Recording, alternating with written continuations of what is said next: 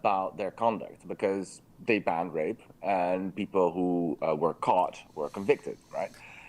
On the other hand, this whole The Korean, shut the victorati. fuck up, you Jesus fucking Christ, you fucking spurg. You really are becoming Odious, like Jen. odious You are fucking becoming woman. like Jen. Maybe you've Odious caught the woman. same I can't even disease. finish a fucking sentence because I need to concentrate. I need to say something and it just interrupts me all the time. So, Yeah, I mean, just Luke Ford and the dangers of e-personality. And he's an introvert, incel or whatever. And when he comes out on the internet, he has this, like the dark side of his subconscious becomes conscious. I mean, to me, it's obvious. It's what happens. It's what's happening to you on the same way. But your unconscious, your subconscious is different than Gandalf's subconscious. Logic and science dictate that not only consciousness doesn't exist, consciousness is in fact scientifically impossible. And yes, it is going to involve math and calculus and science and computer programming. I'm sorry. And that have different implications of the process with the connection between the levels of a person's soul and how it reincarnates. But I'm not going to spurge on the issue because I'm not a woman. It's not my issue. About how one day you're going to fulfill the Canadian dream and the American dream. So you watch Seinfeld and say, I could do it. I'm going to go out tomorrow and go to work and have a great day and I'm going to be successful. And one day I'm going to have my own apartment. I'm going to have my own parties with my own friends over. And I'm going to have my own possessions. I'm going to see things that I want and just buy them. Yeah, but that's just so to say, a worthless opinion of yours.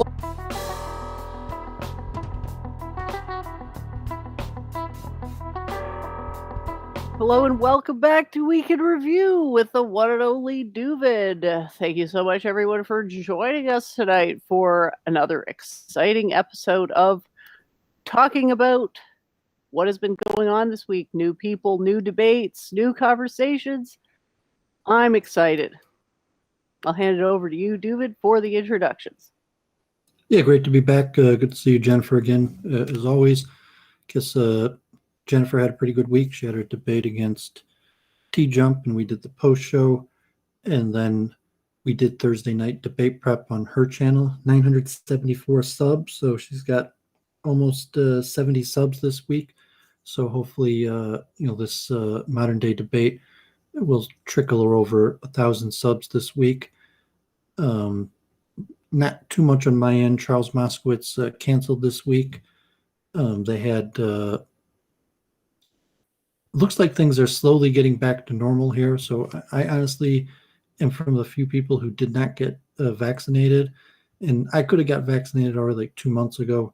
It's very easy to get it. I go to the drugstore to get my mother prescriptions pretty regularly because she's, God forbid, diabetic type 2. So she needs a lot of prescriptions. Almost every week I'm in there, and I could have got the vaccine anytime. I probably still could, but I'm hesitant. And I'm hesitant to know even is there things that I want to get the vaccine so I could do, or wear the mask, the Hare Krishna temple. I went last week, stayed outside. It looks like most of the synagogues are going back to indoors, no mask. So I'm not sure, being unvaccinated, if I would still have to wear a mask. I think I would. I don't mind doing it. I'm going to look weird because I'm one of the few people who didn't get the vaccine. Not necessarily because I'm anti-vaccine. I just don't have pressing needs to, I'm pretty much a recluse. So we'll see. If the chess club started back up, I would probably get the vaccine in order to do that. In order to, if they made me, I would wear a mask. But so randomly, you got to think about that moving forward. But it's pretty warm outside, and my garden hopefully is going to be in full bloom. And Israel, a lot happening in Israel. New Prime Minister Bennett. Maybe we'll talk about that a little bit. And I saw Eric Adams, the mayoral candidate, went to the grave of the Lubavitch Rebbe in Queens today. It looks like he's going to edge out Andrew Yang. It looks like the larger Orthodox Jewish community, although had leanings towards Yang and still maybe prefers him as the number 2, is pretty much backing Adams now. And it looks like Adams is leading in the polls, and if he wins the Democratic primary, he should move on. I actually met Eric Adams when I lived in Brooklyn. I shook his hand. Definitely he came to Bubov. I definitely remember when he came to Bubov, and I shook his hand. Possibly a few other times also. He might have been at Hasidic events or Jewish events where he was there, and I just shook his hand. I mean, some guys like that shake thousands of hands, so it's not like. But he probably has a good memory. I wouldn't be surprised, even just shaking my hand once, that he would recognize me, because that's the kind of people that advance in politics, that have clear heads like that. Ratha Yatha, the Hare Krishna Lord Jagannath Chariot Festival was yesterday in Manhattan down Fifth Avenue, and I'm friends on Facebook with like most of the main Harinam Sankirtan people in Manhattan. So if you're ever there in Washington Square Park or Union Square and see people chanting Hare Krishna, I'm part of that crew. I almost want to do that myself. If like they had that here in Detroit, I would probably do that. We weren't successful in developing it like that. But if I was in New York, that's the kind of thing I would do. I would probably spend like an hour in the afternoon or something, just like chanting in the park. But the big festival yesterday. So feel pretty good about that. I'm pounding through a bunch of books on quantum consciousness and quantum mechanics, physics in general. Like I downloaded like 20, 30 books to like MIT and MIT Press and various topics on quantum mechanics and the latest books on consciousness. So I'm feeling pretty good about that. Maybe not smoking weed. I was mentioning Jennifer, I haven't smoked weed for 2 days. I think I'm probably gonna vastly limit. Like the last week, the last few weeks I was down to just the one hitter, and now the last 2 days I didn't smoke at all. So we'll see what happens. And but I'm excited for Jennifer. Looks like she's doing well. And week in review. It's funny because I got into streaming mostly in Judaism and talking about Judaism, although consciousness was always the main interest of my pastime. Like I always, even when I was into Judaism, I was like the Kabbalistic and Jewish takes on consciousness. And when I went to university, that was my intention, was to solve the hard problem of consciousness when I went to university. And I even as a kid, I always was reading books on this stuff. So really, Week in Review has taken the full throttle consciousness, route. And people ask me, I'm happy to talk about Judaism or other things, but it looks like this has become more a science consciousness type crowd, which is good, perfectly fine. And so excited about that. So I guess I could chant a Hare Krishna tune, and then I'll hand it over to Jennifer unless there's something she wants to say. First, go ahead, Doooovid. It's going great so far. Okay, so I chanted that one last week. A lot of the senior devotees, a lot of Hare Krishna devotees aren't really that musical. And so they chant very simple tunes, like the main one that Prabhupada chanted that's just like 4 notes. Hare Krishna, Krishna Krishna, Hare Hare, Hare Rama, Rama Rama, Hare Hare. I've chanted that one for hours even. Like in Detroit, a lot of the senior devotees, they're not that musical, and so they just chant the basic one. And the key thing is the chanting. So last week I chanted a different one that a lot of the senior devotees chant, the Hare Krishna, Hare Krishna, Krishna Krishna, Hare Hare, Hare Rama, Hare Rama, Rama Rama, Hare Hare. So I chanted that one last week. I think Brahmapada has chanted that. I've seen some senior devotees that have been doing it for decades that aren't particularly musical, and they'll chant that one. And there's another one that's just a one-tune one that's pretty common among senior devotees, usually right before the Bhagavatam class.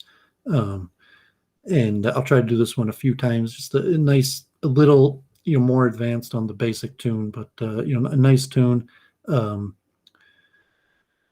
So I just confused myself by chanting that other one.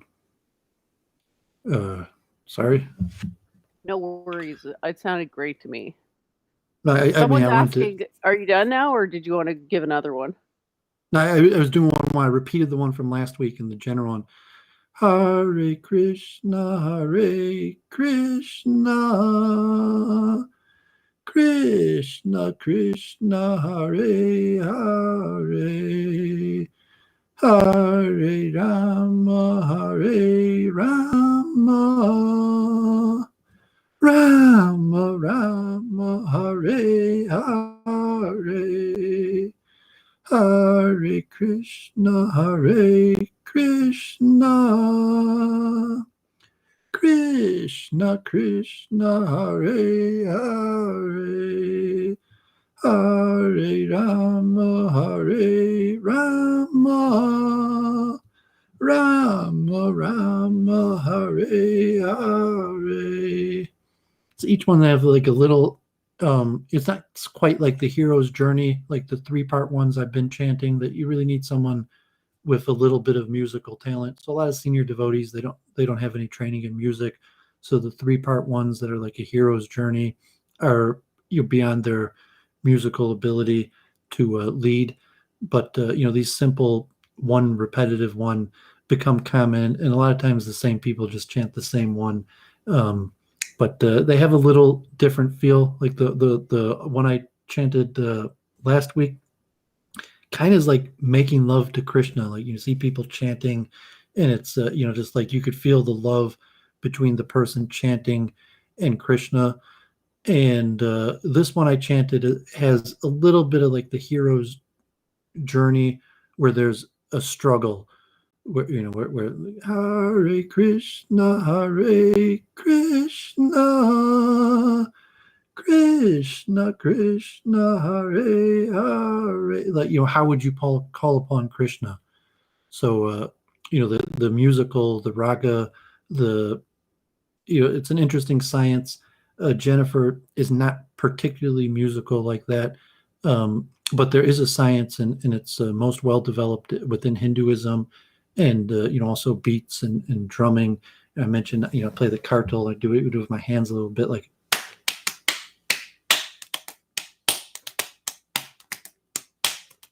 in to get the full coordination of the body where you're chanting and moving your hands, playing an instrument.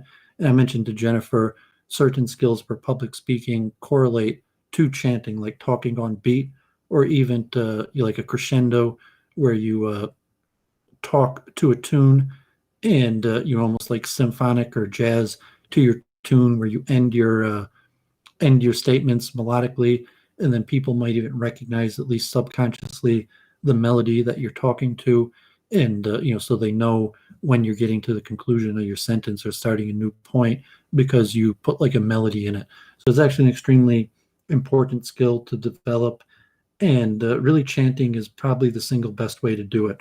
That chanting and playing the kartal or the mridanga at the same time in various things, and also because if you chant the names of Krishna, you're calling upon God, and so there's various methods to call upon God, or various modes, emotions that when you call upon God. With that, welcome to Week in Review. I'm hand it over to Jennifer to. She had a big week. Obviously the modern day debate appearance. I think she reached out to this guy that T-Jump debated on his channel, Justin, calls like God's Messenger, and I think he might appear next week. And I think Jennifer flowed that, and then Jennifer also made a bunch of diagrams, or at least post them on her blog. Some of those diagrams she's shown before, so pretty exciting with that. And hopefully yesterday Arjun had Ben Watkins debated Josh Wolf, who moderated my debate about the problem of evil, and it was pretty interesting. So I think Ben Watkins has a very systematic, good understanding, and he's moving towards pantheism. Like he said, I know. I saw that. I was like, oh my god, it's happening. He's changing over to pantheism in the middle of the debate. It was so good. And when I had wanted to debate Jennifer on Modern Day Debate, I was going, the topic, how we would have named it, was basically dualism. I was going to argue that quantum mind is true, that the Penrose-Hameroff hypothesis is accurate. However, that does not explain consciousness, and consciousness still arrives from a separate realm. So it was a very interesting conversation. And so, Doovid is an anti-pantheist. I mean, like it's better than atheism. However, a dualist, and that no, thought and consciousness might be mediated, through the brain and the neural correlates of consciousness, and quantum mind will help explain how these processes work. But the essential aspects of thought and consciousness are only mediated by quantum mind and occur in a completely different platform, mainly the spiritual realm, which I think was what this guy Justin was trying to argue with T-Jump, where he just seemed kind of unnecessarily combative in a certain way. So we'll wait to review that. So let Jennifer do her week in review. Well, it feels like the T-Jump debate was more than a week ago, doesn't it? Because it was Monday. And then we did a show after it too, which ended up going for a pretty long while. Yeah, I think it was random, because on Week in Review, I think you said it was going to be on Wednesday, and then you contacted me Monday. It was like, oh, it's actually Monday, and but she was prepared for it, and so I said, let's do a post show. But so anyone on Week in Review who somehow missed that because we had the wrong day, but yeah, that was Monday. Yeah, I'm sorry about that. I just wrote it down wrong. It's my fault. I didn't think it was a done deal based on the email. It seemed informal, but so my bad on that one. And yeah, we already went into in detail the debate, and it was nice hearing what everyone had to say. So we sort of had a wide range of opinions from highly flattering to highly critical. And yeah, as much as I don't appreciate the bad faith of the highly critical people sometimes, it is through criticism that science gets better. That's what makes science so potent, is the ability to challenge hypotheses with better hypotheses. But then it's like, what comprises a better hypothesis? Is sort of noticing everyone's focused on debunking, right? Like the apex of this, I'd say, is Jade Dyer, who's like, no, I proved you made a logical contradiction, and therefore your argument is invalid. It's like religious beliefs aren't chosen on a basis of formal logic. So your position is invalid. So you made a contradiction, so by your own logic, your position is invalidated, Jay. So it's just it's sort of, I don't want to say cheating, but not the greatest faith to be like, I've debunked you. Now I don't have to listen to anything you say. It's like, are you sure you really thought the idea through, rather than just cleaved onto some perceived logical fallacy? Have you validated these logical fallacies and the range in which they apply and maybe don't apply? Because, newsflash, everybody on the planet is appealing to the authority of their tested axioms, whether they acknowledge them or not. Speaking axiomatizes the idea that it's possible to communicate information via speaking. Okay? It's the whole language thing.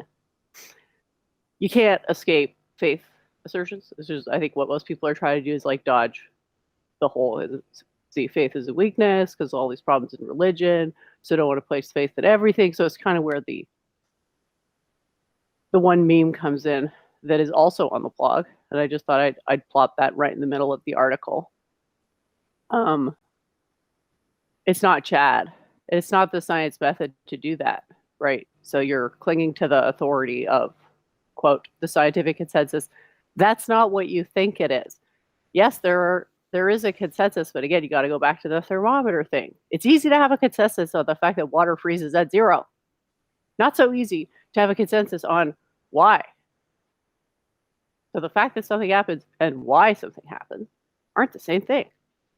Now, when you go into the why, you're in a whole new world of not knowing what the fuck you're talking about, just because your theory happened to line up with cherry-picked experimental results. Was And that note Michael that Jackson there? Is Jennifer doing a Michael Jackson, a whole new world?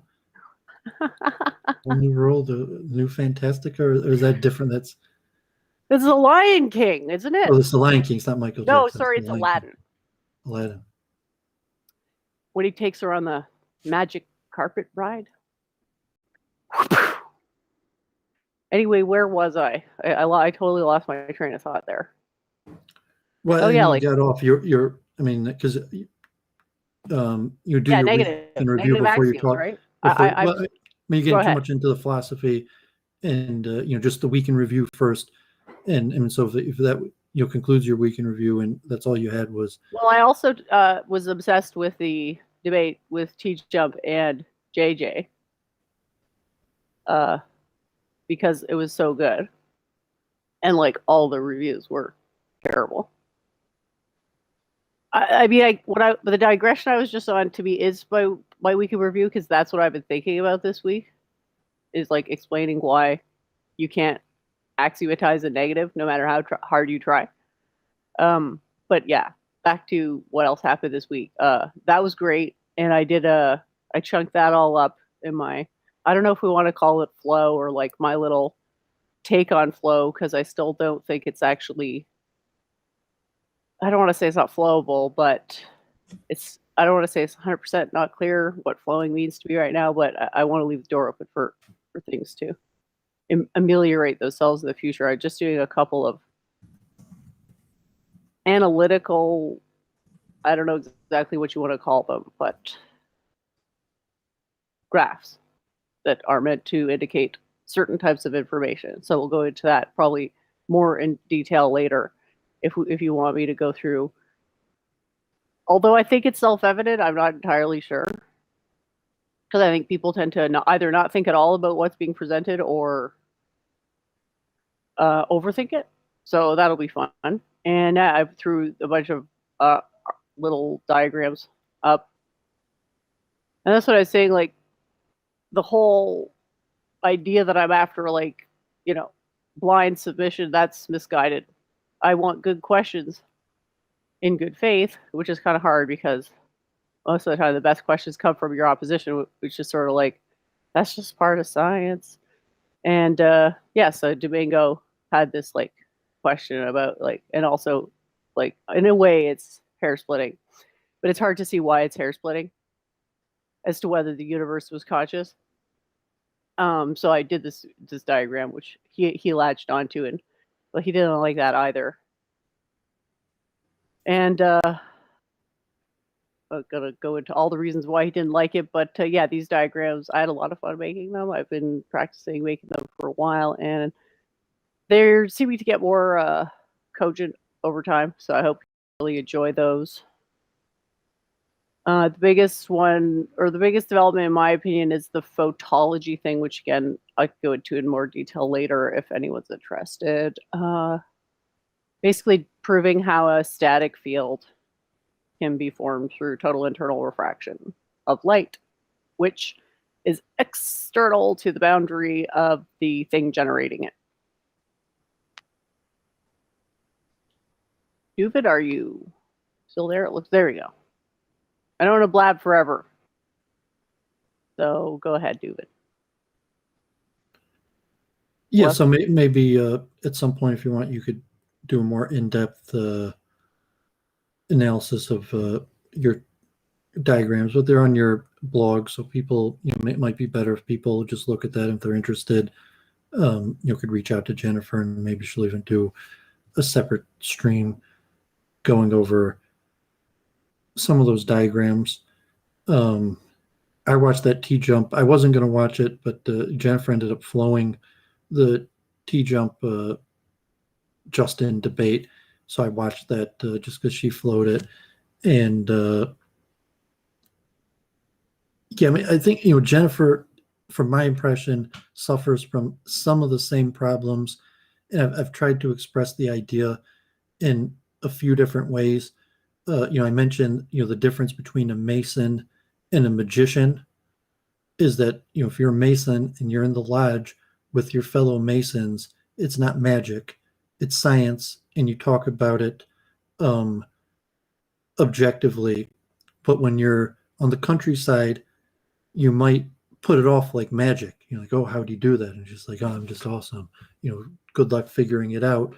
Therefore fall in line, because you're never going to understand how I do this. So, the historically you're saying, okay, all magicians are Masons, but when the magicians are together in the lodge, they're not magicians, they're just Masons. They're only magicians when they're in front of the masses who don't understand the science of Masonry, and therefore look at them as magicians. So a magician in public knows that they're not really a magician. They just know something that the masses don't know, but they also know that there's a lodge of other people that likely have figured out the same tricks that we have, or even share tricks. And mention like magician Masonry, because you can't just necessarily share secrets like that in a certain way. And I also mentioned, I don't think I mentioned on this show because it's more a chess analogy, but I call the Jeffrey Epstein syndrome, which Jeffrey Epstein was an avid chess player. He had human-sized chess sets in Manhattan and New Mexico, and he loved playing chess. I honestly, I'm pretty sure I had played Jeffrey Epstein when I was a young kid. Like, I haven't been able to verify at this point. I probably won't be able to, but I'm almost 100% sure that when I was like quite young, like 13 years old, I played Jeffrey Epstein a game of chess. But he was a good chess player. Rating wise, it's unclear, maybe like somewhere between 1,500 to 2,000. And it's a common thing of chess players that reach a certain level of low expertise, where let's say they could beat 99% of people, and they play on sound lines. They play bad moves that if they were playing against a master, the master would know how to defeat their bad moves, and they would lose basically consistently. But your average player, 99% of people don't realize that what they did was on sound, and that there was a way to gain the upper hand, and therefore they never improve. Jeffrey Epstein reached a certain level at chess where he could beat most people, even though his lines were on sound. He just continued that because, when he played masters, he would lose, but the vast majority of people he would beat. And probably that goes largely to like a larger conspiracy that he was able to trick, God forbid, young girls and other people that didn't know that what he was doing was on sound. But in all likelihood, he was, figurehead for masters that always beat him because they knew what he was doing was on sound. And so from the debate realm, a lot of times people have technique that works even though it's actually on sound. If they were up against a debate master, they would basically always lose because what they're doing is on sound. However, it works against the vast majority of people besides masters. And so that's why I taught Jennifer the flowing, so she would hopefully be able to understand not to do that. And when I mentioned, from the perspective, like, you're not a teacher except to the people who have established you as a teacher. So you see the negative pushback from the people that are saying that haven't accepted you as having anything to teach them. And so when you portray yourself as a teacher, if people aren't interested in being teaching, it gives the negative pushback. And so we could talk about the certain technique and style. How do you establish yourself? And then the T-jump debate, where it's, I'm saying it's largely like the Jeffrey Epstein syndrome. And almost all of the people, like even JF, Destiny, even Luke Ford. JF still has two brain cells to rub together, so to speak. Well, I said that the Jeffrey Epstein syndrome, you have to be quite good. That, I mean, like a chess rating, to be like a 2000 ranked chess player, you're better than 99.9% of people all over the world. So, anyone who said, like, let's play a game of chess, Jeffrey Epstein would have been almost guaranteed to win, except if he came across a master. And in that case, he would have almost been guaranteed to lose. And so JF, and saying, not that he's dumb, he's just a victim of the Jeffrey Epstein syndrome, where he's got to a certain point where he could beat the vast majority of humanity, and therefore just stopped improving. And he's using somewhat what I'll call tricks. And from a chess perspective, it's easier to understand that, you could look at a computer analysis and you could look like an opening or something like that, and you could say, oh, that's really not that good. And had the person known, this line in the opening, they could have got the upper hand and probably turned it into a victory. So it's really a chess analogy where you see that a person's like, no, I mean, it's worked against almost everybody. However, factually, it's on sound, and only masters really understand why it's on sound. And the parallel could be given to life and debate. So it's like, if it's like JF, modern day debates, Luke Ford, T Jump, any of these internet personalities, they worked very hard. They got pretty good at their game, enough to get an audience, to make a little money, to have people wanting to teach them, and then they stop improving. And if you're a master looking at their work, you're just like, that's on sound. I mean, you could say, like, you definitely know something. You know enough to fool or to beat the vast majority of people, even though it's on sound. But from the T-Jump master charges $50 to debate him. So, from a cash perspective, I technically saved $50. Woohoo! Well, he might have got this 50. I'm not sure. Maybe modern day debate paid him the $50 anyways, and because you got that much in super chats or whatever. But it's also like that professionally, and I've been reading a lot of other stuff. I got to return to the science of expertise, but it's like that for doctors, engineers, professionals, where you go to school, you learn how to do something, and then it's repetitive, where it's largely successful, but you really haven't reached mastery. And I think, unfortunately, Jennifer, hopefully she will reach mastery, and like maybe she's reached mastery at certain things, but like debate and rhetoric, say like, okay, she doesn't have the 1,000 subs, and you see somewhat on the performance, and it's really a matter of technique. That's why the flowing technique will demonstrate the mistakes. Like in a chess type game where you put on computer analysis and you say like, no, like you may have won, but the person had a way to beat you and they just weren't able to figure it out. So flowing isn't as precise as like a computer chess analysis, but the flowing could also demonstrate like, is the person factually, objectively doing the best possible arguments. As I mentioned, theoretically, not just going up against T Jump. What if you were going up against objectively the best arguments for atheism? And so how do you objectively go up against the best argument of atheism? Well, you say you don't, because I mean, it's not like chess where there's computer programs that could just beat the top players easily.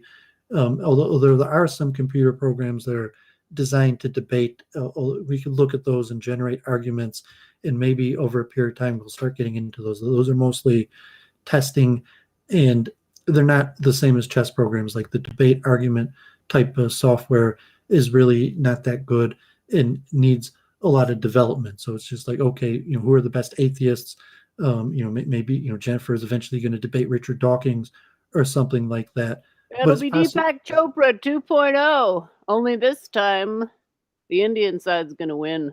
Well, I mean, that's the whole point of the winning. I mean, saying that you don't win debates, like and saying like you win because there's a crowd, and you can't objectively win a debate.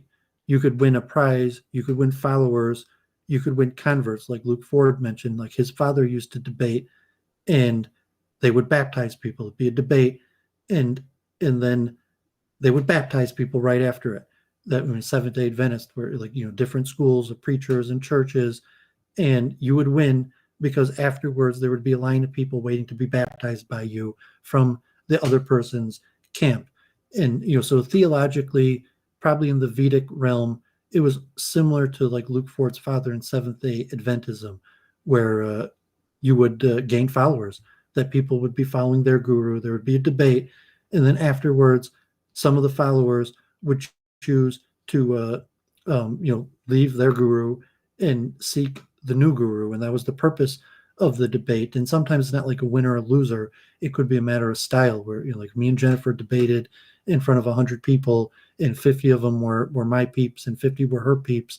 There could be like a crossover where a few switch to her side, a few switch to my side, and if you gave like a number, like 10 switch to my side, 10 to her side, so it was even. But if it was 9 to one side, 11 to the other, then you could say, well, technically one person won. And if all 50 of my followers decide, oh, you're no good, and they're now her followers, you say, okay, that was a full blowout, versus saying objectively who won the arguments. And then we're talking about multiple truth hypothesis, searching for truth. So you have to have the humility from the scientific level to recognize no matter how good your theories are, it's extremely distant from truth. And no matter how much work you've put into it, you've only put in a tiny amount of work compared to what's necessary to actually doing it. And Prabhupada says, like, don't aim to give a Bhagavatam class. So, okay, you're joined the ISKCON Hare Krishna movement, and every temple around the world has a morning Bhagavatam class. And so he's like, oh, I'm going to, chant, and I'm going to study. And one day I will be the one giving the Bhagavatam class. And for Talmud is like that also, that, like every major synagogue has a Daf Yomi, a Talmud class. And so it's like, I'm going to study real hard, and one day I'll be the one giving the class. And you could be from the thousands of people putting classes on the internet that really only a handful of people listen to. And so generally, like most rabbis are really only rabbis to their congregation and families. You might want your rabbi to be like a larger figure in the public realm, but like, no, they just basically do life cycle events and run the synagogue for the people that choose to have him as a rabbi in that area. And you might have like regional rabbinic councils and boards that have some sort of power, but really they only have power over things like conversion and kosher, or sometimes court cases, business law disputes. And it's hard to, how to promote your guru to be, like the rabbi, the big person in the area. You're saying, no, he's just the big person to the handful of people that have put their karma in that person's hands. So if you're giving a class, you're saying, I have my peeps, but I'm not actually recognized by the masses. And then there's levels of saying, like, no, you have some recognition of the masses, saying, okay, you've been on internet debates, you've held your own with some of the bigger names of the people in the circuits. Maybe you IRL, you start traveling and going around, and there's crowds of people that come to see you in major metropolitan places all over the world because your reputation precedes you. You might have books, God willing, that millions of people have bought and read, familiar with your ideas and various things.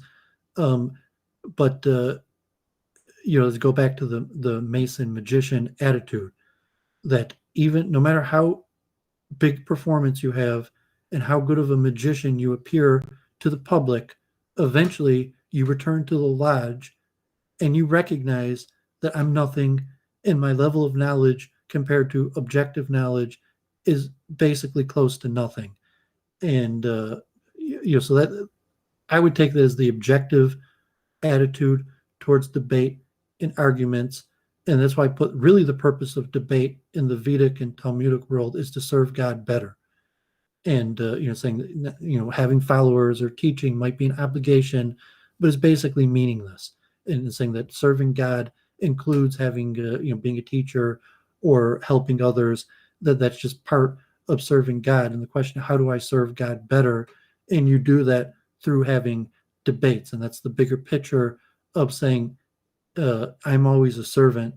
Like, I will never be God. I will always be a servant. And like push, like Jennifer, does she fall into Mayavadi tendencies to say like no, you are servant, you will always be servant, there's nothing you could do that raise you to the level of master. Maybe death will set us free and our soul will return to some other realm. But generally that's in my understanding of Vedic systems and in Talmudic systems, like King David is the servant, always the servant, and you have to take that attitude. And even I mentioned like to Jennifer's the advice, like kind of the statement, like I'm just saying what the Gita says, I'm just saying what the Talmud says, I'm just saying what like what some appeal to authority says. Like, you're right, I am nothing. You see this Doovid guy, this guy, you're right, I am a joke, I'm just flesh and blood. One bullet would end me. There's countless people that could probably kick my ass easily, so on and so on. You're right, I'm nothing. But I'm just saying what the Gita says, and the Gita is actually something. And so you don't have to respect me because you're right. And in reality, I don't actually deserve respect, but I'm speaking on behalf of something bigger that actually deserves respect. And so that's the approach I take. I think Jennifer largely I think falls into that approach, but I think she has more Mayavadi tendencies, and it could be related to pantheism in her system. And it was mentioned that like Dayananda Saraswati, according to most people in ISKCON, is kind of a Mayavadi, and so Jennifer is from that school that that of course she has those Mayavadi tendencies. And are you saying Prabhupada was a Mayavadi or ISKCON? No, that Dayananda Saraswati was a Mayavadi. And basically, you could say Mayavadi just means pantheist. We could talk about that more later. Yeah, it's not me you should have respect for. It's the teachings. That is a good way to look at it. It's a presentation where like the T-jump debate, where he's not really listening. He's pandering to his own audience. He's trying to prove how smart he is, and I say it's really the Jeffrey Epstein syndrome, where he's just like, watch me crush this fool. And it's not really in the spirit of debate or discourse, because he's not really learning anything. I mean, say, okay, King Solomon says a wise man learns more from the fool than a fool from the wise man. I learn from everybody, even if they're a fool. And so if T-Jump didn't learn anything from his debate, he's the fool, not the wise man. And so that general heuristic karmatic rule. And so we could talk about this quite a bit at length, because I think it was related to a lot of the debates moving forward, and kind of me being a stickler with Jennifer, trying to make her flow her debates so that she'll be able to see the forms of her arguments and improve, and to look at it by an objective standard. Like, oh, I beat T-Jump. I don't give a crap whether you beat T-Jump.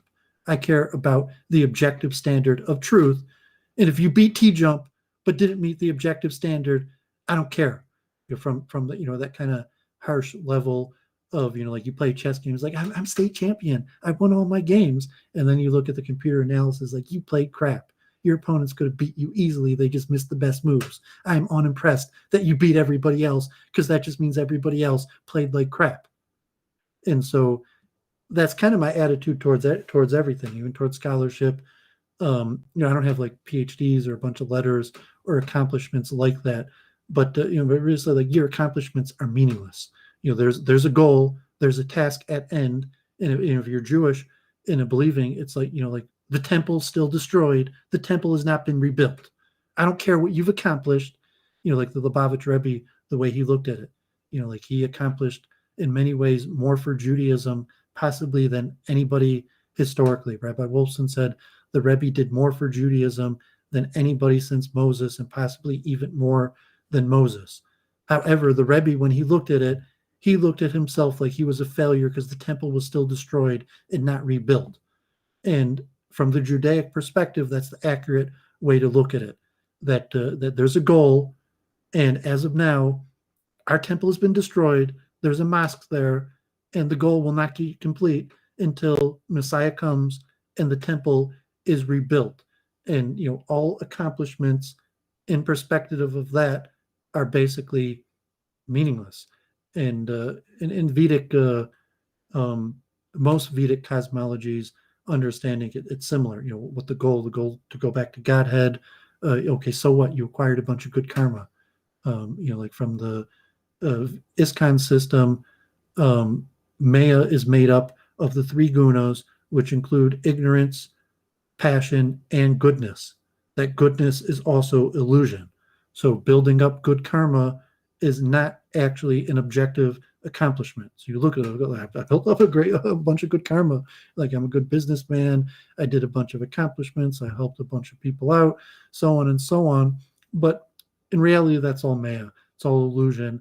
And saying, so if that's all illusion, what is objectively worthwhile, and be completely existential on it, and or nihilist is, well, like JF is like, well, nothing is worthwhile. And but you say, like, no, there is something worthwhile. There is some sort of process where we get closer and closer to truth, at least at some level, and should avow ourselves to the process. And being further along the process than other people should not be considered an accomplishment. Being farther along in the process shouldn't be considered an accomplishment. Why exactly?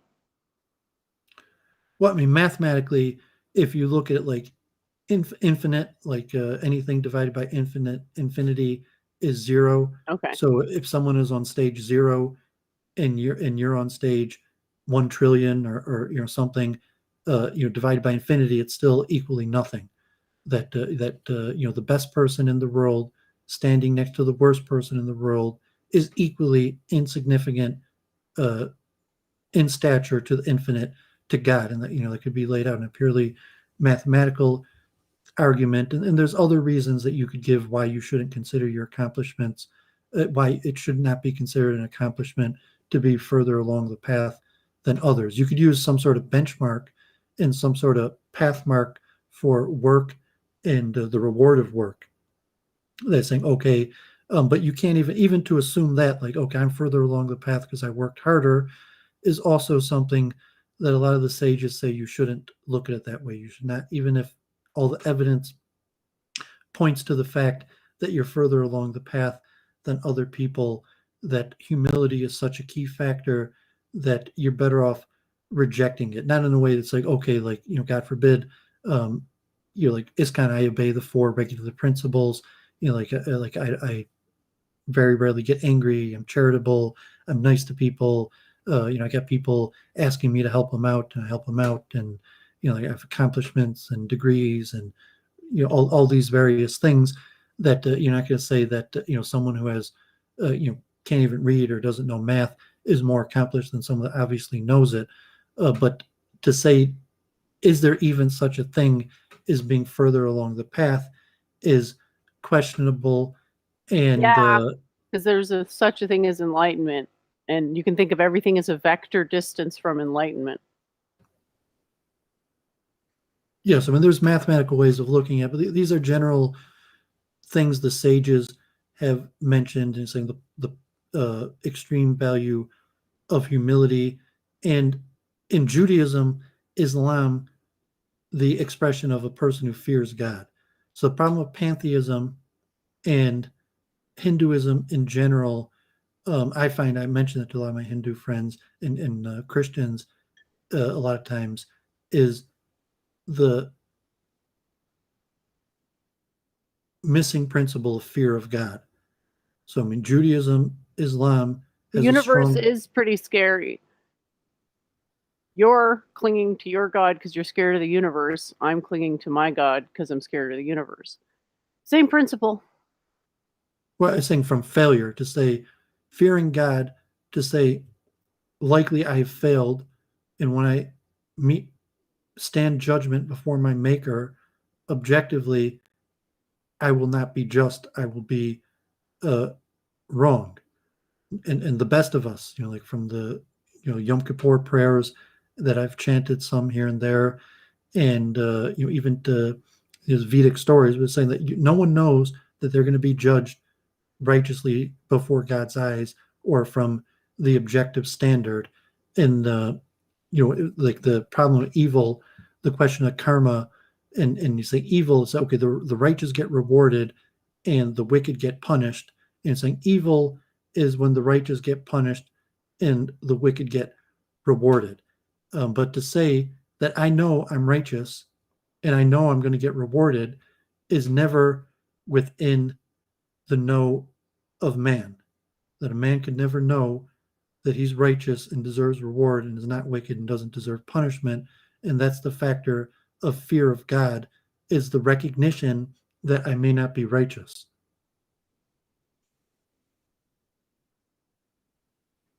I guess I see it as all stemming ultimately from the fear of the universe, because it is scary and dark and lots of monsters and stuff. So yeah, there's multiple ways. that can be falsified. Yeah, it's a generally like Vedic systems have a focus. Like there is quite a bit of literature on like punishment, reincarnation, hellish planets, and various things. Although fear of God is not as strong of a principle as in Judaism and Islam, and Christianity in general. Also, fear of punishment is generally. I think it's implicit. It's like you're afraid and you have discomfort at the universe, so you turn to religion to resolve it. Whereas, in Christianity, it's like, be afraid, be very afraid.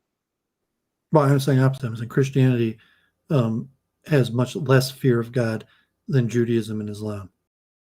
That may be true also. Yeah, I could see that's probably true. Yeah, and so maybe Christianity, I was putting on par with Hinduism in terms of fear of God. No, I would not go that far. I grew up Christian. They live in a perpetual state of fear. Maybe. I mean, to some extent, there's a real... Yeah, but that could be also if you grew up Hindu, saying that, and even, if you're from a Mayavadi system that doesn't include ritual, but even a Hindu system. There's no such thing as a system that doesn't include ritual. Ritual is integral. It's just how you implement the idea of ritual that varies. Yeah, so Judaism has, saying that there's punishment for not doing the ritual. And saying like you must do the ritual or else. And you must do the ritual correctly or else. Or else, yeah. And not necessarily like a Vedic where like your guru is going to hit you with a stick or something, but there is a factual karmatic element that God punishes us when we don't behave correctly, and that behaving correctly is not just negative action but also failure to perform positive action. And so on a spectrum, did I perform all of the positive action I was required? So even if according to the best of my ability, I avoided negative action, one thing as you become more enlightened, we realize that actually we were doing a bunch of negative actions and maybe didn't realize that we were causing pain unnecessarily. We were in violation of the ahimsa principle, even if we weren't aware of it. But besides for being in violation of the ahimsa principle, the failure to do good actions also being punishable. Sure. And so you could say, okay, like God forbid, I mentioned Rabbi Balkany quite a few times, who eventually I knew him quite well. I ate at his Sabbath table. I called him up to the Torah personally. I was the gabbai in synagogue, and I called him up to the Torah tens of times. Yeshua Halevi. He had three names. I think what his name was, but I heard him say it once that one moment of pride could be your downfall. And he was, to some extent, one of the biggest rabbis in the country. He was offered to be the chaplain of the Senate. He was head of a school. He was a Brooklyn bundler. Raised millions of dollars for Republican candidates. And his father-in-law was a huge multimillionaire. The kosher meat industry, and then his brother-in-law got arrested. the kosher meat industry got shut down because illegal Mexicans. He got arrested for trying to blackmail the Cohn guy who from the GameStop shortage, who at that time was a small time billionaire. I'm not sure where GameStop is right now and how much money Cohn has less, but Rabbi Balcony went down to now, God forbid, he's basically a broken man. I mean, still, accomplished rabbi, but he went down from being one, huge personality that met every month with the president to, just being some, ex-convict, God forbid, that all he has is stories of things that he did years ago. And I remember him saying that one moment of pride could be your downfall, and saying literally that was the Talmudic, the Kabbalistic view, is saying literally just 1 second of pride can be your downfall. And when you're at bigger stakes, that's all it takes. So if you're an average person, okay, 1 second of pride. But when you're at the top, when you're dealing with the biggest issues in the world, yes, all it takes is 1 instant of pride, and that could be your downfall. It could be your end. Well, thank you for that incredibly long reminder of how tiny we are compared to the universe.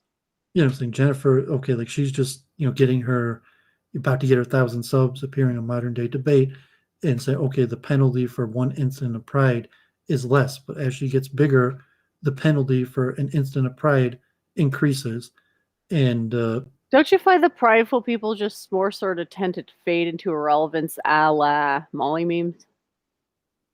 No, I mean, that's not the proper understanding. I'm saying that from a Judaic understanding, that you have the I mentioned Charles Moskowitz on his book on Satan, but if you this inclination to bad, inclination to think the accomplishment is mine, is always with us. And according to the Talmud, it used the expression, it never takes a rest, it never takes a vacation. Every time you beat it, it comes back stronger, referring to the evil inclination. So no, there is no such thing as prideful people and unprideful people. Every single person has an inclination to be prideful and say that the accomplishment was mine, as opposed to realizing that the accomplishment wasn't really mine.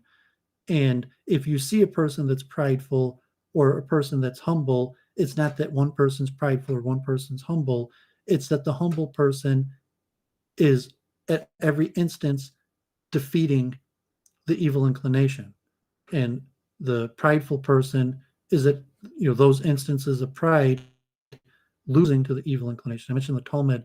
It says at the end, there's a statement of Vilna Gaon from a few hundred years ago. Someone said, well, like if I had your evil inclination, it would be easy.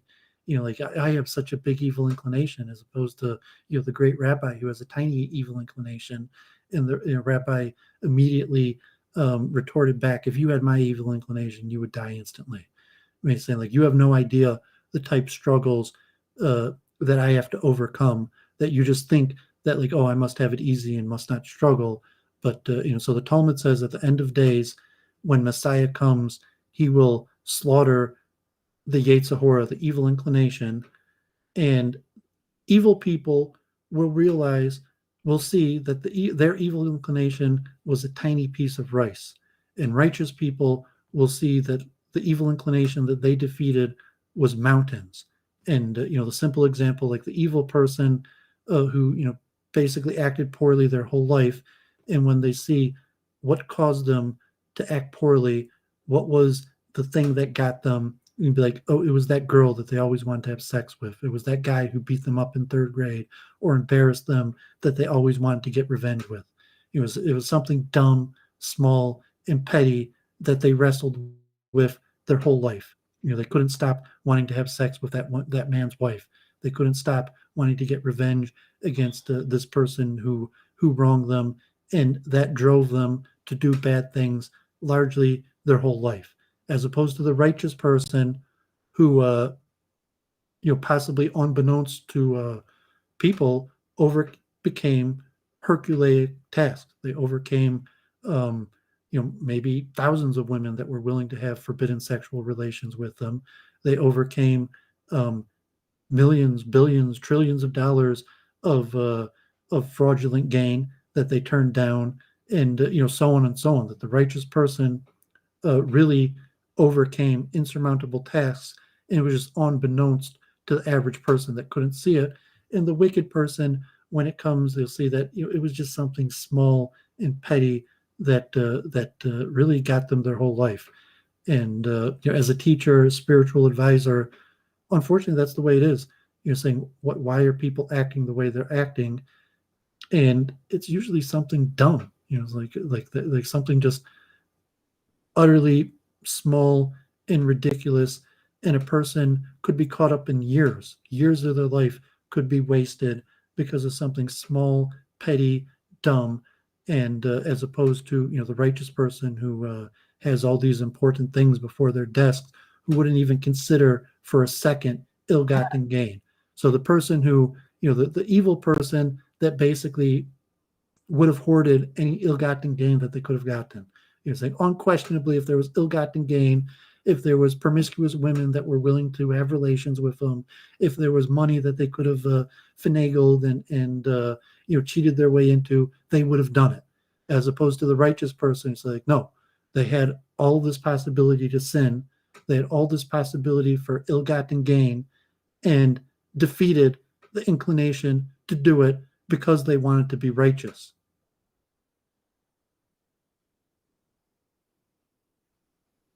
Cool. I put that in the character refinement related to debate, where the lack of character refinement will appear before the crowd. So say, okay, like you were, Doovid's a geek incel, and when you put me in front of a crowd and there's a pretty woman watching, like, oh, he's gonna crack. Like, oh, I never had a pretty woman watching. Like, there's no way that if I, or like no one ever offered me $1 million to do something more, the type thing, like that you wouldn't imagine until you're in front of the crowd and the opportunity comes up. So the crowd will. Luke Ford talks about this quite often also, but the crowd will shine a magnifying glass on unrefined character and faults, and it will be obvious to everybody. So to say, if you're in front of the crowd and there's hundreds of people there and you're supposed to be like helping people, and there's a pretty girl in the crowd and you don't care, you're going for the girl, it's going to be obvious to everyone in the crowd that that's what you're doing. If there's a billionaire and you decide to kiss the ass of the billionaire in front of the crowd, everyone's going to see that's what you did. And so that, well, and any way it comes out, like the simp is a pretty obvious one. Money, but when you're in front of the crowd, your lack of character is largely obvious to everybody. I'm reminded of the time Elon Musk had a guy chuck a big spherical piece of metal at a window to demonstrate how strong it was, and it shattered. And then they hucked it again at the back window, and it also shattered. It was pretty hilarious. Yeah, that's not directly related to character refinement, but I'm saying. I mean, it's indicative of his character, right? Because as soon as it happened, he's like, "Fuck!" This sort of the real Elon came out in that moment. Anyway, failure is not necessarily the same as it's related. But I'm saying if you're in front of the crowd and lose and fail, it's not the same as being in front of the crowd and winning. However, having your lack of character demonstrated. So failing in front of the crowd and having your lack of character come out is related, but it's not the same as winning. And you're saying that your lack of character from when things go your way, as opposed to when they don't go your way. So It takes a lot of character to have character when things don't go your way, but also when things do go your way, and to say what was your true motivations. You say, oh, were you really just an incel geek the whole time that wanted to have relations with beautiful women? And Freud was right.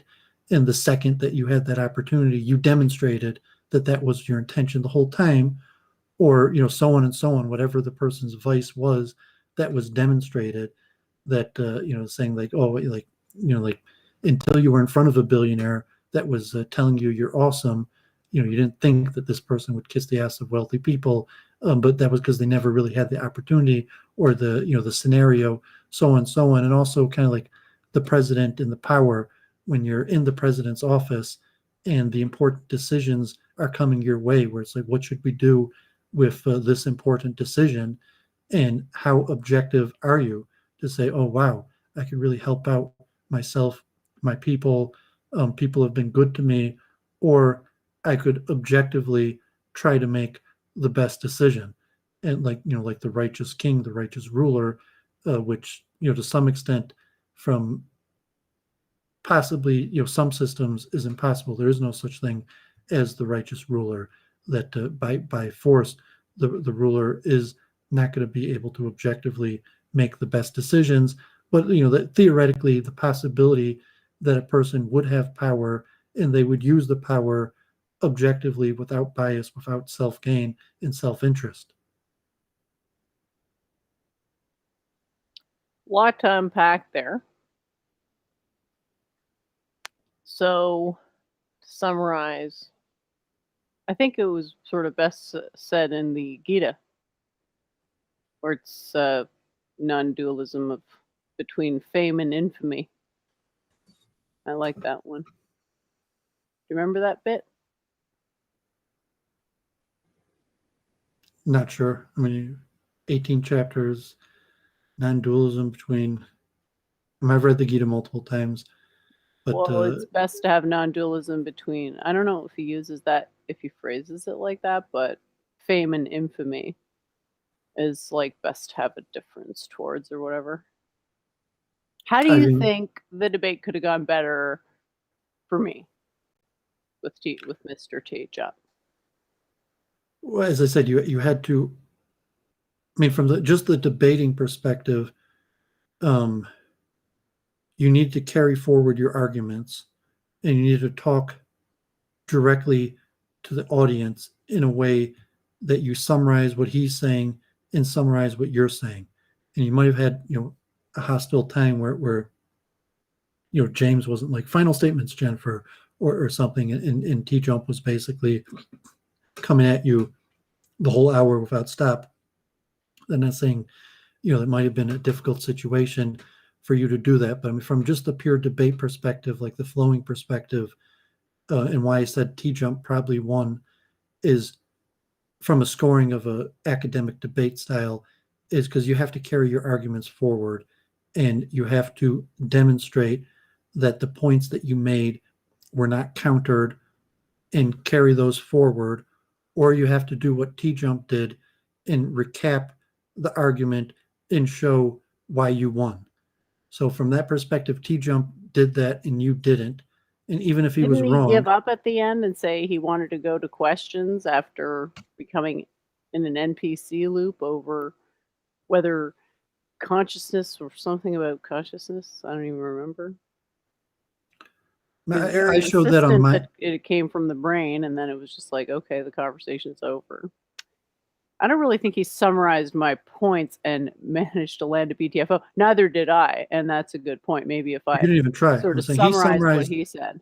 He summarized in his version what you said and why he was right, and you didn't really do that. So I mean, and it's from a technical perspective, because you didn't do that, he probably won. And just saying that, like, as a debate coach, if you don't do that, you don't win. And maybe that's how I'm factoring it, and saying, like, you have to recap your arguments, you have to carry forward the arguments that you won, and you have to recap the back and forth in a way that you speak directly to the audience, where it's saying, this is basically what he said, and this is what I said, and this is why what I said was the superior form of the argument. So if you look at on the flow that I had basically 4 lines of argument that you had. And the first one was, is the universe conscious? And where he was like, consciousness, universe has no mind. You argued that back and forth. You argued about how do you tell true from false ideas, and that had a few variations, and that's where he recapped. The longest part was how you argued how you tell true from false ideas, and then where you talked about mentorship, and that's where he recapped. Like the longest segment, which was probably about half of the debate, was on my flow, a continuation of how you tell true from false ideas, and T-Jump recapped it, and basically strawmanned your argument, steelmanned his own argument in a way, that even if it was inaccurate, at least he did it. And so just in a technical debate scoring sense, because he did that, he probably won. And then you had the argument about sleep and can you prove that the mind doesn't enter the brain. And it's unclear who got the upper hand, but probably rhetorically, even that one, he got the upper hand. And not necessarily that your arguments were worse than his, but just saying just that he had the debate experience to know how to explain to the audience why he won, and or recap in a certain way. And I mentioned that to memes. I was saying, like, you have to summarize your arguments. You have to, at a certain point, summarize your arguments, and you should summarize the opponent's arguments to say that I understand what the person's basically saying, and I'm still right, even though there's logic, and you can't win a debate without doing that. And from my score of the debate, you didn't do that. And so, like, as the debate coaches, when I was taught, you lose. I'm sorry. Thanks, Doovid. Saying even if your arguments were better, Well, he didn't do it either, your but okay. arguments. You didn't recap your arguments. He did. You lose. I'm sorry. You'll have to point to me exactly where he did this summary, if you don't mind, because I remember him tapping out pretty bad at the end. Well, I think he was just done. He was like tapping out because, like. Well, to me, that's a bit tappy outy. Yeah, but that's not. He was starting to look obstinate, and like he didn't really know what he was talking about. I mean, if you want, I'll get my flow to show you. Sure.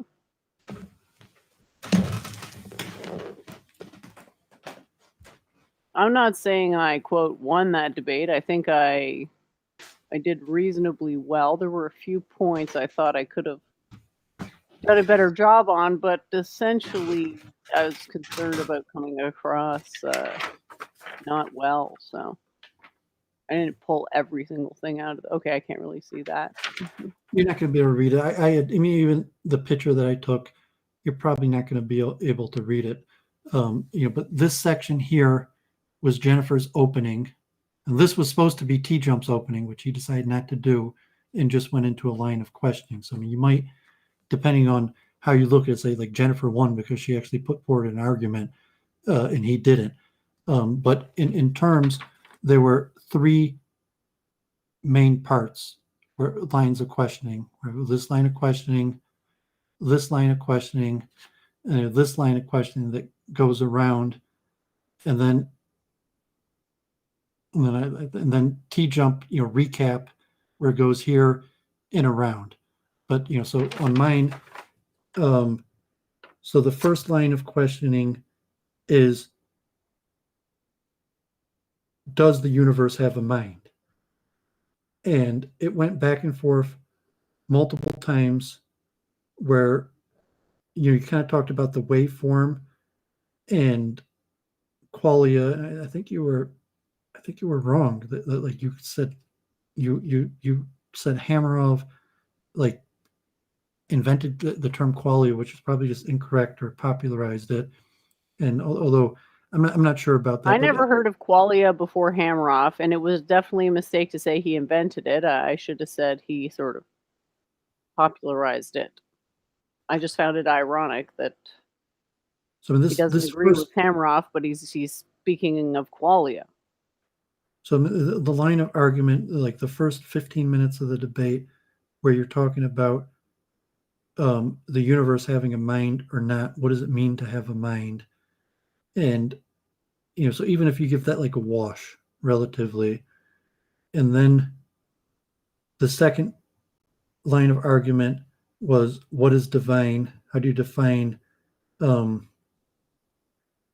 divine, which you gave your argument about emotion. And I mean, I think you're correct, because I showed on the most of the models of consciousness, like I showed the other week, that emotion, that consciousness and thought is filtered through emotion. That we even went over those diagrams a few weeks ago. But even if you call that a wash, both of those a wash, that and neither one of those were really recapped, either one. So it was just kind of back and forth, and neither one of you recapped the arguments. So it's a little unclear how to score it. Where like in technical debate, you have to recap your arguments and your opponent's arguments and explain why you had the better side of the argument. So the first one on, does the universe have a mind, and what does it mean to be divine, and then the part about where it kind of got into emotion. I call those a wash. And then the long one here that goes the bulk of the debate is where Jennifer was supposed to be questioning T-Jump. So instead of T-Jump using his opening, he went down 2 lines of questioning about. There's nothing to question. That's part of the problem with the debate. But okay, I didn't do something that couldn't be done. Well, I'm saying, instead of just saying like you're right, like you're being defensive. You're saying like no, I'm convinced I won. And it's saying like no. I mean, like, T-Jump's a master debater. You probably lost. Like don't be defensive. So it's not like you're not losing points because you lost a debate to T-Jump. And you understand why you lost the debate. And it's like I told said, like, Jennifer was never on the debate. Jennifer was never on the debate team. Jennifer never formally debated. She doesn't even know what it means to win a debate. So I'm trying to explain to her what it means to win a debate and why she didn't win, and she's getting defensive. And it's part of this term because, everybody debates, everybody argues, everybody thinks that they won, and then you have to come to some objective. If the other person doesn't agree to a formal debate and you do a formal debate, you're going to kind of look weird, possibly.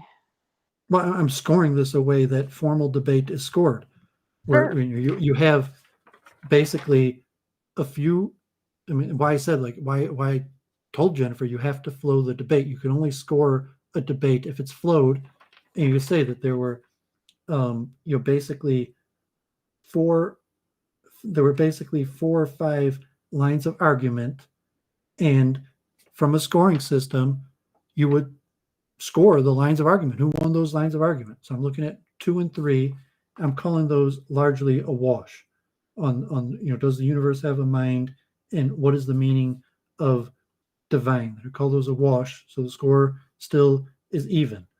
And then the question of axioms, it went the longest, and Jennifer eventually gives her how do you tell truth from falsehood, and she mentions find a role model, self-study, higher level of functioning, and T-Jump basically chooses to just attack the find a role model and say the other two, but I mean, T-Jump was careful to at least negate all of your points. So I mean, just from a scoring point, you make the point why T-Jump won the debate, and why Jennifer, like a chess position, she just missed a move, she didn't do it, she lost. And from the scoring of the flow, she just didn't carry her arguments through, she didn't recap, therefore she lost. And so this point, taking around the corner here about the role model, and he mentions Trump, and then I have here 5 where T-Jump starts to give a recap, and T-Jump tells the audience what he thought Jennifer said about how to tell truth from falsehood, and basically said, the mumbo jumbo about self-study and higher level of function is meaningless, and finding a role model is completely meaningless because sometimes role models aren't good or whatever. That even if his argument objectively wasn't that good, what he did was why he won, because he recapped what Jennifer said and said why he thought that those arguments were null and void and ridiculous, and then carried forward his arguments that he felt you didn't address. And it could be because he was like a bully or whatever, and it wasn't really structured, or it was James' fault that he didn't, okay, Jennifer, now you get to recap. But from a scoring system of the flow, it's called carrying your arguments forward. And Jennifer didn't do that, and T-Jump did. And objectively, you lost. You didn't carry your arguments forward. And maybe I didn't tell you about that. Maybe you never heard of it. But from I agree with you completely. I was on the defensive the entire argument because asserting a negative is giving him a advantage of being able to be basically the Grand Inquisitor. Well, I mean, it's not necessarily your fault that you lost. I mean, it could be because he was a bully. Because that's all good. I don't. James, To be honest, I don't consider it a was the loss highest because moderator because it wasn't it was his home. You know court what? I don't consider it a advantage. loss because I'm still on good terms with both of them, and that's more important than this. Not that this isn't important, and that I will definitely do what Well, I'm you're saying, like, saying straightforward. going You forward. have to carry your arguments forward. You Yeah. have to recap. I told that to Recap. memes, saying like just I to didn't do practice, that, even in yeah. terms of streaming. You have to recap what you're saying, and for debate, like just in streaming in general, just talking, to an audience or teaching, you have to be good at recapping, like every 5-10 minutes, giving a brief recap and talking directly to the audience. You recap. You're not recapping, talking to T-Jump, and so T-Jump talked to you, and he talked to the audiences, where you were basically talking to T-Jump the whole time. And so that's what we say. Like, at some point, T-Jump turns to the audience, recaps his arguments, and then retakes control of the conversation without you doing that. And so then at that point, after he recapped, you kind of had a chance. Instead of doing your own recap, you start your own line of questioning about science, and is science dependent on mind and his axioms.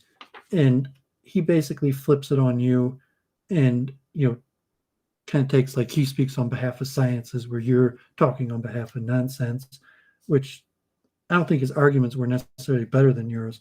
I just think from a technical aspect of debate that he, so to say, won, in saying that because debate academically is scored in a certain way, that you have to do these things or you lose. And so that was the point I was making, not to like belittle Jennifer or something, but just to mention there is formal things you have to do to win a debate. And the main thing that she didn't do, why, in my perspective, even though she had superior arguments, she probably lost, is because she didn't really give a recap any time, the whole time, like the whole, you could rewatch it, but I don't think she really at any point gave a good recap. And what I'm calling carrying your arguments forward. And so maybe Jennifer's never heard of that. And I mentioned to it briefly in the debate prep, and like the flow, like I was just teaching her how to flow really before that debate happened. And the concept of carrying your arguments forward is really a technique from the flow. And if you're looking at like the back and forth, you say, here I made a point and T-Jump didn't properly rebut it. And so on the flow, you would draw an arrow, because it's time, and you would carry it forward. So it's literally something that you see on the flow. So if you're scoring a debate, if it was a proper debate, this wasn't even that great of a debate in terms like technical, proper flowable. But if you had your 10 arguments, and then T-Jump hit 8 of them, and then you would see these 2 arguments that have nothing next to it. And so what you do is you take an arrow and you draw it forward to the later point, and then you give a recap and you remind the audience about these arguments that you gave at the beginning that your opponent never addressed. And so technically you have to do that to win debates. And so Jennifer never had formal debate. She just learned flowing in the last few weeks. Can't expect her to know the technical format of winning debates and carrying arguments forward. And recapping is a skill that she probably has to work on generally. That flowing will help with that, and also rewatching, like takeaways or various things. So I do think Jennifer, to a large extent, had the better arguments, and T Jump in his recap somewhat strawmanned her arguments. But from the technical debate, because he recapped and carried his arguments forward, if you had to score it, you probably have to score a win for him. And I say, I know you would. I did competitive debate, and if you were judge in the type academic debate, you would have to score it a win for T Jump because she didn't carry her arguments forward or recap, and she could give an excuse. She said, okay, it was biased, and James, or T Jump bullied her, and James didn't really, step in and be like, let Jennifer recap or something. But I do think on that technical perspective, it's important for Jennifer to know that she probably did lose, and that's probably why she lost. And I'm not saying because she was a bad person.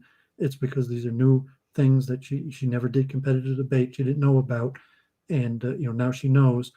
And doesn't mean she'll debate T Jump and win next time either, because he's been debating his whole lifetime. Is probably really good at this, and carrying your arguments forward and recapping is actually a difficult skill. But I think I think Jennifer did actually have the better arguments, and had she known how to carry your arguments forward and good give recaps, I think she would have won. Cool. You Doovid, gonna correct me behave if- yourself, Domingo? I want to Doovid, go correct get me a if- cookie. Can I leave the Go stream get- for a go- few minutes? Go get a cookie. Doovid, tell me if I misheard you, but did I hear you say that Jen Sharp doesn't even know what it is to win a debate?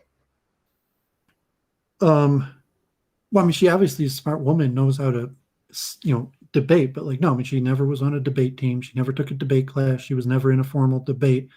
I mean, she has no idea what it means to win a debate. But in all your times of doing weekend reviews, you've never witnessed her, defend a position against anybody successfully. That's not really a debate, saying debating means different things to different people. So saying that You mean in a formal setting? Yeah, I mean, you know what flowing is, right? I mean, did you do flowing? You ever did formal debate? Yeah, I did a debate class in college, and I understand your concept of what you were You have telling. to carry the arguments forward and recap. I mean, right? When you had a formal class, if you didn't carry your arguments forward, you lose. And I debated, I got the state championship. I had a good coach, and he taught me how to carry my arguments forward, and I would flow, and I would make sure to look at and carry the arguments forward. And it's saying, so Jennifer never had that type training, and you told Samish about the dangling unresponded to arguments that are left on the flow tree, and that if you leave too many of them dangling that you haven't been able to neutralize from your opponent, that those are the ones that are going to be counted. And if you carry them forward, you have to. I mean, they could be dangling, but you have to carry them forward also. Yeah, they would have to be relevant and compelling, and Do you agree with me that Jennifer at no point during the debate gave a recap and spoke directly to the audience as where T Jump did? I had a good debate coach. I mean, he yelled at me he grounded these things in. I mean, this was ninth grade. And it was actually an Israeli, who was and I gave practice speeches, and he yelled at me. I don't think he made me cry, but he almost made me cry. But no, you have to do it. You have to carry your arguments forward, or you don't win. You have to give recaps, or you don't win. And so basically, I'm just doing to Jennifer what my debate coach did to me. He's like, "No, I'm sorry, you lost. You did not recap. You did not carry your arguments forward. You lose. I'm sorry." Did he talk to you that way? Well, yeah. I mean, we didn't make state championship without our coach talking to us like that. Damn. I agree with you that it's important to demonstrate that you've fully heard and understood what your opponent has said, And reassert it in a way so that you can then fully kill it. But you say that Jennifer had the best arguments? Well, I think her arguments were better, but I mean, having better arguments doesn't mean winning the debate, and that's why I'm mentioning the technical point of what my coach drove into me is you must recap and carry your arguments forward, and even if you have the better arguments and you don't carry your arguments forward and recap, you will lose. And that's Like, what the point what- I'm making to Jennifer. That doesn't matter that I thought she had better arguments because she didn't recap and she didn't carry her winning arguments forward. If I was in a college, or if I had to score it, I would probably have to score to win for. I mean, it wasn't like, because T Jump didn't present atheism in that way, but if it was just Jennifer versus him, she presenting her system and him attacking it, I think from a technical academic debate style, T Jump obviously won. And and Jennifer doesn't have to be shocked, saying like it doesn't mean she's dumb. It doesn't mean she doesn't know what she's talking about. It means that T Jump is an exceptionally good debater, and relatively, she's just a good debater. And should she want to be an excellent debater, she will have to do hundreds of these flows. I guess it's safe to say that her quantum mind model can't predict debate flow. Well, it might. I'm saying it is nothing. It has nothing to do. Even if she's 100% right on her theories, there's a technical aspect to academic debate, and there's basically a process. You have to flow hundreds of debates, and intellectually, you have to learn. I'm not sure if Jennifer understands. Do you understand what I'm saying when I'm saying you have to carry your arguments forward? Yep. And do you agree with me that you didn't carry your arguments forward? Yep. Basically, that's all I'm saying, because it comes in like, oh, T Jump won, and that's like a negative. Like, oh, you're on his side, not mine. And I'm saying like, well, and I'm not even saying that obviously, like, I'm not an atheist. Like I'm on Jennifer's side. I agree generally with her arguments. I'm just saying that there's a technical skill to debate, and it necessitates carrying your arguments forward and recapping. And until she could successfully do that, she will lose to better debaters, even if she has the better arguments. You're not gonna cry, are you, Jen? You don't agree with me there? No, Doovid, I understand what you're saying. I'm just saying, like, how far back does this set back Jen in terms of her asserting her like mastery and authority in terms of like a Vedic master, though? I don't think it sets her back at all. I'm saying, like, I don't think anyone expected her to beat T Jump. In terms of what does it mean to beat T Jump? But we're saying, like, and to some extent, that was. Is it easy? Is it even possible to win a debate against T Jump in terms of proving God? Well, if she, I think with the arguments that she had, she could. What were have the won best that, ones? She could have won that debate itself. What were the best ones? I was like, without any. She could have made certainly arguments that she could have maybe done better here and there, or maybe she worded things in a worse way, or off the top of her head chose inferior arguments. But I think with the arguments that she gave, had she given a recap and carried forward her winning arguments, that this debate she could have beat T Jump.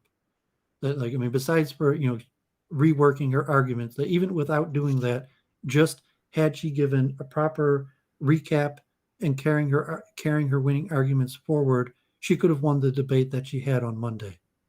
What about like a formal debate, but an exhibition formal debate? So like it doesn't count on the record. But Jen, would you be willing to debate Claire like in a formal debate, exhibition debate? So it doesn't go on your record, even if you lose it. But would you be willing to debate? On my record, I was never against debating Claire in a formal setting. Claire's the one who doesn't want to do that, because the last time it happened, she lost really badly. Because now after talking to you and her about the whole personal God thing, I think you guys could revisit that debate about, is God personal or impersonal? And I don't think she'll be up for it. She'll be like, why do we need a moderator? We don't She has to need show a the good faith moderator. of doing a flow. That's why I told her, Jennifer did the good faith of making a flow, and I said like taking notation in a chess game. That so she did the good faith. She took notation. She made a flow. so likely she will improve. And if Claire does not show the good faith and do a flow, it is unlikely that she will improve. And saying Claire's a lawyer, is intelligent, good at arguing, but not like T-Jump. T-Jump is basically a professional debater, and I don't know his background. If he was competitive in high school or college debate, he probably was, and obviously he's the house debater on modern day debates. He's an expert in this. He's a master debater. Did you watch his debate with Justin Even if he's wrong Joseph? about atheism, I mean, he's a master debater. And saying Jennifer is not a master debater. She was never on a debate team. I did watch it, and I absolutely loved it. I'm asking if Doovid saw it. I know you saw it, Jen. Which one? Against Justin Joseph. I did watch it because Jennifer flowed it, and it was kind of. Did you notice that Justin was emotional and very sort of more like not calm and kind of agitated? It's called passion. Is it though? I mean, he seemed ultra confident to me when he was speaking. It was coming straight from the heart, and he was just like laying it down the way it was. I loved every second of it. I mean, his main argument is because there is order, that is proof of consciousness of God. That is. That may not have been the strongest argument on the planet, but his overall vibe was powerful. Not like that seemed to be the argument he was repeating the most, I think. Conops, you better behave yourself, Conops.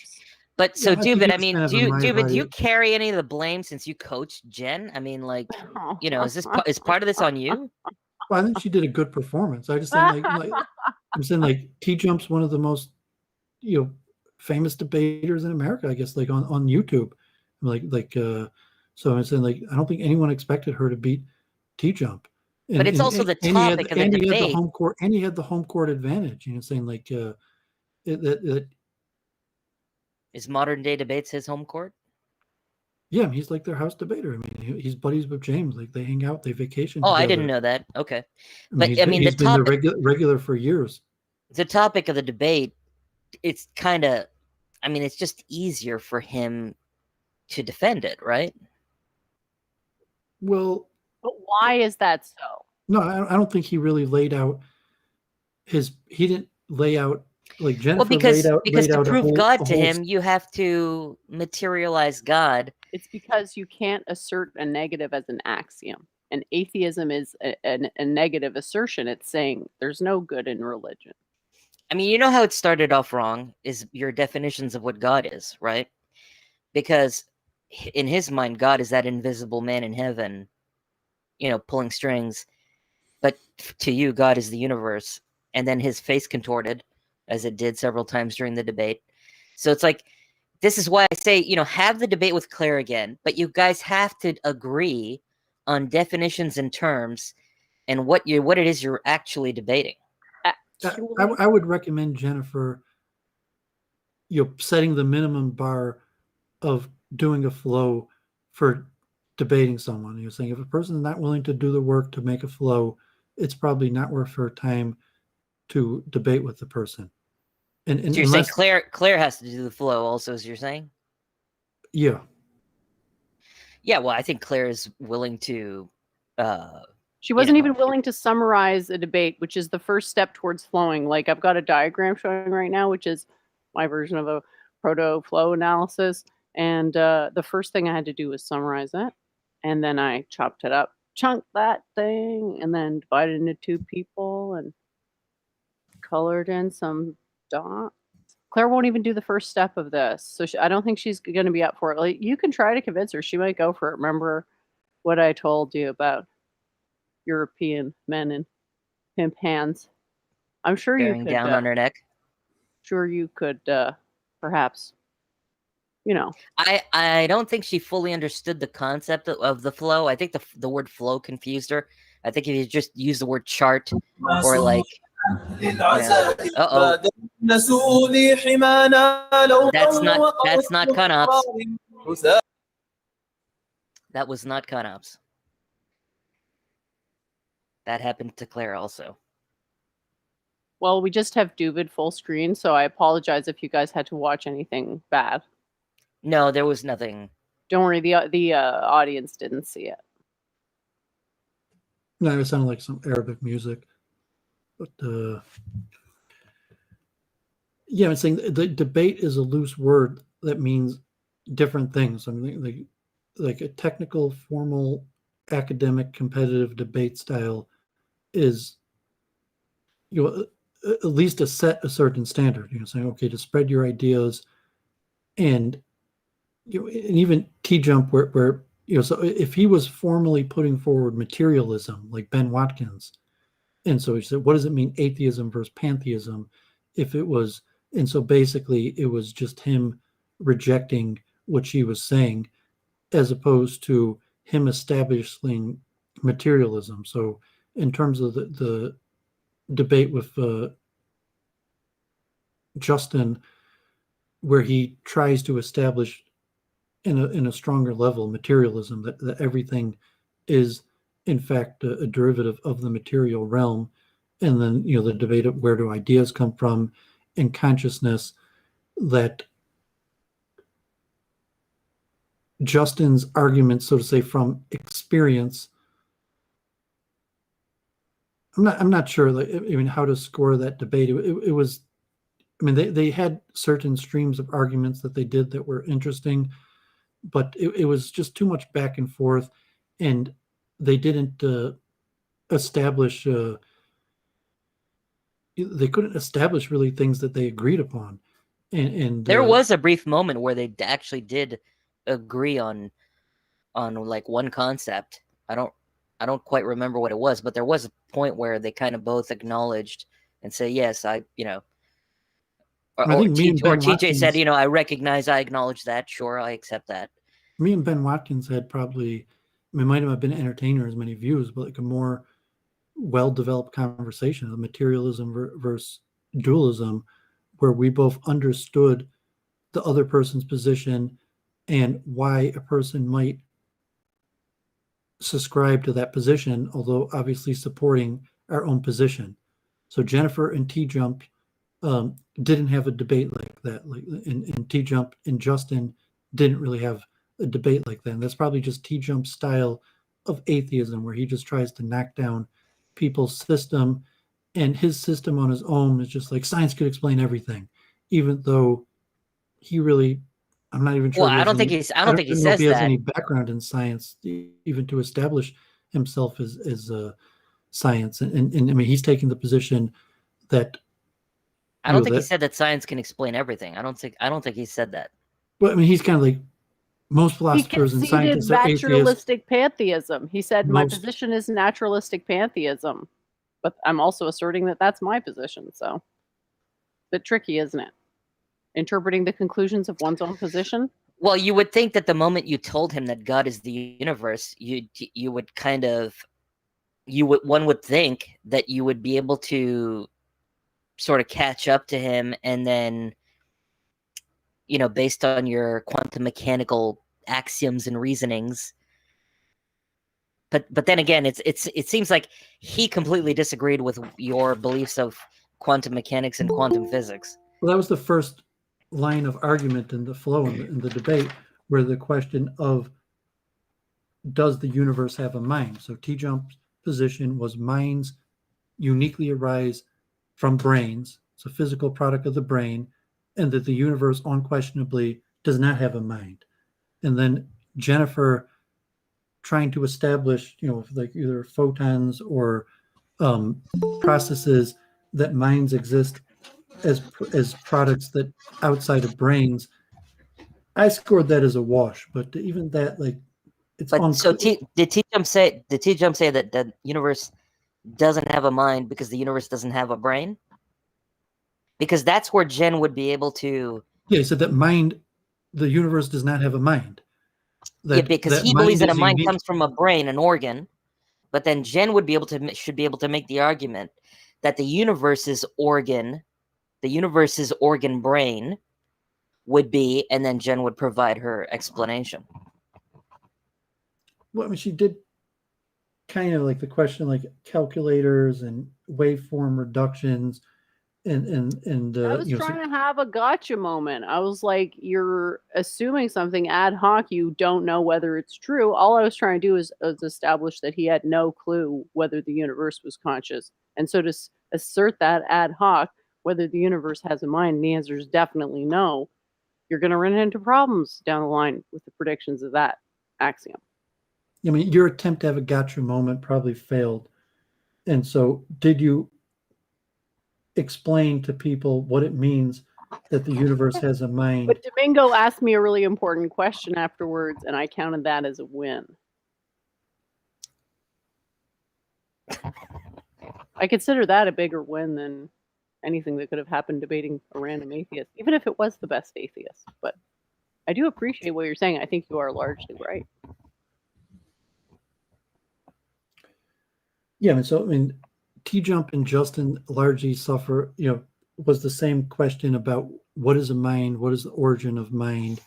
And it kind of, was like neither person seemed to really respect or understand the other person's position, saying like, is there somewhat to say an agreed upon fact basis, and then both people are drawing conclusions from agreed upon facts and even axioms, and you say, okay, we could agree on these axioms, and or can they not even agree on the axioms? And if they have agreed upon axioms, to see how like a truth function, to say that to make this conclusion from these axioms or that conclusion from these axioms, and say which one is more likely.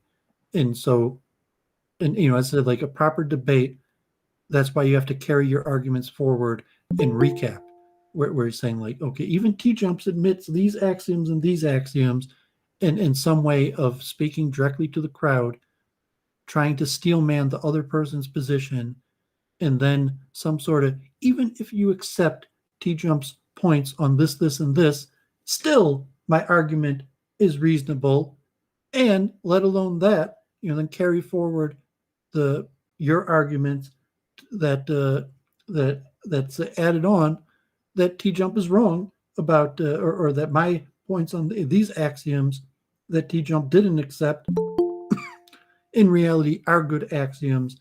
And so, so if it was a proper debate and both sides did that, they would have done that at each one of the end points of these arguments, where they would have summarized the other person's axioms, why they agree or disagree with them, and then summarize why people listening should favor their side of the argument. And saying that's what Jennifer needs to learn how to do in order to improve. Saying that it's just unquestionable. It's like, it's the process.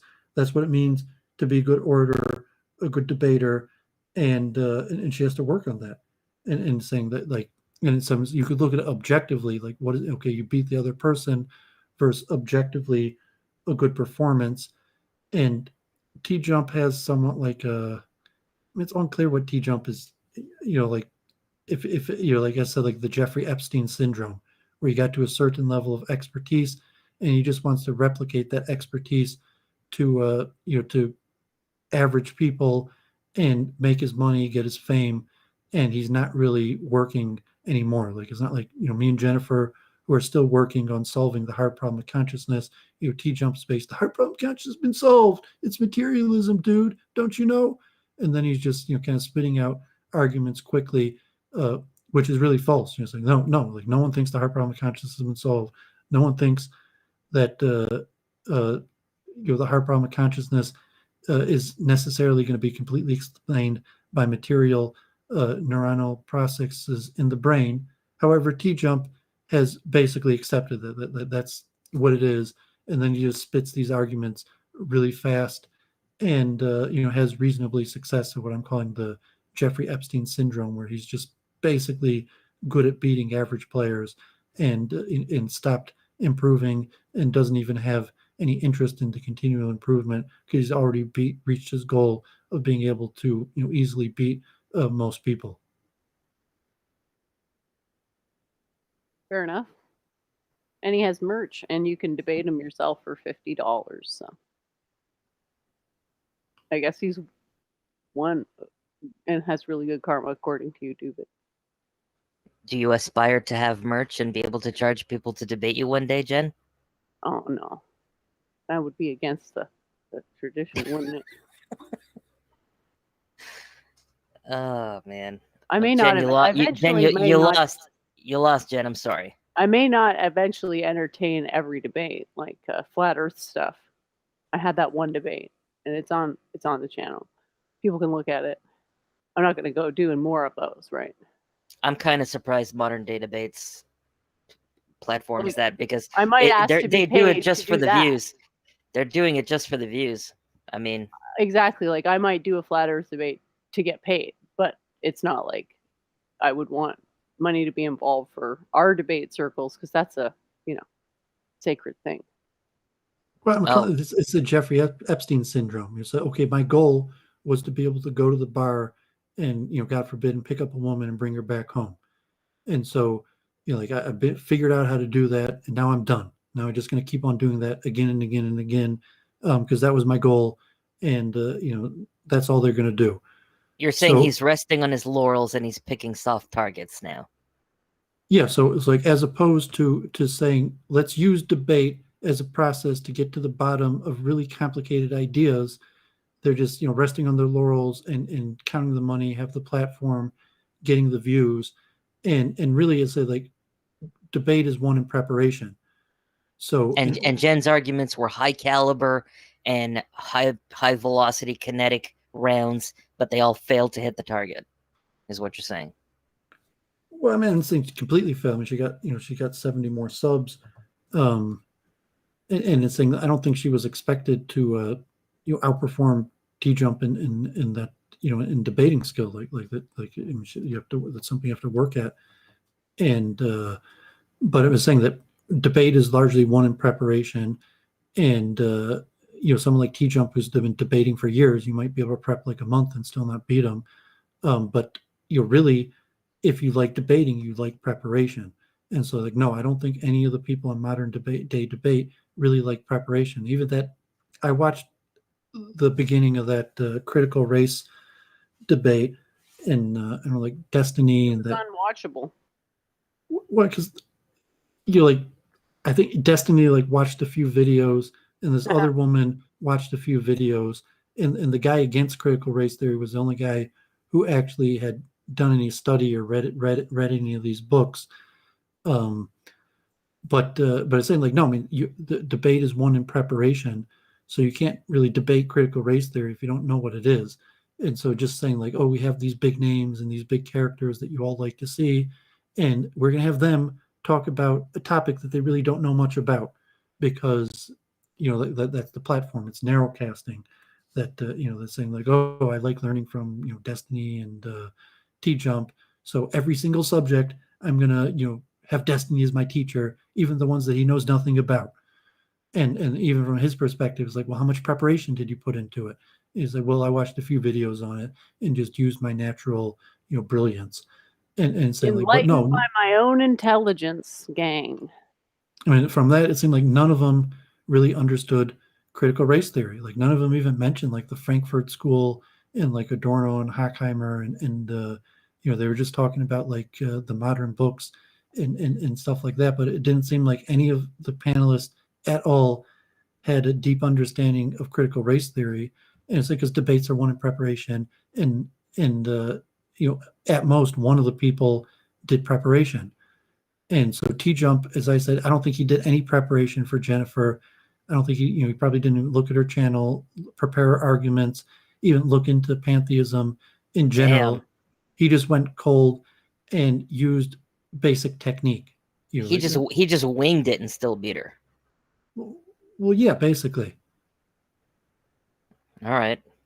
But I mean, and it's not surprising, saying like God forbid, like if I was fighting Israel Adasian or something like that, he could probably wing it and just beat me up. Like he doesn't have to prepare for me. But so I mean, like T-Jump is like Jennifer's only been in probably less than 10 major debates, maybe even internet debates that have reached more than 1,000 viewers. There's probably less than 5 of them. So where T-Jump has been in hundreds of them. So I mean, it's not surprising that he won't. He could just wing it and beat Jennifer. Because he's developed that skill at a certain level, and that he could just beat your average unskilled debater without any preparation. But that's why modern day debate's kind of like a B-rate debate show. You don't really learn anything from it. They just keep on rehashing. It's like Memes of Destruction said, like people watch it for the zingers, and it's not even really like a debate. Like they just bill it as a debate, and because It's like a circus freak show pretending to be a debate. Well, I don't know if it's a circus freak show. I mean, it's kind of like the debate that you'd have at a bar. It's the reality TV of formal debates. What? No, I don't know. I mean, it's not like.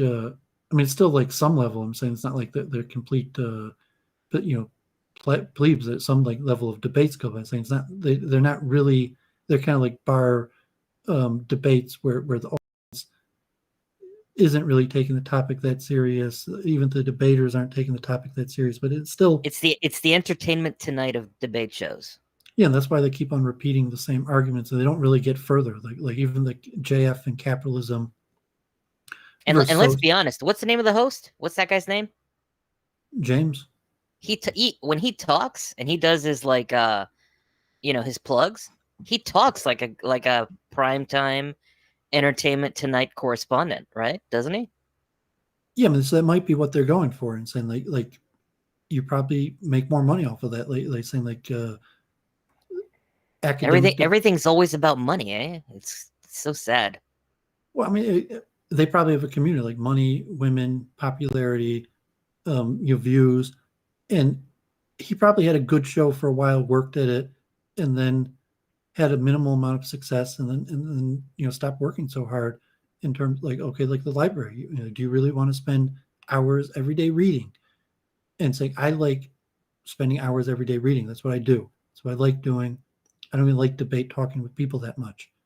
As opposed to him, he said like I like talking with people and having a platform, and he only did the reading so that eventually he would be able to talk to people and have a platform, as opposed to more academics. Like, no, it's going to be a lifetime of research, and it's like Luke Ford said, why he used to stop doing interviews. It's hard work to do good interviews because you really actually have to read the people's books, and do you really want to read the person's books? And not just the back of the books, like the whole book. Yeah, and saying to know a topic like quantum mind or consciousness, and extremely, consciousness is really the pinnacle of all topics, the most difficult of all topics. So like at the Hamarov, at his consciousness conferences, has kind of discussion debates, but not really like academic formal debates, but they're almost kind of like debates where two different people or a panel, one presentation, then another, and then the panelists talking with each other, and then questions.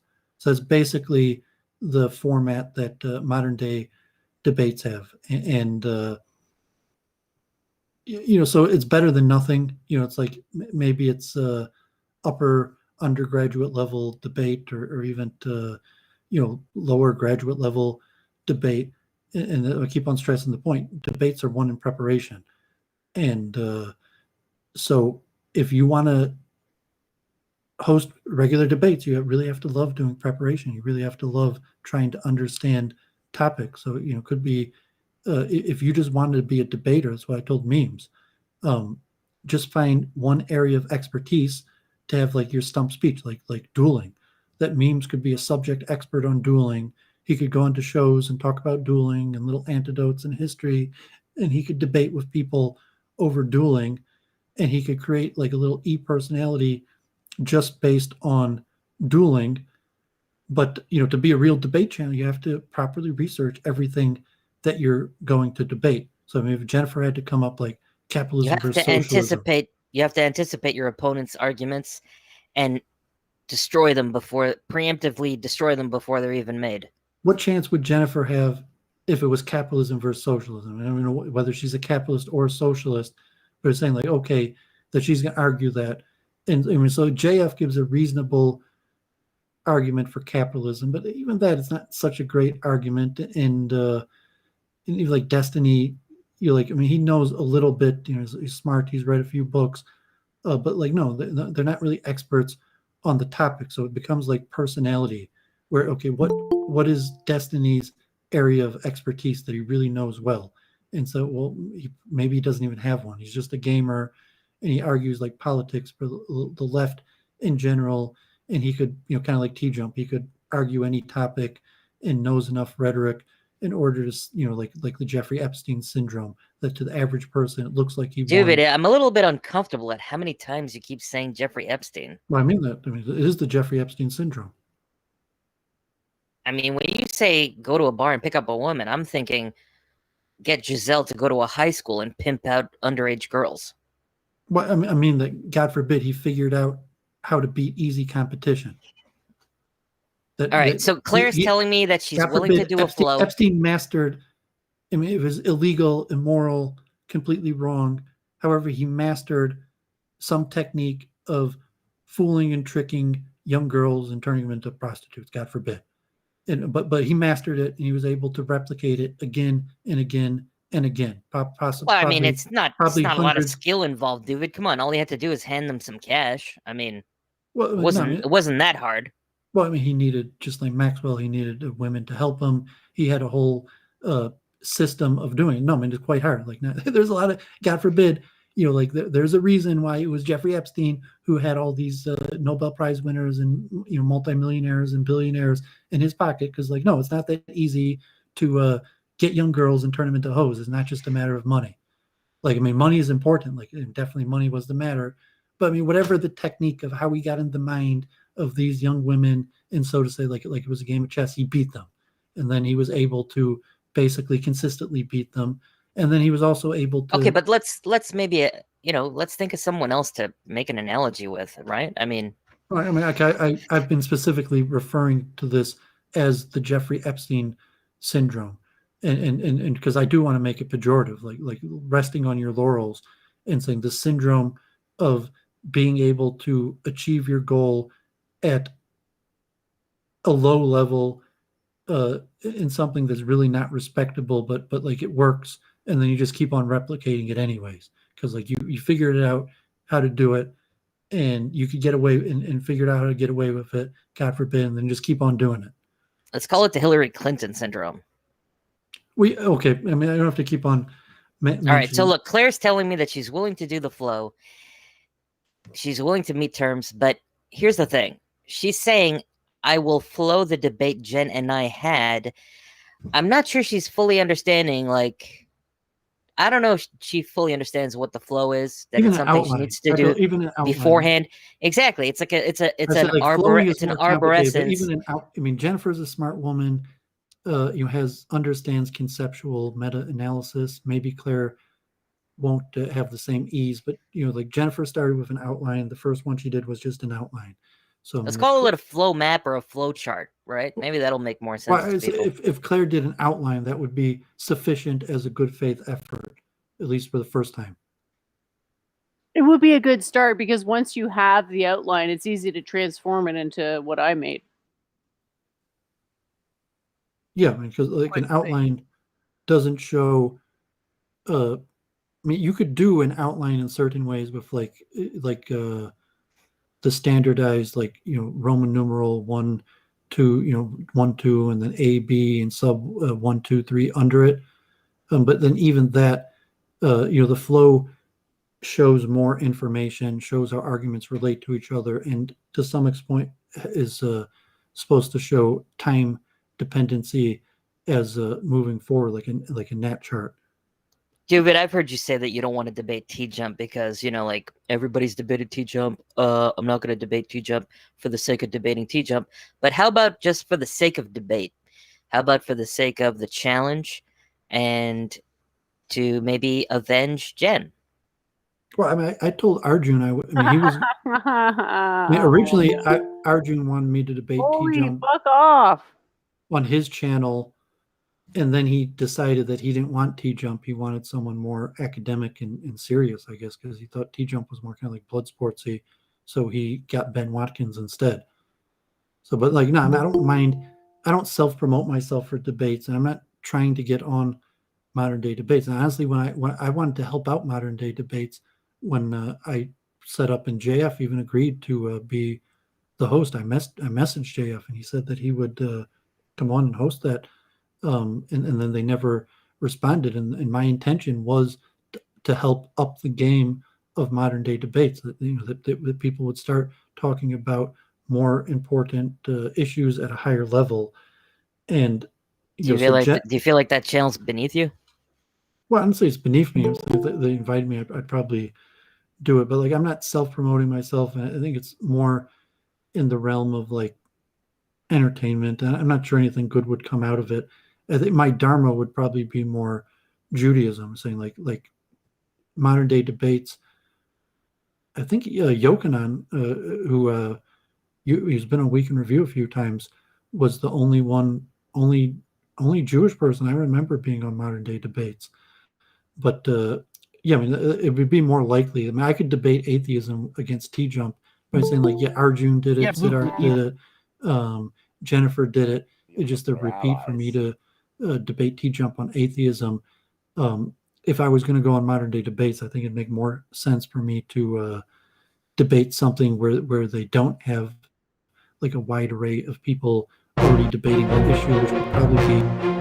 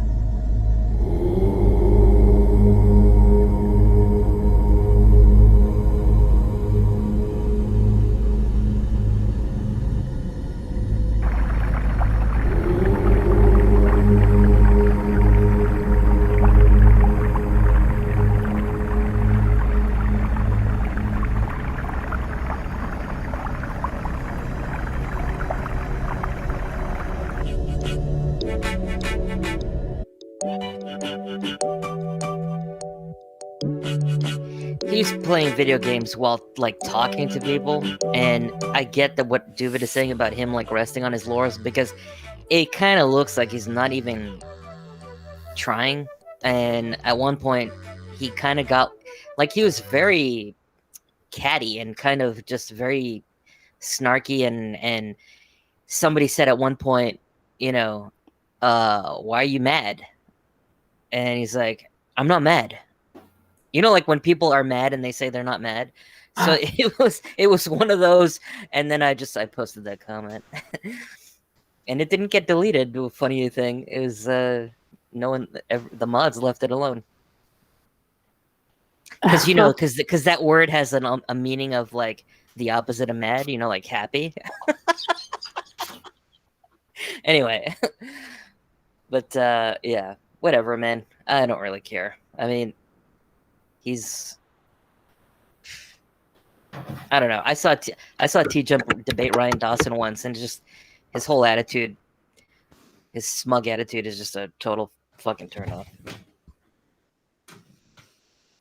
Yeah, I mean, it was cool to see. What was the guy's? For some reason, I just cannot remember this guy's name. He was on Theology Unleashed, and he sort of accepted pantheism there. He seems cool, but these ardent atheists, yeah, I guess they're.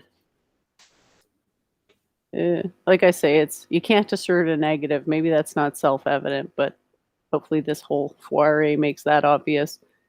A negative axiom is not really a thing. It's not logically valid.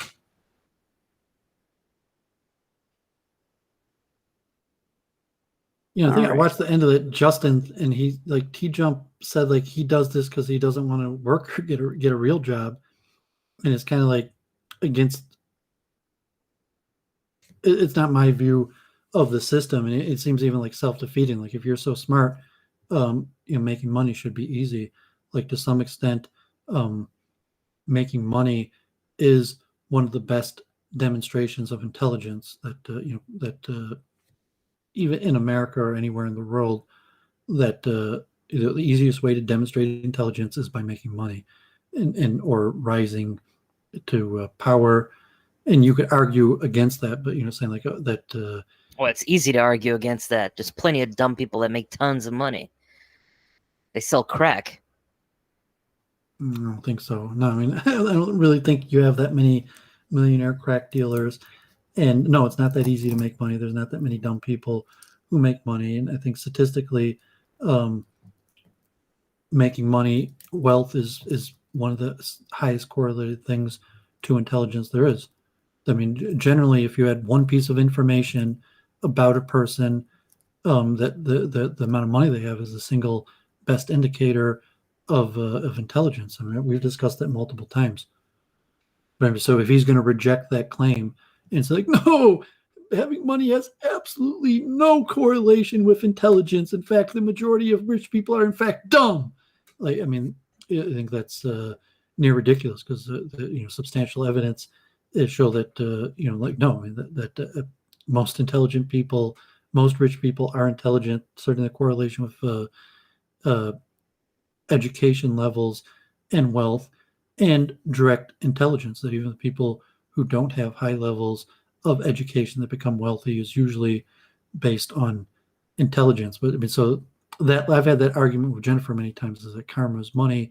But yeah, I mean, for T-Jump, it just seems kind of dumb. Like if you're so smart, like wouldn't you figure out that you could apply your intelligence in a different way than debating? You're not going to make that much money debating. And so this dumb fallacy that like, oh, I'm going to make money at what I'm doing, what I love doing, even though what I love doing is not something that makes a bunch of money. Like Doovid's a merchant, Doovid's a landlord. Like I don't plan. I would like to make money. Like I'd like to make money off of everything I do, and like that in a certain, like if I could make money off my streaming, I probably would. But realistically, like no, like it doesn't matter how big of a streamer I become. Over 50% of millionaires in America are millionaires from owning real estate and being landlords. That my path to wealth is going to be as a merchant and a landlord, and I just do this because I enjoy doing it. and because I'm a merchant, I figure I'll make money off of doing it also, as opposed to T-Jump, who some idiocy has decided to try to make money off of internet debate, which which would seem that even if he was the best in the world at it, he would probably still have a hard, near impossible time cracking $100,000 a year. Even someone like Destiny probably makes more money than him. He's a gamer, not he makes more money being a gamer than a debater. And I'm sure Destiny would agree that you make more money from being a landlord than being a gamer or debater. He's a gamer turned debater. Yeah, so if he became a gamer turned landlord, maybe he could become a millionaire. But he's never going to be a millionaire gamer turned debater. Gamer turned debater became a landlord. Maybe. So what about Instagram models? Do they have high intellect?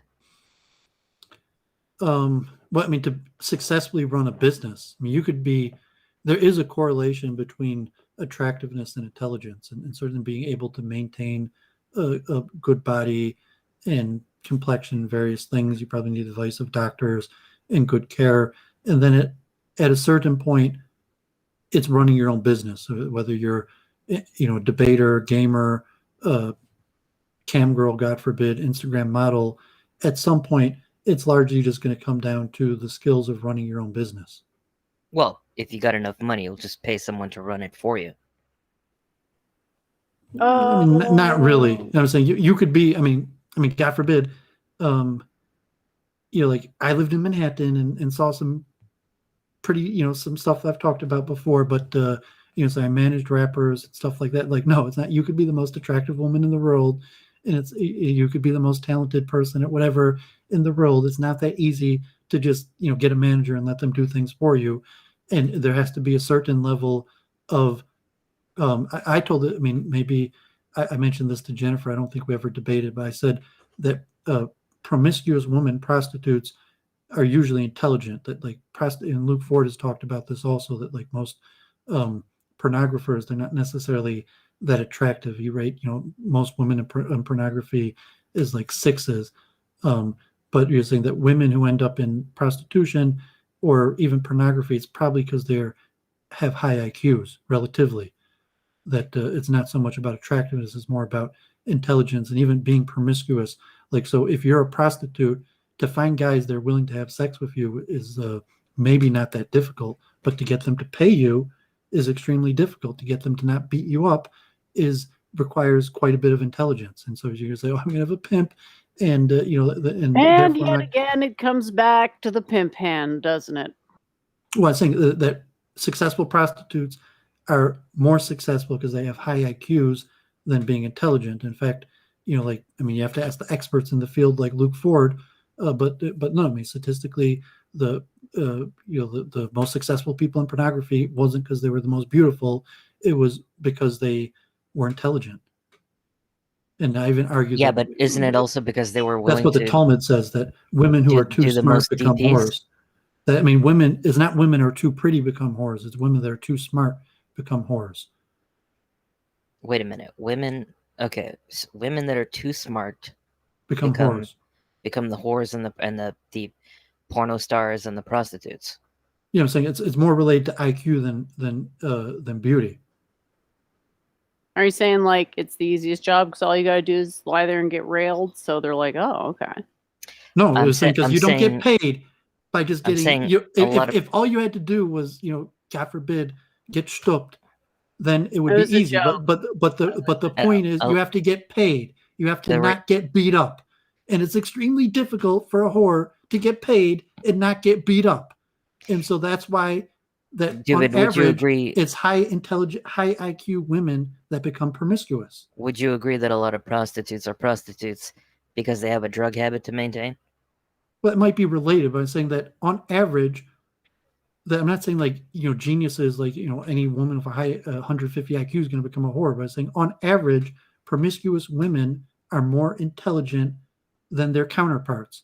So if you come from a small town, a trailer park, or some situation, and you end up being promiscuous or in whoredom, God forbid, it's probably a sign that they were smarter than their peers. Not a sign that they were more attractive than their peers, a sign that they were more intelligent than their peers.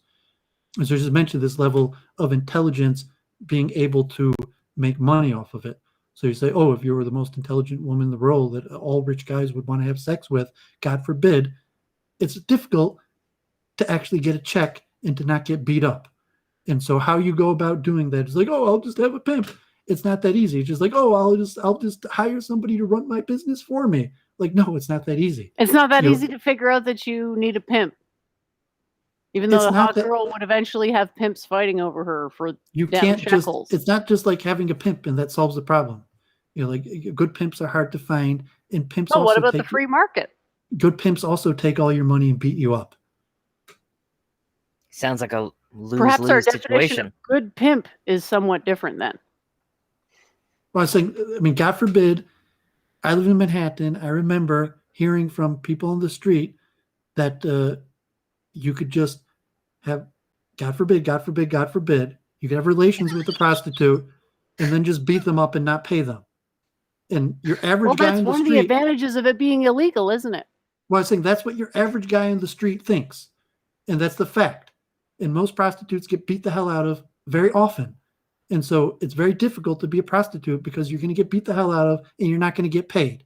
And so you could find a pimp, and maybe the pimp is going to be strong. So, you know, the guys aren't going to be too scared to beat them up.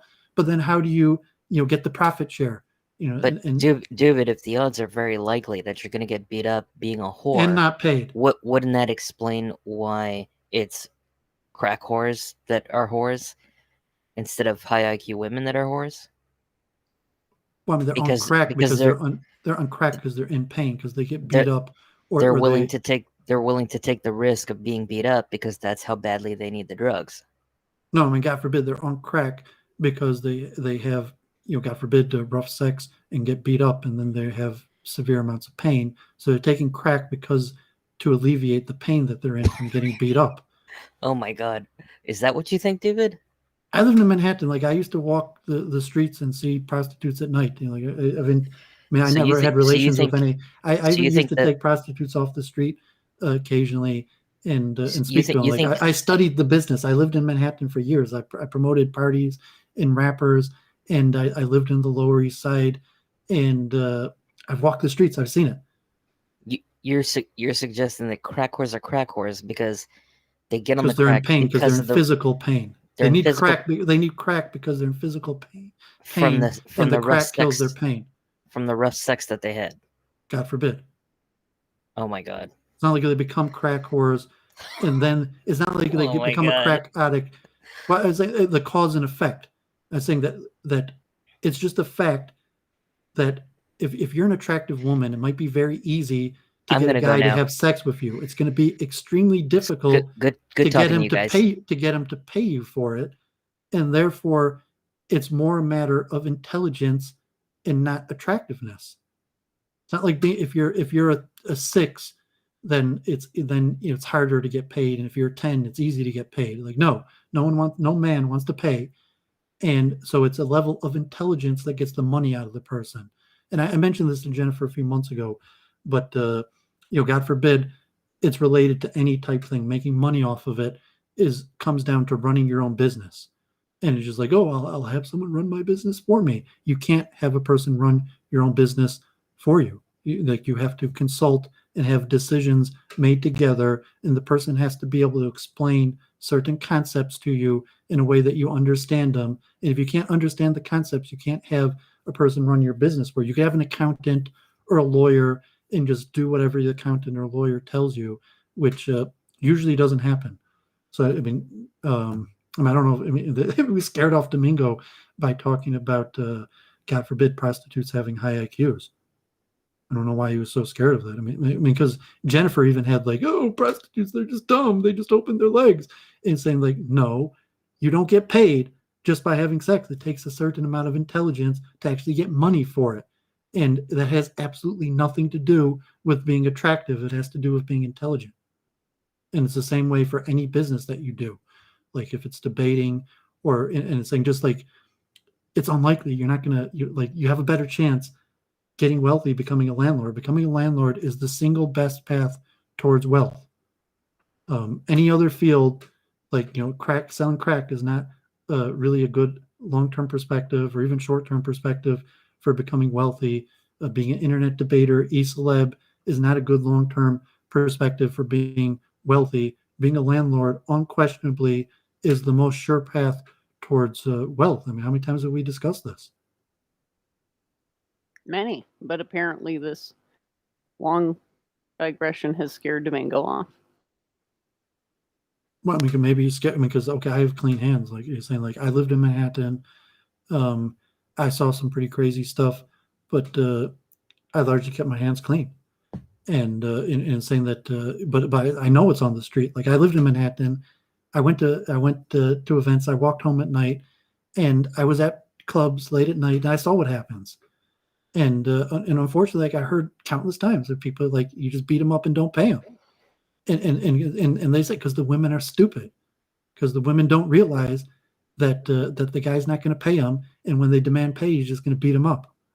And so it's saying like if you were, you know, from experience, you just think that the woman thinks like, oh, like this guy really wants to have relations with me, and that he'll probably pay me. They don't realize that he's not going to pay him, and he's going to beat him up when they try to enforce getting paid. Mm-hmm.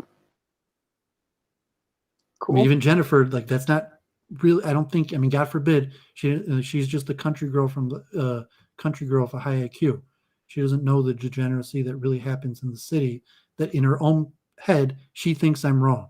I don't think you're wrong. I don't think you're wrong at all. And I think Domingo has probably led a sheltered life that is preventing him from really seeing what it is that you're saying. And you're saying Domingo's sheltered. He's not the guy who beats while up I don't think he's not the guy God forbid who beats the up only factor and doesn't pay him. While I don't think intelligence sheltered. is the only factor, I think that you have a point, and it's an interesting one. But lacking the experience, I can't judge the full extent of its validity. There you go. Well, I mean, you could go off a logic of it, or you say like, no, like you're saying like no, like little do you know, Doovid, that I have friends that are hoes and are millionaires. You're saying like, no, I don't think you do. No, I'm not saying I do. And, yeah, I don't even know if the phenomenon exists.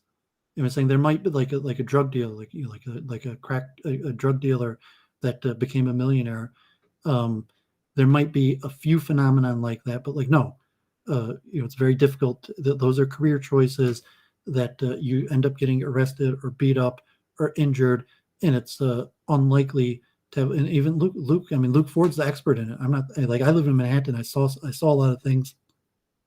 I've spoken to a lot of people. I'm saying Luke Ford is the expert in this, and he's talked about this at length.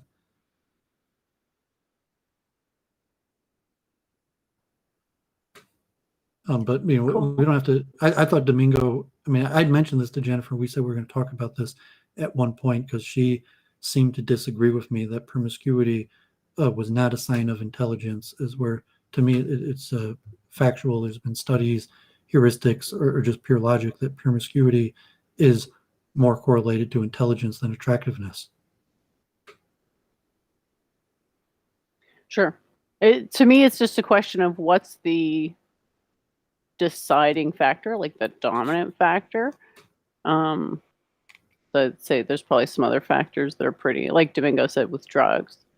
Like Domingo seems to think it's one or the other. It's like, it's clearly both. It's really just a question of which one dominates. God forbid, like New York, if you go to Hunts Point or the meat market, none of those prostitutes are attractive. Yeah, and I mean, just God forbid. I'm saying like if you like the places where in New York everyone knows that there's hoes walking the street, like they're not even attractive. I mean, God forbid. Like so a lot of them, they're overweight. A lot of them are old. A lot of them, like have bad things that happen to them.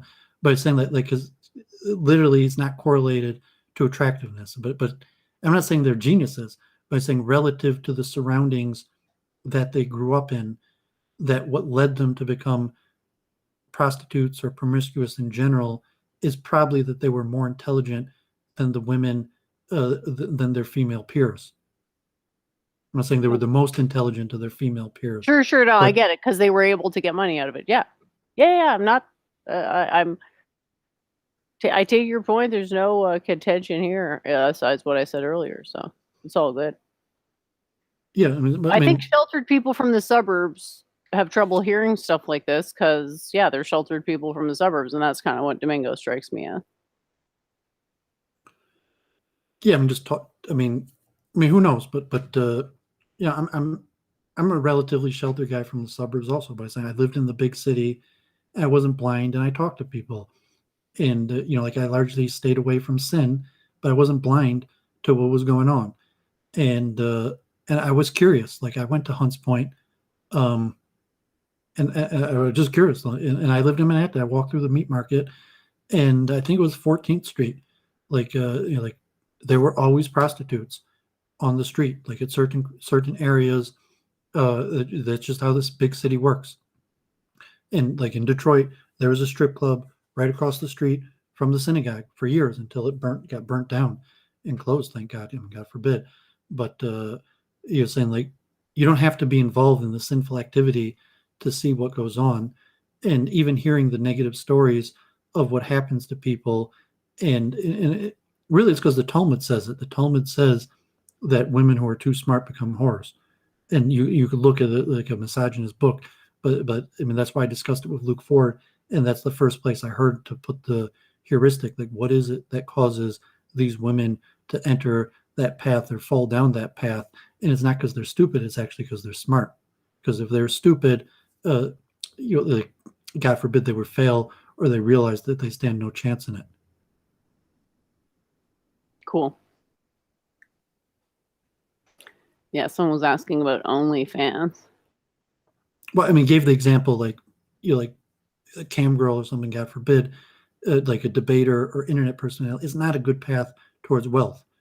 Like if you have no money, you need a little supplemental income, and you have an internet program, like you make some money off of it. Like I'm encouraging Jennifer to hit 1,000 subs to get monetized and to make money off of it. But like no, like buy an apartment, buy a building, and start renting out apartments if you want to make money.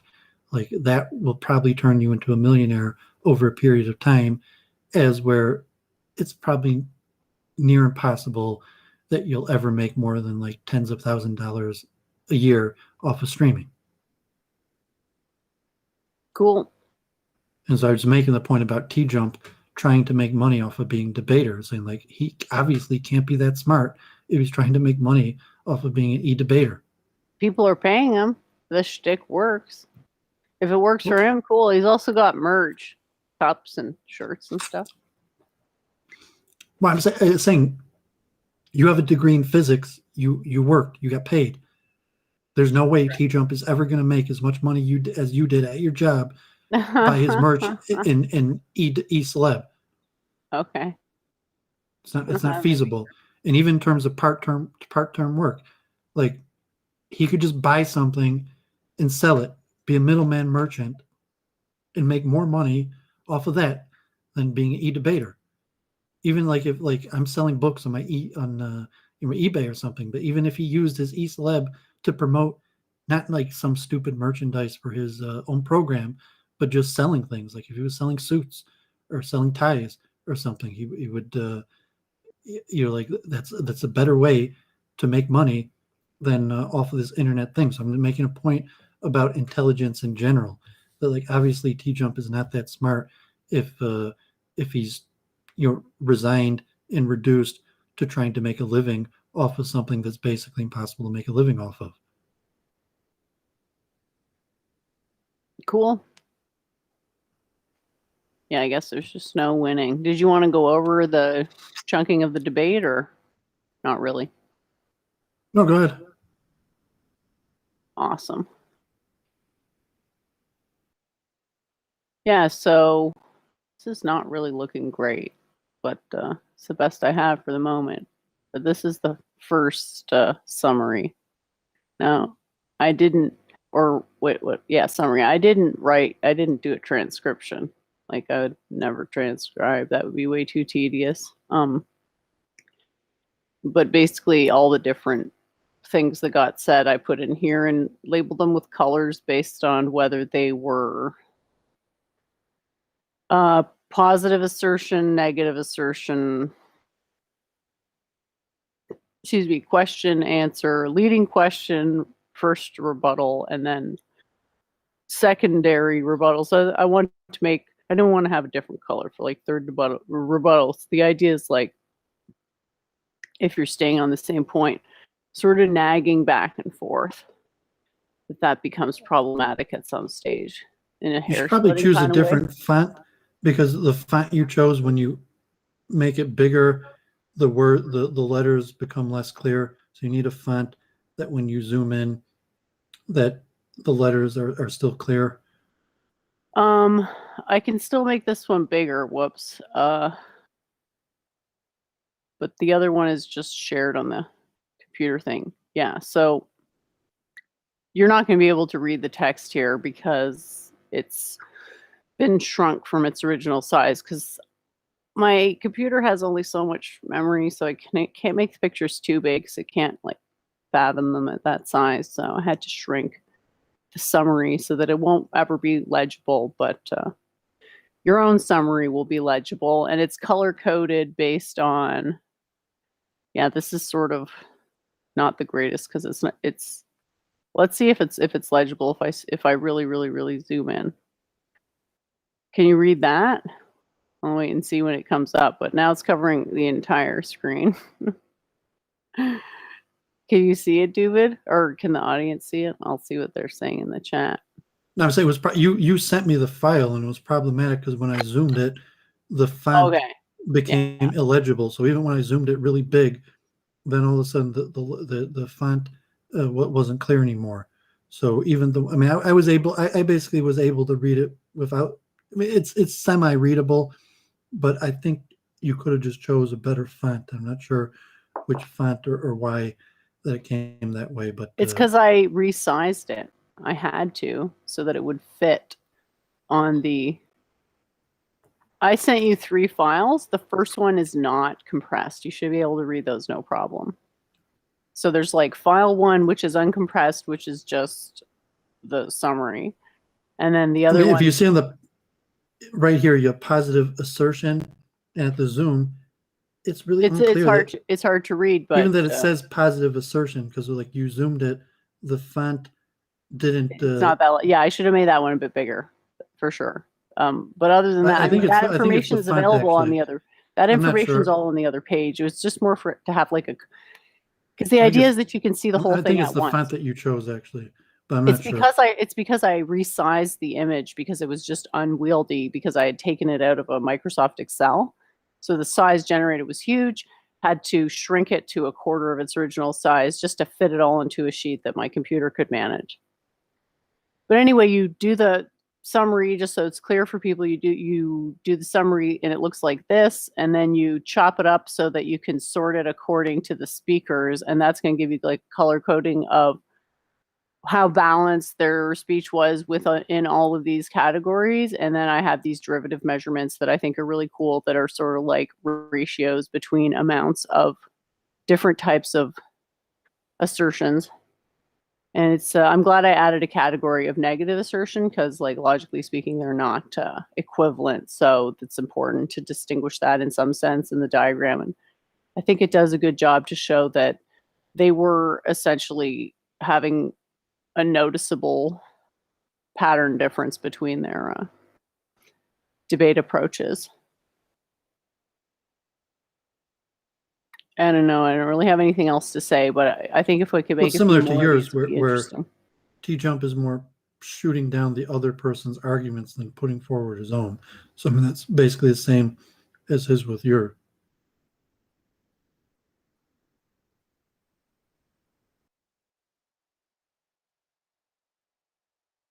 Sorry, I was muted there. What were you saying? He was shooting down the arguments the same as mine? That the percentages were like the assertions versus negative assertions. It was similar from you and T-Jump as him and was it Joshua or Justin or JJ?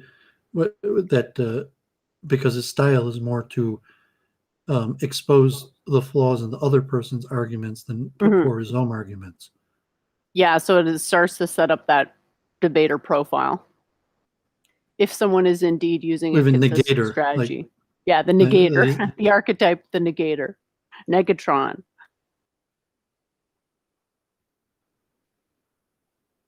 Hello? you still there? Yeah, I'm there. I mean, the purpose of the flow is to show the argument map. So, I mean, you did the flow. I mean, you could have done your statistics of assertions, but the purpose is to create an argument map to make the arguments more understandable. I mean, you're doing something that's interesting, but I mean, I don't know if you're missing the main point or you're jumping to some different point, that the main purpose is the argument map and to visualize the structure of arguments. I'm just still not clear how your approach takes into account how good an argument actually is. So far, it seems like all arguments are created equal in your approach, and it's just a matter of going through the technical thing that wins. Not sure I agree with that. The flow can't assess good from bad arguments. It just assess the structure of arguments and the general, so to say, flow of the discussion. So you have to actually look into the point and say what this person said, what that person said. It's not necessarily. So there's two perspectives. Like, one thing is the flow will show unresponded arguments. That you can't. The flow is not going to show who gave the better arguments. The flow is mostly going to show who responded to what arguments, and like I said, carrying forward arguments. If there's arguments that weren't responded to,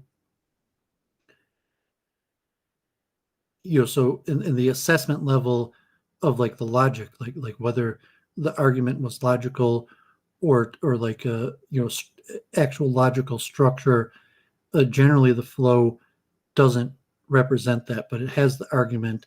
And then if you zoomed in on that, you could look at the logical structure, but the flow is more designed to show.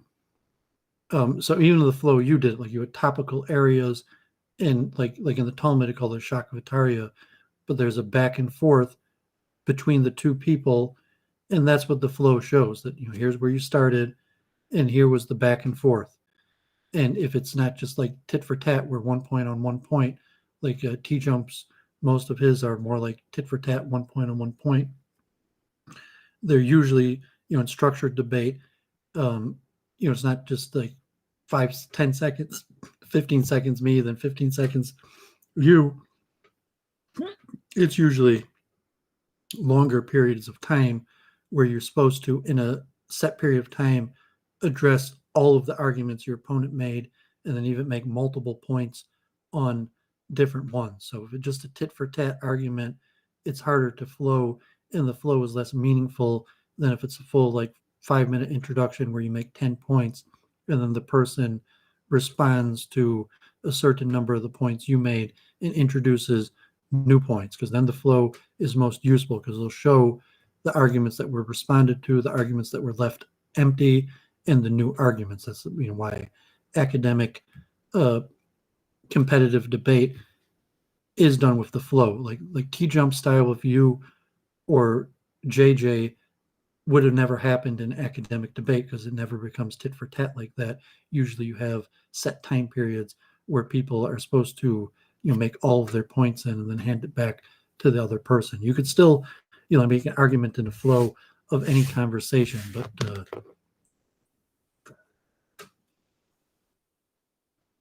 Cool. Yeah, it'll be interesting to see how this adapts my debate abilities.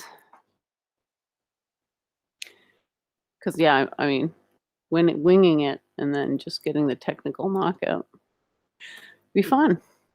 No, I understand. I'm not doing the flow, because for me, I want to preserve the information of the quality of the arguments, and I don't feel like the flow does that. And you're saying it's not supposed to do that. It's supposed to just be for technical. So yeah, the flow isn't the logical structure. Like, the flow is just the organization, the flow chart of the conversation in an organized way, an argument map. To break down the arguments into logical form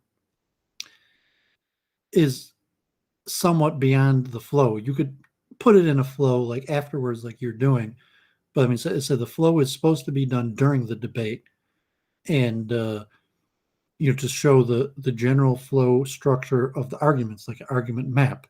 So if you're talking about the actual logical structure of the arguments, you could do that in the argument map. But from the debate perspective, it's too difficult to, on the spot, break your opponent's arguments into logical structure and then so somewhat kind of score.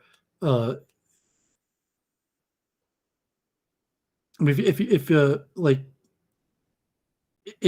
you had coherent arguments where you have supports, conclusions, and then the other person is taking that argument and you're either trying to discredit some of the supporting arguments or show that the conclusion doesn't follow from the supports, that you should do that in the flow, but you have to generic the arguments and the conclusion. But to take any given argument and break that into logical format, yeah, I'd say it's different. Like flowing is more meta-analysis. If you're looking at some sort of a map of the logical scoring of arguments, you might be able to make that in some sort of flow type structure, but it's not the same thing. Like flowing is supposed to be more of a meta-analysis. Cool. And I think you're somewhat missing the extra, because I did this as when I was 14 years old in high school.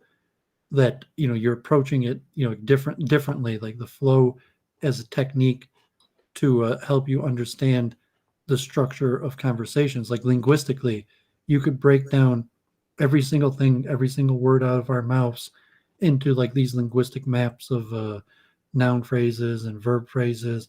I'm not sure if you studied linguistics like that, and say like, no, that's not the purpose, is to create a linguistic structure of parsing phrases of the whole conversation. It's a meta-analysis just to show generically what arguments were given, when, and in response to what.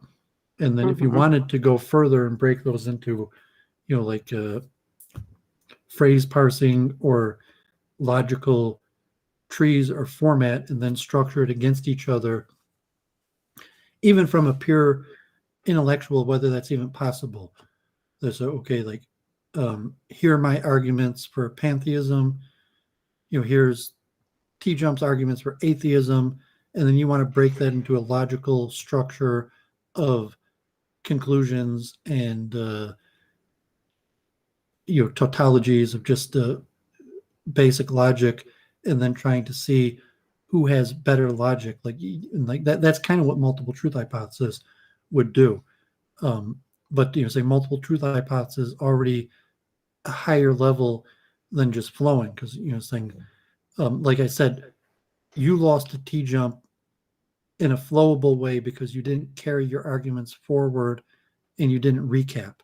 So saying on a logical basis, let's say your arguments were more logical, it doesn't matter. That's not how debates are scored, by who makes more logical arguments. There's more like a structure of carrying through arguments and recapping.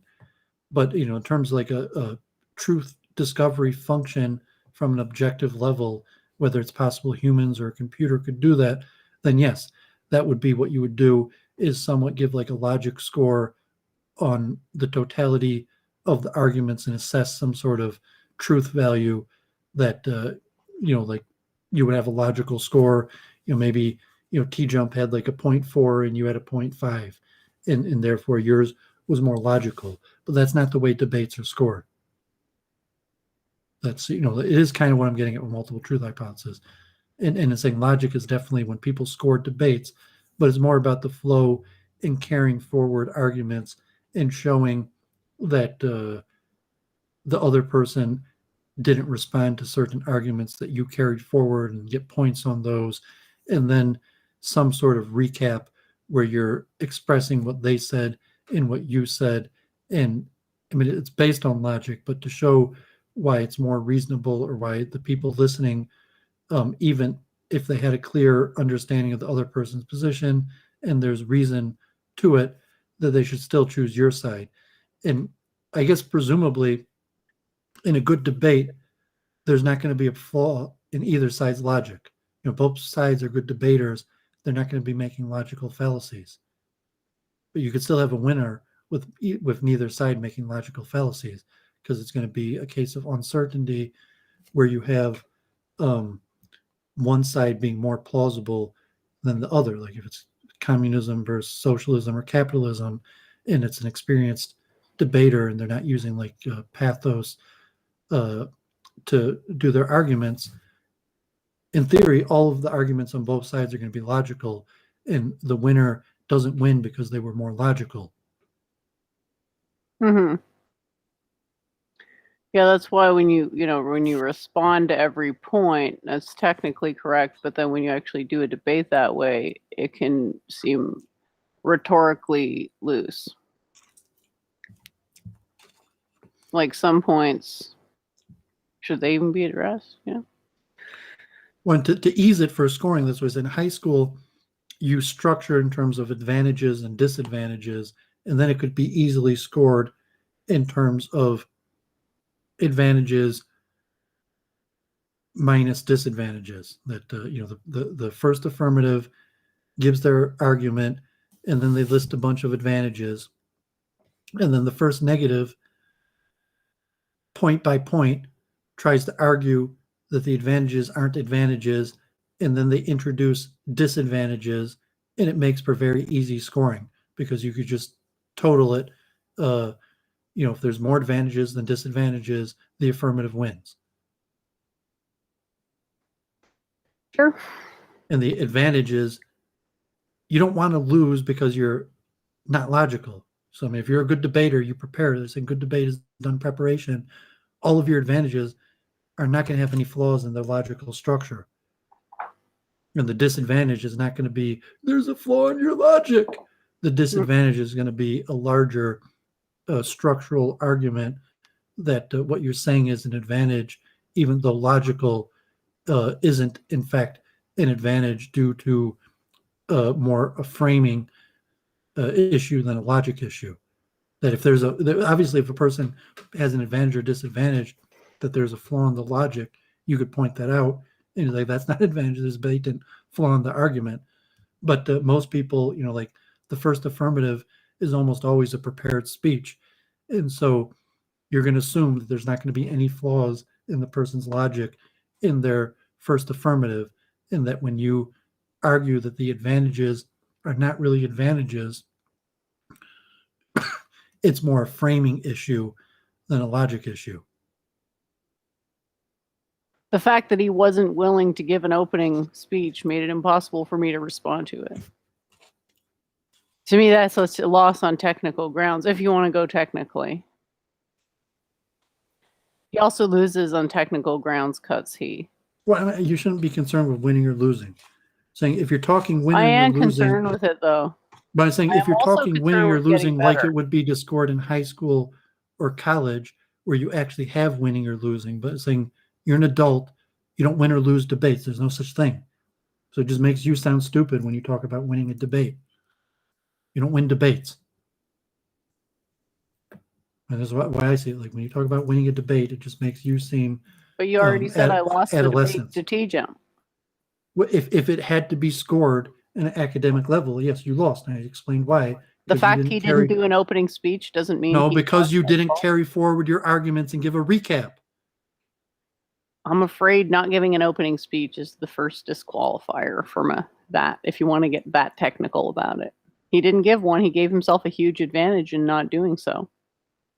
Well, I mean, you have to say the structure. So if it was the structure that you were... If you want to get technical about it, he was disqualified when he didn't do an opening speech. I'm saying incorrect. Because like most debates, there's an affirmative and a negative. Well, if you want to pick and choose so that I lose... I'm not picking and choosing. Like you have no experience in formal debate. Like, why are you trying to explain this to me?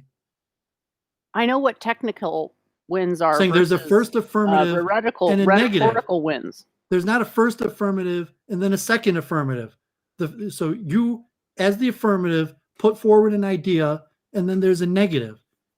You could have a debate in some theoretical way where one person puts forward their affirmative, and the second person puts forward their own affirmative, and you go off of each other. But no, academic debates don't have two affirmatives.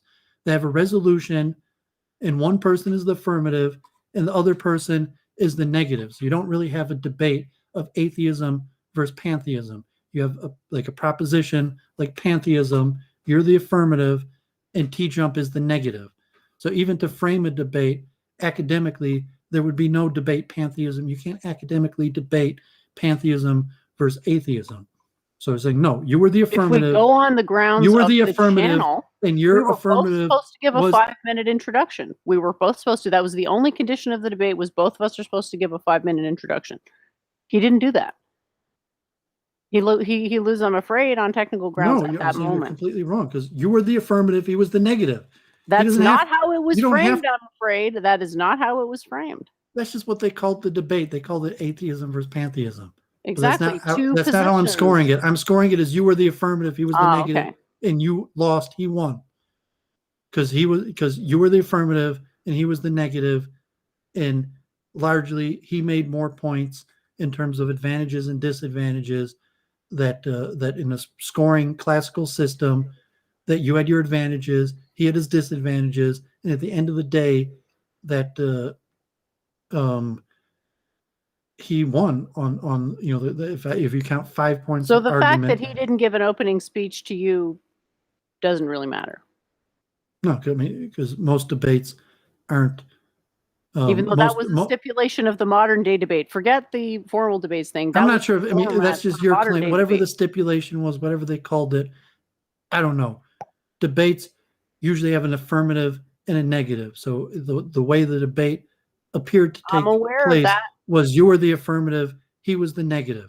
It wasn't atheism, and you were debating against atheism. He also didn't give a first negation, did he? He didn't say what you're saying is wrong for these reasons. He didn't do that. He went immediately into a line of questioning to try to undermine my position by exposing a logical fallacy a la Jay Dwyer. Well, I mean, you got to be. That's objective. Claire tier. You've got to be objective. You're not being objective about what happened. Something. He was supposed to give a speech. Well, what did he say? Never did that. He never gave a speech. Well, he was supposed to give a speech. I don't know how much more clearly I can put this. He was supposed to give a speech. He didn't. What did he say at the beginning? On technical grounds. He says, why didn't he give a speech at the beginning? Well, I don't really know what you're talking about. So, yeah, he said that what you said was complete nonsense, that he can't even give an introduction, that he has to ask you questions because what you said was complete mumbo jumbo. He could have presented his position. He could have presented his position. I mean, that is what he said. What I said. That's what he said. He said what you said was so nonsensical that he can't even respond. He has to ask you questions just to understand what the hell you're talking about. That is what he said. His position was so... You don't understand how not stating your position gives you an advantage? I understand this fine. Yeah, so I don't need you. You're not my debate coach. Himself an advantage. I don't need your help being as a debate coach. You're a smart woman, but you've imagined this idea. I'm not seeking your help as a debate coach. You've imagined this idea that this debate on modern day debate is supposed to be done a la. I'm not imagining anything. Regular rules, and that I was taking the negative, and I was taking the positive, and he was taking the negative. Even if that's the case, wouldn't he have been supposed to give a speech? Well, that would be the normal. Yeah, and he didn't, format. And so he loses on that ground for not even acknowledging that he had to give a fucking speech. Even if I grant you what you're saying, which I don't, because we should have only been held to the standards of modern day debate, which was that we each were supposed to make a speech, which again, he didn't do that. And him deciding to inquire on my directly worldview, to audience and host, him deciding to why he didn't become like Claire and interrogate my worldview. If people haven't figured out why that gives you an advantage rhetorically, I don't know what to tell you. All my stuff with Claire should be more than enough proof that allowing one person to be the inquisitor on the other one's beliefs gives them a significant advantage, or the appearance of an advantage. Yeah, I'm going to chalk that up and say, I'm not saying that James and T-Jump aren't to blame, but you got to put the blame on yourself. It went the way I wanted it. I told you why on JF, even though it was his channel, we had successful debates because we quarterbacked it before. And I told him the main points we wanted to cover, and you didn't do that with T-Jump. And I told you about that before. Why didn't you do that when you were on with James and T-Jump before? How come you didn't discuss and quarterback how it was going to go? And so if you didn't do that, they might be jerks and didn't care. But saying you knew that, I told you that's what you should have done, and you still didn't do it. I was being accommodating. We have this saying, when in Rome, do as the Romans, so I didn't so want you to come got in what and you take deserved. I over. told you what you should have done, and you didn't do it. I told you after the first debate where you said with the 4 panelists and they were talking Okay. about their kids and Please other don't stuff take it personally. instead of quarterbacking it. And I told you and you agreed. And then when you were on with T-Jump the next time, you still didn't do it. Please don't take it personally. You are making a good point. I just allowed a different metric to dominate my judgment for that particular debate. I mean, you lost before the debate even started then. If you couldn't even quarterback it before it started and then it didn't go the way you wanted it to, and I'm not saying I'm saying I don't know T-Jump or James. I can't, I mean, saying they might be to blame, but but it's saying no, I mean, you're the only There's one I'm nothing talking about to. blame. It's fine. It went how I expected. It went how I expected. I'm telling you why it went poorly, because you didn't quarterback it before. To me, that started. wasn't poorly. To me, the biggest risk was that it was going to end and they were both going to hate me. To me, though, I did get success because now I'm cool with both those guys. Yeah, I mean, you could judge success in any way, but I'm saying the reason it was a crap debate is because you didn't quarterback it before it started. You didn't express how it was going to be structured and the main arguments that you wanted to put forward, and then it just started and turned into a crap show. And so I was saying, yes, maybe it's their fault also, but it's 100% also your fault because you had the opportunity to speak to them and try to do that and failed. To try to take over their show? Oh, yeah. Not to try to take over their show, to just quarterback how the conversation is going to work, like we usually do on Week in Review. When a woman does that, it gets interpreted as trying to be bossy sometimes. Maybe it's hard to relate to being a man, but I was... Okay, yeah, Sheryl Sandberg and Hillary Clinton, that being take assertive. That risk. Okay, you could quote your Hillary Clinton and Sheryl Sandberg. We had literally less than 2 minutes before the debate even started. And the only thing Jane said was, hey, okay, I want to start right away. I don't want there to be too much of a preamble. So he was all in the vibe of showmanship. So I was like, if I start nitpicking about what you're alluding to, I defeat the whole purpose of the debate. Nitpicking, I mean, I guess that's why I'm not in such a hurry to get a modern day debate. I don't get it. Like when I was on JF, even a few days before, I twittered him the main points I wanted to cover in the structure, and he okayed it. And we had good shows. Like all of our shows got over 10,000 views. And when I was on No More News, the Christopher Van Jerkness, he hit me kind of straight up, there wasn't any prep. No, man, the good programs I'm on, we quarterbacked it and saying we talked about it before and even messaged days in advance. And when I had Ben Watkins and Arjun, I told them a month in advance. We had a month in advance, and I told them that's what we should do. But we still didn't do it. And Arjun only came on Thursday night debate prep a few minutes before, but we still talked for 10 minutes before, and were able to salvage some sort of agreed upon structure in 10 minutes before the show. So you're saying that James and T-Jump are just so whatever, incompetent that we're incapable I don't want to say of doing it. I don't think they're incompetent. They're competent at what they're doing. I'm not, like I said, they're not competent. They're saying they're completely incompetent if they can't talk about the structure with you a few minutes before the debate. You're saying no, they couldn't do that. And I didn't trust they're incompetent. No, we established beforehand that the only thing that was structured about it was that we were each entitled to talk for I believe he said 5 to 10 minutes. I don't remember exactly, but it was, I know for the 4-person thing, that was the only condition, was a 5-minute talk, which note 50% of the people on the panel didn't do.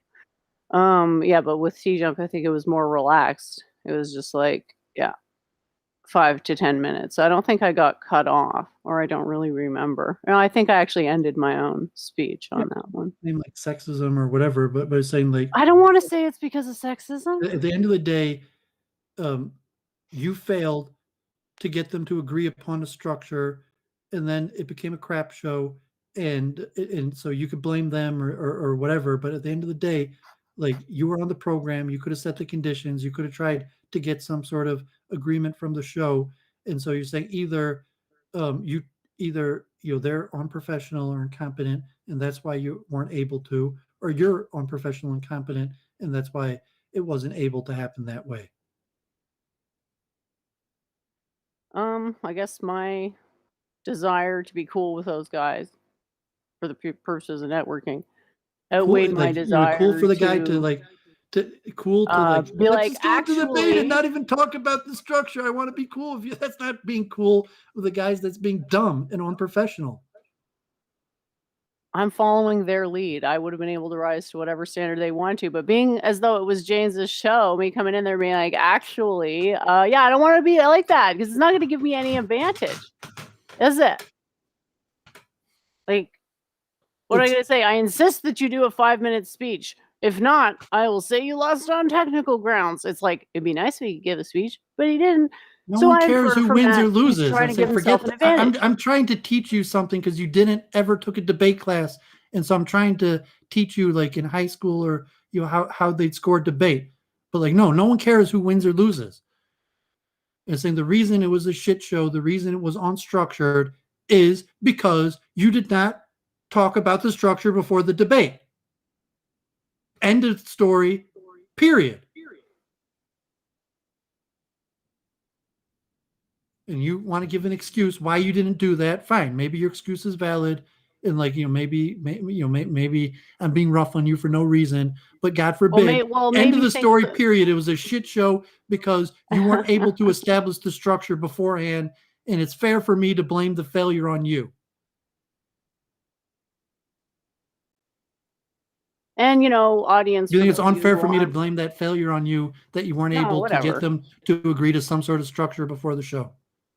Oh, well, whatever. I mean, just like to the audience, like maybe it seems like it's rough what Doooovid is saying, but maybe someone will hear this and they'll have an aha moment, and things will get better as a result. Well, I mean, you're the one who should hear it because it was your failure. I was like, it may have been their failure also, but it was your failure. And I don't know, like, why didn't I have that failure with JF? You had that same failure with JF. Like I'm saying, like I didn't have that failure with JF. You did. You weren't able to quarterback your show on Quantum Mind with him, or your last one. You're saying, is it because you're a woman, or is it because you don't know how to do it? It's because, in my experience, people really don't like bossiness.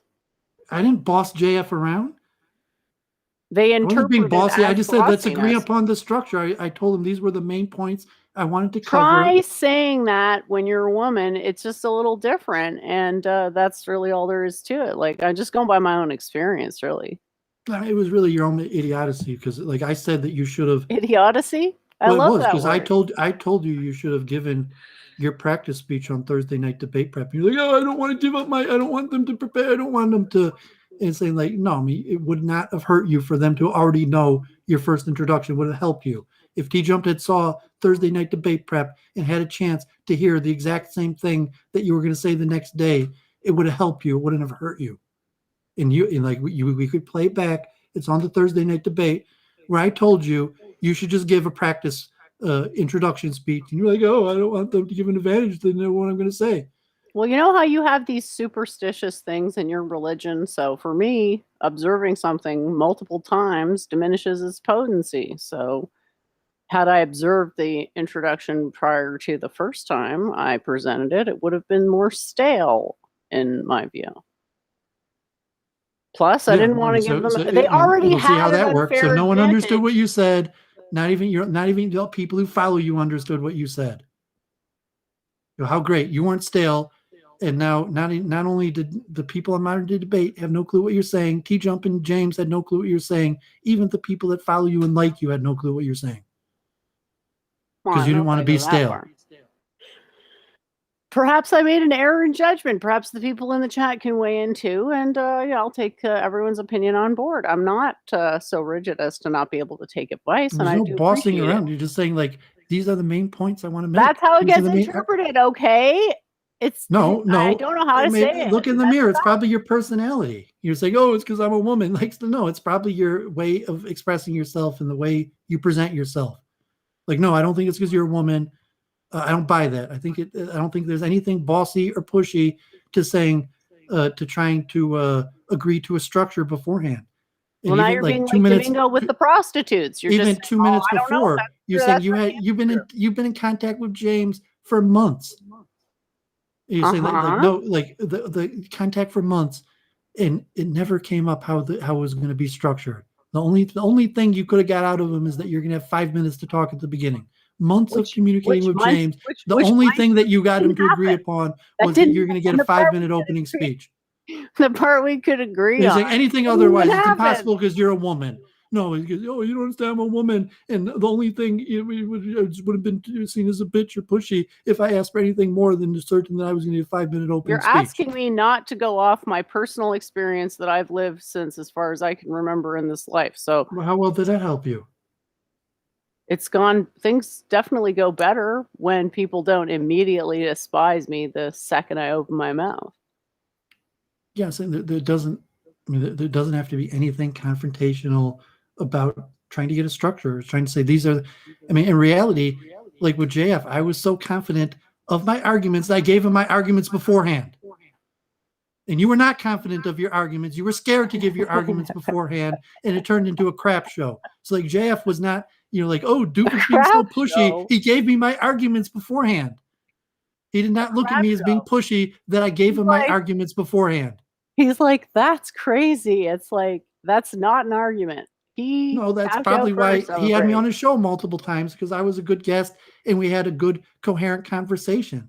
And so with evolution, I said I wanted to present 3 main points. I wanted to argue consciousness, that I wanted to argue which you took negative. You asserted a negative on every position you took, which gave you a technical advantage. And so, yes, it's easier to establish legitimacy for an assertion of a negative. That's why it's considered a poor debate tactic. He didn't give a positive for evolution. I took the negative against evolution, and I told them beforehand the arguments that I wanted to do, and we structured it. Went on for like 3 hours, and at a certain point, we recapped. We were largely professional. We stuck to one topic, then we recapped our arguments on that topic, and moved to the next one. It was the same thing with our debate on vegetarianism. And we had structure. I told them the main arguments I wanted to give beforehand, and it was very easy flowing conversation where I did the arguments on the one topic. He presented his opposing arguments. We had a little back and forth. Then we moved on to the next one, and we got through all of the main points. And if it was time concerning, and so that's what you should have done. And there's really no good excuse for why you weren't able to do that. I mean, you could say like, okay, like you need more experience. You have to think about it, saying like, no, in essence, you can't give a good excuse why you weren't able to do that. Except my personal experience of knowing that it usually leads to a large amount of antipathy to have the actual BTFO of the atheist position, which is highly technical. Yeah, but you're still in this nonsense. No one thinks you BTFO'd T-Jump. Like 95% of the people think he was the one who BTFO'd you. In your own head, you're thinking that you're going to BTFO him. BTFO. There's an easy BTFO against atheism. I didn't use it. But you didn't do that. 95% of the people who watched think he won. Was the point was for education and getting in with the debate circuit. Like, how is this so hard to understand? Because if it was educational, these arguments are so well known. They've been over centuries that like you're not going to surprise someone on atheism. Like, yes, if I was going to debate T-Jump, I would have no problem giving him my arguments in advance. I don't need like to pop a surprise on him. Like, oh, I'm going to hit him with the ontological argument and not tell him about it. Saying like of all the arguments on atheism, it's been done so many thousands of times, and there's tens of main arguments. They could have just expressed these are the ones I'm going to put forward, and so it would be easily flowing debate. That like Jeff, I'm going to pop a BTFO, and I'm going to surprise them, and get a zinger in, and you really you really didn't even get any zingers in even. Because I wanted to be friends with them. It had nothing to do with being friends. I'm saying you would have That's had what a I better was chance. thinking You about. would have had a better chance being friendly with them if you gave them the arguments beforehand. You're saying, oh, you want to be friends, therefore you want to BTFO them and spring them on zingers. You're saying, no, if you want to be friends, you would have given them your arguments beforehand. He didn't give me his arguments beforehand, so it's kind of like I feel like a JF simp. didn't I gave JF my arguments beforehand. He didn't give me his. Then I feel like I a didn't simp. require him to give me his arguments. I still gave him my arguments beforehand. So yeah, I guess I just don't like feeling like a simp. It's not a simp. I'm saying I had enough confidence. Oh yeah, he's not even going to rise to the standard of actually cobbling together 5 minutes, but now I'm going to give him even bigger edge by stating my position prior to the debate. A burden he doesn't have to rise to, which makes me look like a simp. Yeah, I'm not going to do it. Like I'm willing to do it with someone who is actually I'm not buying your excuses at all. So in professional debate, your first affirmative. When I was in 9th grade, the debate topic was global warming, and there was a proposition that you had I forget the full sentence, but like global warming is a problem and something should be, or maybe it was done about it. And then we had our specific topic, which was on carbon emissions and limiting carbon emissions. And I actually had a female partner, and she gave the first affirmative, which was easier because that one's a prepared speech. And the whole team, the whole semester, she gave the exact same first affirmative. Maybe we tweaked it a little bit, but for months, every single debate, it was the exact same first affirmative. And in fact, the first affirmative was basically written by our coach. We didn't write it ourselves. But if you did, and saying when you compete, when we went to state finals, I was in the 9th grade, but so we went to state finals for our lower division, and the senior division went to state finals. They sent me to the competitive teams to watch their debates and flow their first affirmative, because each team gives the same first affirmative every single time. You don't hide your first affirmative. Over the season, you give the same first affirmative basically the whole season. Maybe you tweak it a tiny bit. I mean, conceivably, you could switch it, like, the state finals and get to the one, and then all of a sudden, instead of carbon emissions, talk about nuclear energy or something like that. But basically never happens. Everyone gives the same first affirmative every debate the whole season. But you're not tricking anybody by hiding your first affirmative. T-Jump isn't even giving a fucking anything. It doesn't matter So why what don't we he's start doing. with that? Why do you keep on bringing up what he's doing? It's completely irrelevant. It sort of is. No, it's completely irrelevant. Sort of is relevant, I would say. Him knowing your first affirmative causes you zero harm. Him not giving, in fact, it benefits you. Gives him an advantage. I mean, you're completely. The point is to look at what someone's saying and go through why their interpretation is wrong. They don't say anything. I got nothing.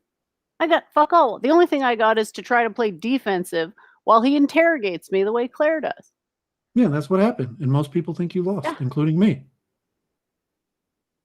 Okay, cool.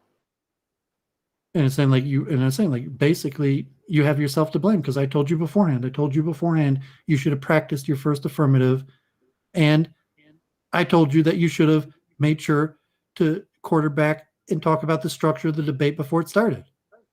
And you didn't do either one of those two. So it's saying majority of people think you lost, including me. And from my own perspective, it's like, well, you of course you lost. You didn't prepare your first affirmative, and you didn't get some sort of agreement to the structure beforehand. And you could give whatever excuse that you want or style, and it's just not your way. And I'm saying, from my experience, that's a losing style. And if you continue that style, you'll continue to lose. As soon as I have control over the structure of the debate, believe me, it'll be as official. You don't need to have control over it. You don't need to control it. You just have agreed upon. And me saying that stuff to them is going to be interpreted by them as me trying to take control of the thing. Now you're a mind reader. You know how they're going to interpret it? I'm just going by my own experience. Like, you're acting like I have no experience. Like, I have tons of experience dealing with people and how they react to the things that I say.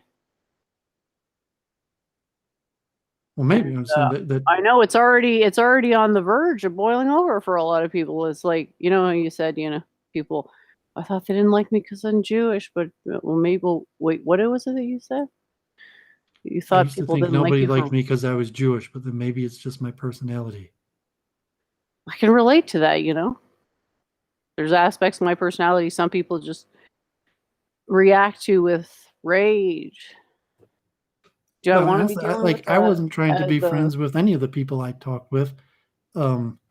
Honestly, even today, I'm not saying I want to be their best friend. I'm saying I want to be cool with them in professional, the sense that opposition, we're cool. like We're almost all the cool. like, There's no bad blood. It's not like, oh fuck, Jen got a zinger off and now I can never let it go. I don't want that level of simmering hatred.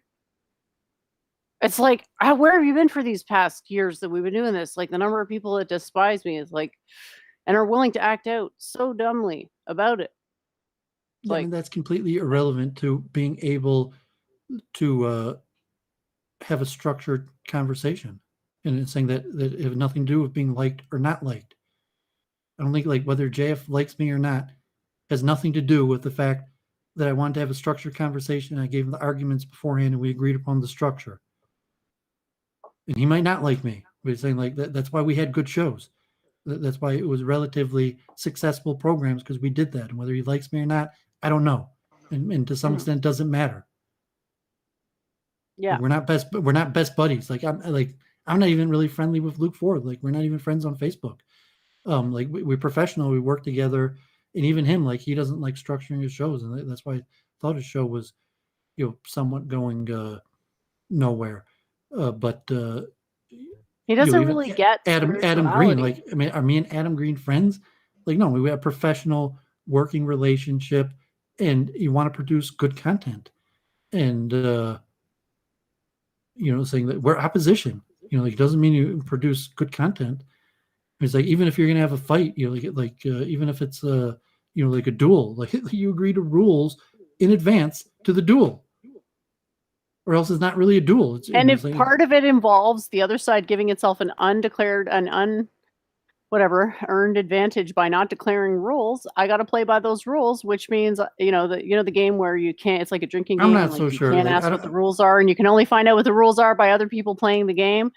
That's kind of what I was approaching it as, rather than being like, actually, guys, can we talk about the structure? Even though the show's starting in like 90 fucking seconds, we're never going to get anywhere in that discussion.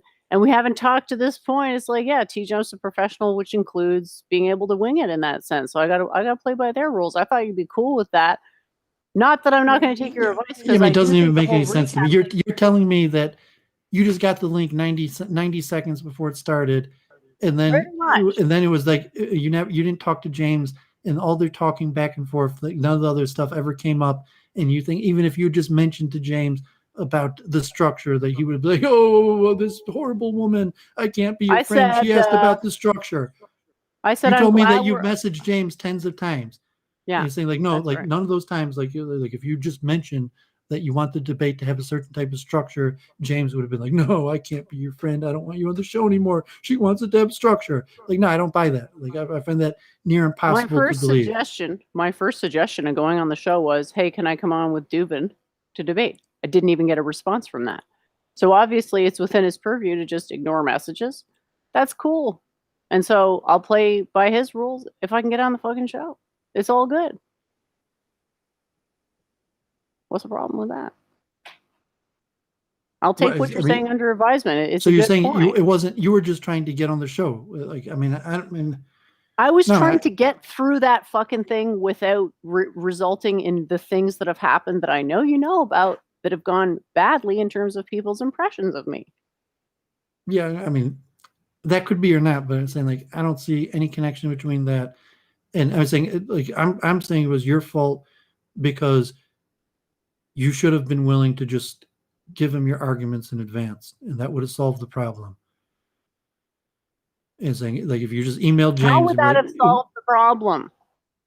Because you could have sent James an email beforehand saying, like, here's the outline of my first affirmative, so basically what I'm going to say, and here are the main points I want to cover over the conversation.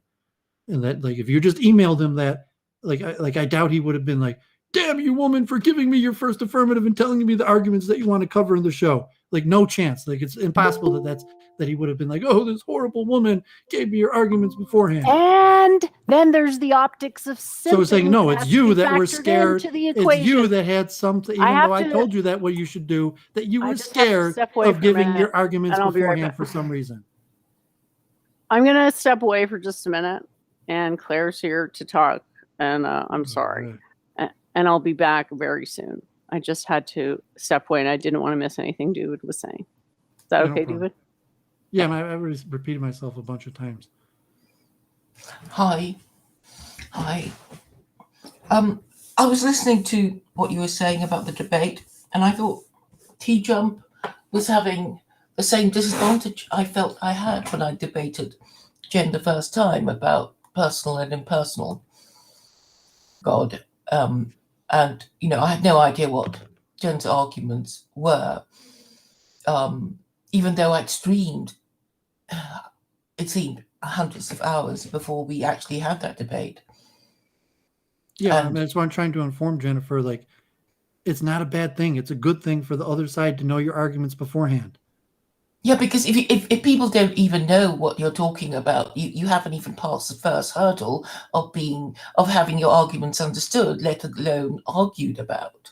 So it doesn't make any sense at all to me that she wouldn't have, like she wanted her first affirmative to be a surprise, and she thinks like somehow it would have negatively affected her to have given them, the outline of her arguments beforehand. Yeah, because if they don't understand it, they can't argue against it, and if nobody else. And then, because she's caught up on this like winning type thing, and like what do you mean to win, or being their friend, and I would say that it would have given her a better chance to win and become friends had she done that, and so she's got her personal thing that's not the way she does things, then she's probably not going to have success in debate. Yeah, and from my memory of what Jen and I were debating. A few, I think 2 summers ago, what I was saying was that, there is the Abrahamic God and there is the Jen God, and Jen needs to show that her God is better than the Abrahamic God that already exists and has had quite a track record of existence. I mean, that would be the question after people understood her position, I think. Yeah, be clear. So if you were debating Jen, like, it wouldn't hurt you to tell her beforehand that that's your argument, that's the structure of your argument. And even if you were going to give your whole first affirmative, it really wouldn't hurt you to give her a copy of your first affirmative like a week before the debate. Mm-hmm. Mm-hmm. Here's my first affirmative. Please prepare. I want you to. It'll make the debate better. Yes. And then even to say that after that, the main structure and points that you want to get forward, that like, yes, like you're better off not I mean, if she's like winning, like I want to win, and like I'm not going to win if I do that, or whatever she's thinking, that I think she was just wrong. I mean, she'll see. Like, does she get another invite? Does she get another repeat performance? And does she do it the same way again? And then to just be objective is saying, okay, well, there's a reason why the majority of the people who watched thought that she lost, and it's probably because they didn't understand her arguments, and probably James and T-Jumps didn't even understand their argument. And for someone to say that she won because they made better, I understood her arguments because I've talked to her. This is a Week in Review episode 107. Like, I knew her arguments, but saying like I don't think hardly anyone else did, and the only way that she really could have changed that would have been to give the arguments beforehand. Yeah. And then that would have been the clincher, really, because if let's say they agreed to have you on to talk about secular Quranism, and T-Jump is like, he does not give a crap. He is not going to watch your channel and try to figure out what the hell you're talking about. He's just going to wing it. That you would probably be better off sending an email to James with with a paragraph or an outline of your arguments and even the main points that you wanted to cover throughout the debate. Otherwise, it would be the same thing where you would just come in, you would say some things and be like, that's complete nonsense. And it would just become some kind of like tit for tat rhetorical argumentation. And the only way to prevent that is to submit your arguments in advance. So that the listeners would have a more rewarding debate, because even like then the it would be Thursday actually night debate something prep. they would understand. I mean, why debate Jeff? I did a prep stream. Like I haven't read evidence. I covered a lot of the evidence that I was going to introduce beforehand. So at least people that were listening that were on my side would have already heard some of the evidence. And it wasn't like a Thursday night debate. It was a study session where largely I read papers and saying I'm not going to be able to read all these papers on the debate, but maybe 50 people who are going to watch me on the show will see my prep stream and have heard the arguments and they're the chat. They'll know them better. Like you don't really win debate by surprises. No, but I suppose Even though Especially- T-Jump got to surprise me with anything he wanted, T-Jump ambushed me with all of his questions. Is it okay for him to do that? But not me. well, he needed Because to he know did what you the the favor argument just talking was. to you. He didn't prepare. I'm pretty sure he was supposed to be bringing an argument of his own. Something a lot of How people do you know? seem to Because you miss. didn't agree upon a structure. Now you're saying he was supposed to, but you didn't agree upon anything. The idea is it's dueling worldviews. That's the pretext of the debate. Both speakers were supposed to give an introduction. Don't know how many times I have to say that, but you can't wiggle your way out of that one and say, oh, well, it's no problem that he did that because you didn't give a closer. It's like, I acknowledge I didn't give a good closer. Yeah, I mean, you're too Fully caught up on who acknowledge that. won or lost. I mean, you're upset because I'm saying that he won. No, I'm But not. It doesn't really matter who wins or loses. And it's saying, okay, I'm he didn't follow disappointed that thinking was a factor was probably irrelevant. And it's saying and then saying I haven't told you beforehand that, and saying no, I mean, I specifically told you and recommended these things to you beforehand, and you actively rejected my advice. Now I'm saying I'm not telling you I told Please you don't so. take it personally. I appreciate the advice. I will. Well, I mean, I'm saying you integrate it. did it. You did me the advantage by not taking my advice and failing. Okay. So if you had taken my advice and had a good performance, then people might not have known that it was my advice that led to a good performance. But I'm saying the fact that you didn't take my advice and it turned into a shit show, and it's almost seems directly related to the advice of mine you didn't take. So had I summarized his points But and no, I'm then talking now reasserted my about. points, then I would have won on technical grounds. Is that what you're saying? I said that one thing. I said you should have prepared and given your introduction, and then whoever was on the stream at that time, Claire Conaps, would have given you critique on your introduction. You didn't want to do that, and that was already before your first debate. And then I mentioned every time, every time Thursday night debate prep, said that you have to quarterback and agree to the structure and the main arguments you want to give over. That you should have discussed that beforehand. And so you're saying no, I mean, you tried your best. There was no opportunity. That is basically what I'm saying. Had the opportunity arose, I would have seized it You're immediately. saying James doesn't read your emails. I never insisted on that in an email because And if as you I insisted said, that on it, would you be could just send him your very arguments. You bossy. didn't have to boss or insist. You just here are the arguments. Here are the main points I want to get over. You don't have to send. Yeah, I that's insist. an imposition on him. That's an imposition on him. Here's an email. It's like some people send me emails and I get really annoyed by it. I don't want to be the annoying person sending the unwanted email. Yeah, I mean, I can't imagine that he has a successful show with and thinks that preparation is bad. He's like, damn you, Jennifer, for helping me prepare to make a better show. I insist That is generally on how going in people cold respond and to no getting help. preparation. And then there's bad feelings that ensue, and it's like, yeah, I'm not. How super could there be bad interested. feelings for you showing that you're prepared? I've explained it several times that I just don't feel like going over the whole I mean, you bossy could just thing delete again. your email and not have read it. But you're saying James, here's the main argument that I'm going to be giving in my introduction, and here are the main points I want to cover during the debate. You're saying that, how could that possibly be interpreted negative? Logical, plausible, probable is in the chat.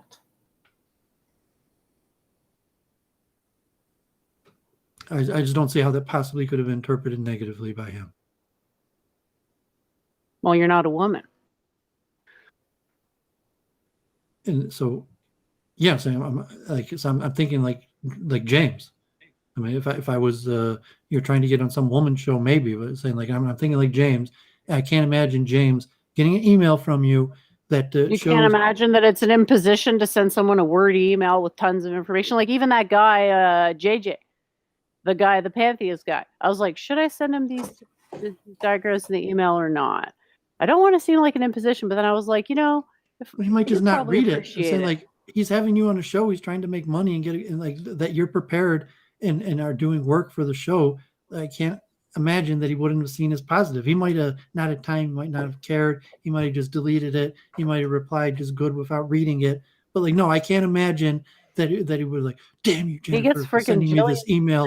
And he probably gets hundreds of emails a day, or at least hundreds of emails a week from people for the show. I mean, that's got to get annoying.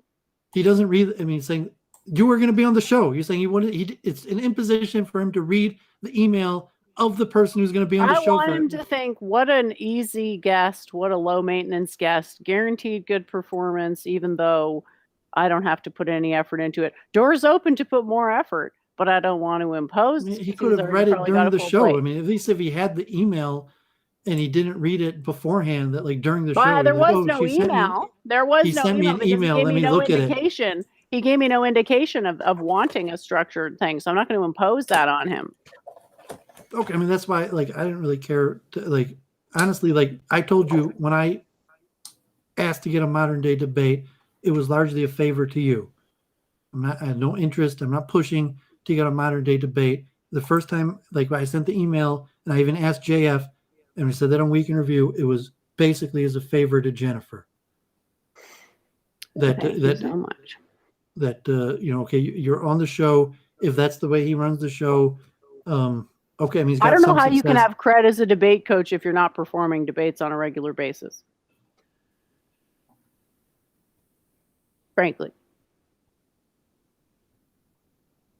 Well, I mean, I guess I don't. I mean, cred that at least I competed in debate. Like cred, I said I made it to state finals in debate as a teenager. Cool, yeah, and those debates I'm more than willing to have. We just need people to agree to them. And you're saying like the cred that like relatively successful and good working relations with a lot of streamers. Like Adam Green, Luke Ford, like Killstream. Like I'm not pushing it. Like maybe I could get on the Killstream, maybe I couldn't. Like I'm not pushing to get on the Killstream. I'm not sure like Killstream it would be any different than modern day debates. And like, yeah, it could be if I sent that Ralph doesn't do it like that either. And if I sent him something like that, he would have just deleted it. But I doubt he would have been upset that if I sent him some long email about my preparation. I can't imagine they would have been like, damn this Doovid, he sent me this long email with all this preparation. I can't imagine that. I would say close to 0% possibility. I can't imagine James being, damn Jennifer, she sent me this email with her preparation. I'm never going to have her back on the show. I'd say like 0% chance. Like there's no way that he would have been like that. I can't imagine in any scenario. And it's like, no, because you're a woman. It's like, oh, like if you said you did it because I'm a woman, he would have been like, oh, this woman sent me an email with all this preparation. I'm never going to have her back on. He might not have been, but I wasn't going to take the risk. There was zero risk that he would have been upset at you sending him an email with your preparation. He might just not have read it. I can't I can't like no man, I completely reject that there would have been any downside to that other than him just not reading it. Normally I would appeal to the other woman to back me up on this, but I know Claire would never do that. Nor that I don't think anyone would back up. I mean, I want to put in the chat on people. Does anyone in the chat agree with Jennifer that there was a downside risk to her that these guys weren't going to want to work with her because she sent an email? Women only can answer that because men have no way to relate to this. But you don't have any women that watch you. Oh, okay. So I guess we're fucked, aren't we? Ah. No, because you're not you're talking about men anyways. You're talking about what the James and T-Jump would have done. You're not talking Fill about... with a bias sample. Look, men don't like it when a woman tells them how it is, okay? I know, I got tons of experience. Then that's the point. Like, you're not telling them how it is. You're giving them your preparation. It's not you're not telling them what it is. Jen, Sending you that need email first may to be be interpreted that understood. way by him. Okay. No, I'm not saying that. I mean, I can't. I mean, you're saying that it would have been interpreted like your Sheryl Sandberg that Hillary Clinton quoted 1,000 times, that being assertive is seen as a positive equality for men and a negative equality for a woman. And even if Sheryl Sandberg and Hillary Clinton are right about that, saying an email with your preparation is not the same as trying to be bossy and tell them how it is. Saying it's a zero lose. It's a zero lose for both sides. You're not demanding anything. You're giving them something that they have the opportunity to reject, which is your preparation. Simping. That's not simping. In my eyes, it is. It's professionalism. You were unprofessional. Reciprocate it. You were They're not unprofessional reciprocating. in it. They're and not the results reciprocating. showed. So it's You were simping. That's my unprofessional and the opinion. results showed. It's simping if it's unreciprocated. That's my opinion. That's simping. To unreciprocate that. If you sent him your preparation and they didn't send anything back and he didn't even acknowledge that he got it,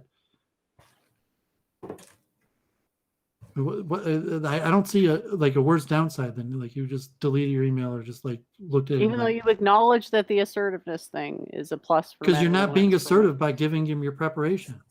No, of course not. Sending an Yes, of course You would not. just be, email you would be isn't assertive at all. Yeah, I mean, I can't imagine. I've organized countless things. Like if it was music, like you're saying, you if I always made had it, your pal the penis there. You always had your pal the penis there to back you up. I promoted some women bands, and I've you promoted still had women a dick attached speakers to you the whole time. Well, yeah, like I'm a man. No effect. That saying like if I was making a concert, yeah, I would want the woman, and the woman sent me like a sample CD. That would have been like, oh, you bitch, you sent me a sample CD. Like, no, I might not have listened to it, but there's no way that I would have looked at it negative that she sent me a sample of her CD before the show. There's a bit of a difference between a sample CD and a highly technical breakdown of an argument. If I was making an event at the synagogue and there was a woman speaker and she sent me, like an outline of her speech beforehand, there's no chance that would have been like, oh, here. Damn you ridiculous for sending me analogy. This is an unfair analogy. Anybody a mile away can spot that shit. That's expected, okay? If you don't provide information, it's like, what the fuck? But this was informal, no exchange of money. I was following their lead, and I stand by it. Okay, you stand by your flawed performance. I'm doing the best I can, given who I am. You didn't do the best you didn't do the best you can because you didn't follow like basic protocol. And I'm saying like this is just like basic protocol. I'm saying like something like I was saying like I promoted events. I've promoted events like largely my whole adult life. Like okay, I only debated in 9th grade, but like I promoted events my whole adult life. It's basic protocol. There is no negative consequence for being prepared. And there's no way that being a woman and being prepared is like, oh, like that would have came out negative. You want a reputation for being the guy who's going to do everyone else's homework if they're putting the same group together and you do fuck all, you're the other guy everyone can shovel shit on at the last second, the dependable one. You don't see why I'm be dependable even if everybody else is independable and not trustworthy. Yes, I still want to be dependable and trustworthy. I don't give a crap if everyone else is unprofessional. I will still be professional.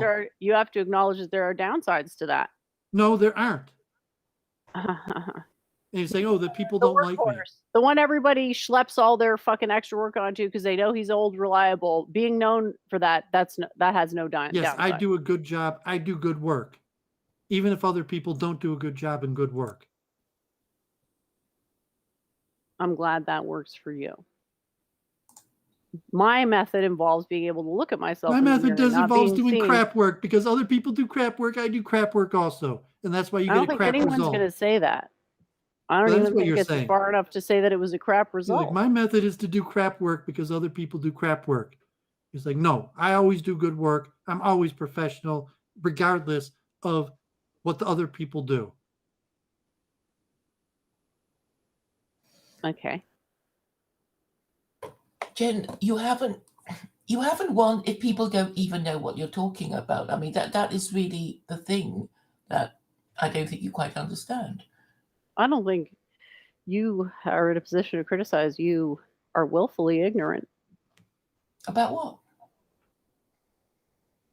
I mean, I only understood your position when we first did our debate because you were obliged to state your position in You 7 failed minutes of speech. miserably. You failed, stumbled over your words, and were so triggered that you refused to have another moderated debate with me, which now Domingo wants to do. The thing is, So people know either what you I'm have to talking go along. about. Either you have to go along with it, or you have to look weak for refusing to have a formal debate with me. So have fun with that. Yeah, I don't mind either way, but the thing is, people don't understand your position and they can't see the utility of your position. Well, now you know how I feel about your position, but I still have to contend with it. You're saying you can't understand how looking at the universe as God makes sense. Well, I'm saying you're coming in bad faith, and what you're saying makes no sense. Well, does anybody agree with you? Does anybody agree with you? That's an ad populum fallacy. No, you have to find at least somebody who thinks, yeah, Jen's idea is You don't get to set the terms here. You don't get to set the terms. I'm not for the setting any quadrillionth terms. time. I'm just saying you first That's have what you're to be trying to do. comprehensible. That's I'm what just you're saying you trying need to to be do. understood. Ah, You need okay. to be understood for Great. you to win any argument. Great. Yeah, well, I don't see how you can win any argument if nobody even understood what you were saying in the first place. And that's why T-Jump had to ask you what you meant. So I guess I got on the debate show, so. Yeah, but you haven't promoted your idea because nobody Even though understands what's his name said that there was a promising future in pantheism. Why can't I remember that guy's name, the one you debated on Theology Unleashed? What the heck is wrong with me that I cannot remember this guy's name? Hey, AA Ron. Nice to see you, buddy.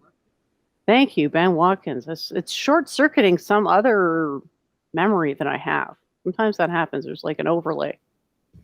Ben Watkins. Distance. And did he or did he not endorse pantheism as a viable line of inquiry for future philosophical undertakings? Well, I didn't listen to that debate, so I wouldn't know. Well, I did, and that's what it seemed like to me. And there was this other pantheist guy called JJ, and he came across as extremely confident in his views. So yeah, but you can't sum up his position.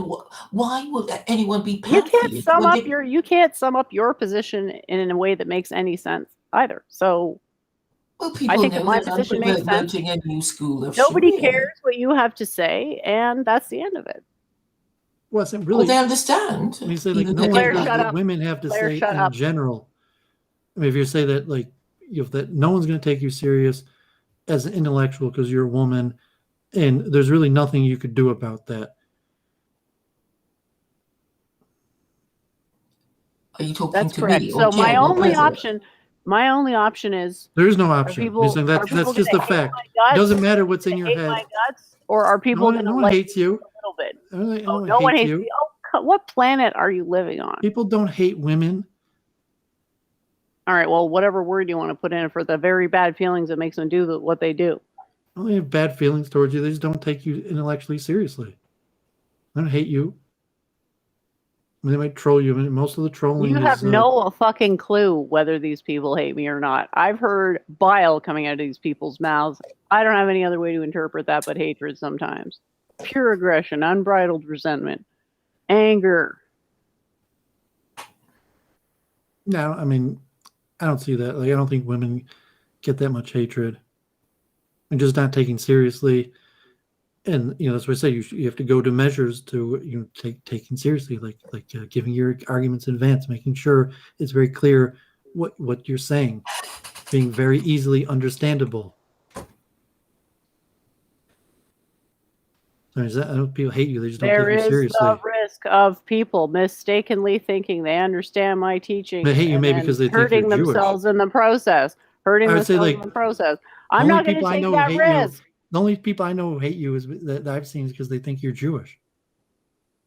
That's just not a fact, I'm afraid. They hate Judaism and they just associate the hatred of you because they think you're Jewish. But besides So for the that, I haven't guy seen in any hatred. university It's basically just so even much Domingo, like that no he one had- takes you seriously. So the guy in university who hated me so much and was such a coward that he had to say "fuck you, Jen" at the top of his lungs out from the road because he couldn't say it to my face. That was because he thought I was Jewish. Is that correct? Well, Or possibly it's something else. Possibly it's something else that is antagonizing. I don't know. me I was as saying from men. what I've seen, the biggest hatred that I've seen towards you is from people who think that you're Jewish.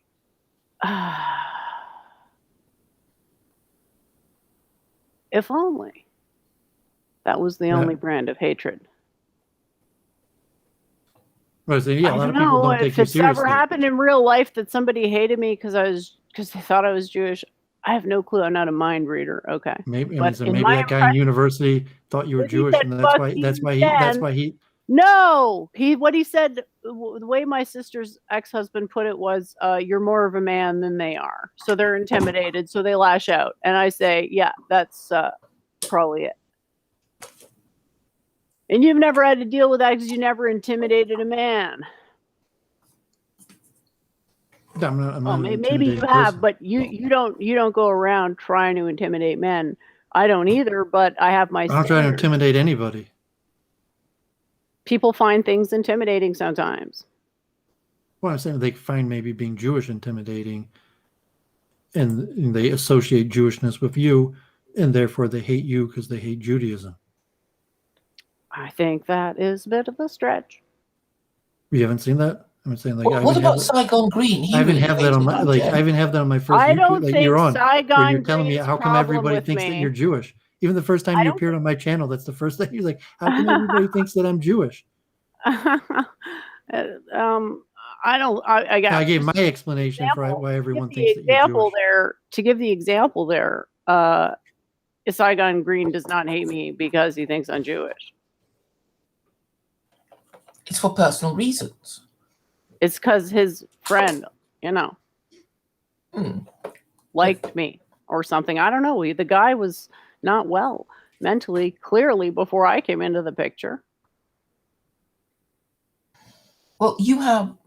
I don't know. Like it's a big question mark as to whether there's a Jewish stuff entwined in it. It's like I don't know. I'm just going by what my life's been like. But like I know Obviously, we have when I'm established there's a intimidating certain amount of people that hate Jews or Judaism, especially in the circles that internet arise that like OV and Babs and me where I was debating anti-Semites, that it's reasonable to say that there's an element of people that hate Jews and Judaism and what Judaism stands for, and they, for whatever reason, they think that Jennifer is Jewish and representative of Judaism, therefore they hate her. That's at least a well-formed, logical argument. I'm not sure what Jennifer is saying. Here's another well-formed, logical I argument. have a lot She's of saying confidence. they hate her. She's saying I I'm have awesome a lot of and they hate me. confidence. They get intimidated and then they lash out.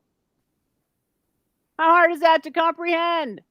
Jealousy. Well, okay, you have a lot of confidence, therefore people think you're Jewish, and because they hate Judaism, they hate you. That's a big leap. That's or you're saying they hate women with lots of confidence, and therefore they hate you, or they hate Judaism, and they think that a confident woman is probably Jewish. I need to fucking spell this out. They feel like less of a man because there's a woman who's more of a man than they are, in their opinion, because they're so fucking weak and have such low self-confidence that having a confident woman intimidates them to the point where they think, oh, okay, I can react to this. Brundlefly. Am I the only one who remembers what happened with Brundlefly? What was that, if not that? He's married to a Jewess, so his hatred of me, when it was active, would be pretty weird if it was rooted in anti-Semitism, wouldn't it?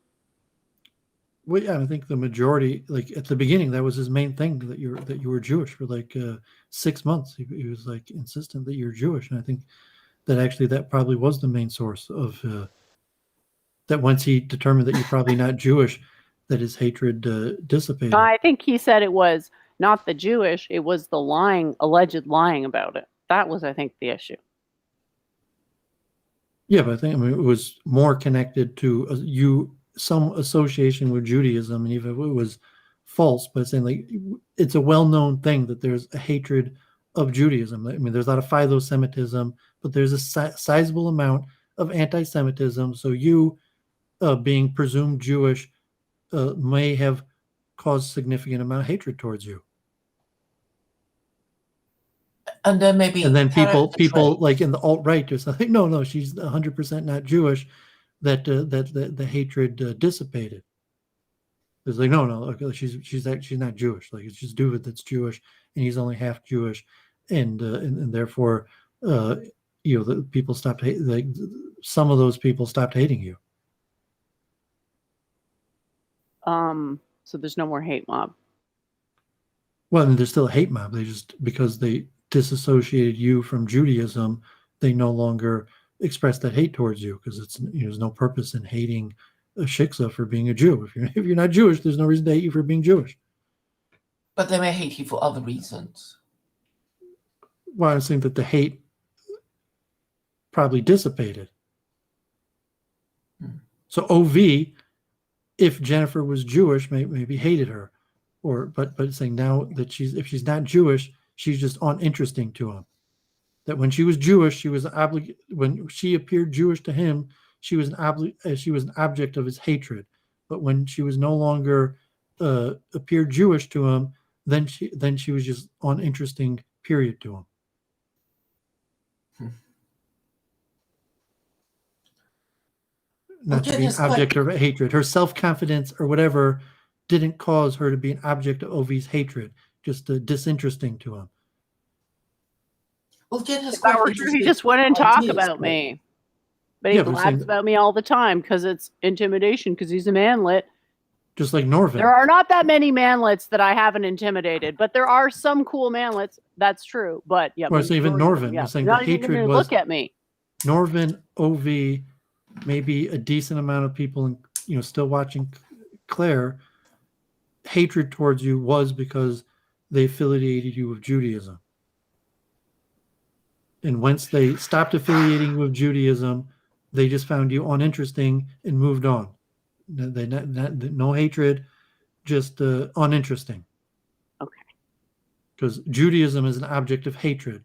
Like assertive women or confident women are not an object of hatred.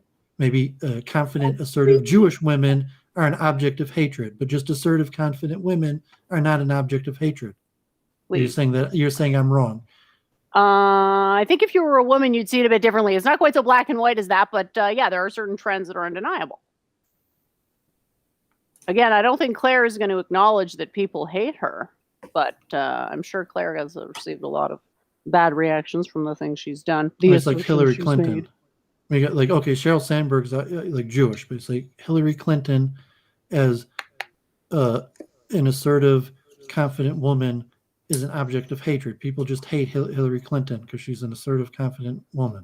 They don't like the clucking, finger wagging, you oughta, overbearing. It has nothing to do with her being confident and assertive. It has to do with her trying to tell people what to do. It's easy just to her being confident and assertive without trying to force her will upon other people. That's what causes the hatred. Is a pushback from her trying to force her will upon other people. Not that she's confident or even assertive. Easy to conflate the two in the eyes of an insecure man. Well, I'm still not convinced. I still think the Judaism's a better explanation. They want to have a bunch of friends too. It's not like everybody hated me. It's like this is insanity. Well, you're saying that it only happened on the internet when you came on Babscast that people thought you were What Jewish. I'm saying is that people that as a kid or in school, no one ever. What I'm saying is No. that people hating my guts on the internet is not unprecedented. And I highly doubt they hated my guts because they thought I was Jewish, because they wouldn't have been able to keep a lid on that. They would have eventually said that was why. And they never did. You really think they have enough control to not say those things when that's how they feel? Never said it. But definitely caught a bunch of hatred from men and women. It's always a certain type. And in my opinion, it's rooted in jealousy, yes. And the quite stuff that rude, happened on the Jen. internet, yeah, things did get accelerated by some stuff That's that the got said same on the thing the internet. Jews say, that hatred of Jews is rooted in jealousy also. I can't speak to that, but okay. Well, I'm saying just working with the assumption that it's more likely that people treated you like that because they thought you were Jewish than for the reason that you're saying. I mean, Claire, do you think that my alternative hypothesis that the reason If they people thought treated that, they Jennifer would have that said way it. is because They they would have think that said she's something. Jewish makes more sense, or you think it's They because would of have what she's said saying? it. They would have said it. They wouldn't have been able to keep a lid on something like that. You're giving them too much credit. They don't have that much self-control. Cattle Well, aren't. you do have some personality traits that would Yeah, I'm too people's awesome, backs up. according to some people. Darn. Well, you are a difficult person. A Or difficult perhaps woman. you're projecting. I'm quite easy to get along with, I think. Welcome Dude. back, Hoagie. Dude, I have to say, as someone who's hated Jen on several occasions, it's not because I thought she was Jewish. It's because I thought she was a bitch. Cognitive dissonance. Was Yeah. that an affiliation where, like, God forbid, you look at the negative character traits that you see in Jennifer and say that that's indicative of character traits you see in Jewish women in general? That, like, Jennifer, Oh my God. Jennifer, No, what you hate no, about no. Jennifer is No. basically she's a Jap, and she's like, oh, she's not actually a Jap because No, she's not Jewish. no. But the exact same thing you hate about Japs is what you hate about her. Or you're saying, No, no, Oh my it's not at something all. gosh. completely different. Can we keep the It- ethnic it- slurs to a minimum, please? I want It- this it to be a really- respectable stream, please. Doovid, I've known many Jewish girls.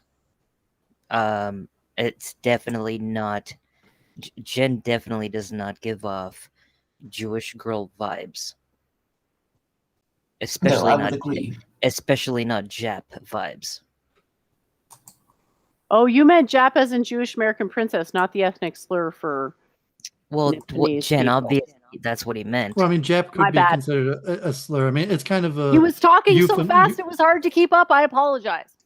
But I'm saying that See, generally it's not Jewish so hard, women is it? are seen as overly assertive, and so Then if again- Jennifer is overly assertive, you're saying that is the character trait hated because being over assertive is seen as negative, or is it being seen as negative because it makes her appear like she's Jewish? I mean, David, even you mentioned her personality earlier, right? What I'm saying is, what I'm questioning now is Jennifer has an archetypical Jewish personality, and that's the source of people's negative view towards her, or I that don't it's think so. uniquely her character. The question is there an overlap between her character and Jewish character, where you're saying if you looked at like Jennifer versus her sisters versus Jewish girls, that Jennifer is much more like Jewish girls than her sisters, or you're saying that that's not even accurate, that she's not really Jewish in character at all, minus the hatred question. I'm not even discussing the hatred question. I'm David, I'm telling you now, you know that I hate a lot of Jews. God forbid, but yeah, okay, let's say. You know that, I mean, you know what my beliefs are. I'm telling you now, Jen does not put out Zog or supremacist Jewish Zionist vibes at all. Well, I mean, she's not like Zionist. She's not talking about Israel, but I'm saying the assertive, aggressive female personality. Yeah, the obnoxious, is it archetypical Jewish? The annoying Karen Hill, obnoxious, abrasive traits, tropes, stereotypes that you're talking about. Jen doesn't have those. What Jen gives off is crazy vibes. Oh, come on. You're saying you got mad at something I did, which was totally asshole-ish, therefore you're crazy. It's like, if you act like an asshole, Claire, I'm gonna get mad. Claire, when Just you've don't. been It's the mad, easy solution. Just don't act like an asshole in the first place, and you won't have a problem with me. And you won't have to go to these idiotic lengths to try to assert crazy. It's okay, not an argument. Doovid, you see this? She's doing it right now, Doovid. What she just did, she's doing it right now. Claire, when you've been mad at Jen, Claire, what's been the reason? Let me take this, Claire. Let me just put it in a more simple term, where you see like women that aren't taking the role as a woman, they're assuming, moving towards positions of power, and say you associate that, you say, okay, that she's doing it because she's Jewish. That's a Jewish trait, that Jewish women are moving into power and think, I deserve power because I'm Jewish. And that if it's the trait of assuming power, or taking control of situations where you don't really deserve any control, and it looks pejorative towards Jews, like, why do you think you think you're chosen, you think you're awesome, and you're trying to rise to power when really you shouldn't be, just because you're Jewish. And then you see that, or you're saying that's not really what you affiliate with Judaism. You're saying affiliate. So Jennifer's like, she's awesome, she's trying to rise to power and have authority, and she has her own reason for doing it. But it's so common in society to see Jewish women doing that, and the assumption where it's not like Kaufman's, where you don't think like, oh, the Jewish woman just has an high IQ and is really smart, and that's why she's trying to rise to power and be assertive, because she has a high IQ. You're like, no, because you're Jewish. So the same with Sorry Jennifer. to interrupt you, Doovid, but do you have a contact for logical, probable, possible, or whatever? He wants the link, and the email he gave me doesn't work. No, I never heard of him. Oh, you didn't? Okay. I heard of him from your show. Like, I have no idea. Do you want me to send him the link then? That would be good, actually. Yeah, you do have it, because he's the one who came on Claire's to tell his. And for the story. record, Doovid, the worst Jewish chicks I've ever known in terms of their character have been the Moroccan Jews, the female Moroccan Jews. Let's not go into a big tirade, please. Please. Especially when they're really hot and they know it. They're like super bitches. God forbid. Sephardic, Moroccan. Can we please change the topic, please? Exotic. You were in love with one of them. Exotic, Can we change the topic, seductive, please? manipulative, Topic, please? man-eating. You sound really crazy, Domingo, because you can't even control yourself. Sounds like he's still keep it on in topic. love. He sounds like he's still in love. He's got some problems. Jewess. Seriously. Well, Jen, you're the one that's concerned about so many people hating you. I mean, did I say that? Well, yeah, you expressed that to Doovid.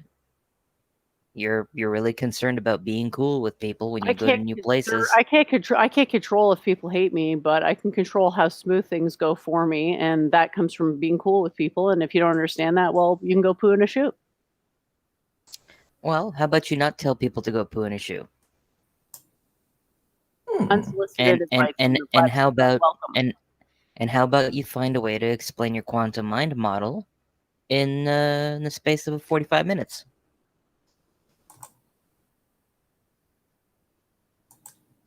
I don't think either of you has read my blog, so this is not the direction to take the combo. We're trying to get the link to logical, blobbable, flobbable, and he'll be joining soon. I mean, what'd you guys do? You had like a fucking stitching. You had a female stitching session. You're sitting there like a sewing circle, gossiping about me. It's like, okay. You don't like what I say, therefore I'm crazy. It's like, it makes you sound like a fucking asshole. Jen, what I'm saying... See, I came on to agree with what Doovid said in terms of, I don't hate you because I think you're Jewish. I hate you because... That would be disagreeing with what Doovid said, but okay. No, Doovid was saying that people hate you because they think you're Jewish. And I was counter signaling that, but I was agreeing with him in that I don't take you seriously intellectually, but I don't hate you. But Okay. but the reason that I don't take you seriously intellectually is not because you're a woman. Because Doovid says that women don't get taken seriously intellectually. And I think that's way too much of a generalization. I don't take you seriously intellectually because I think you are slightly disturbed. Wonderful. Have you read anything I've written? Well, I mean, No. I looked at your chart and I looked at your meme with the Chad Vedic master and the virgin scientist. I didn't You have to say get to the anything about bottom of Vedic hatred. master. You're saying people hate because they have elements that they hate, and if they find those elements in people, then they hate the person. Like I said, people hate Judaism, so if they think Jennifer's Jewish, they're going to hate her.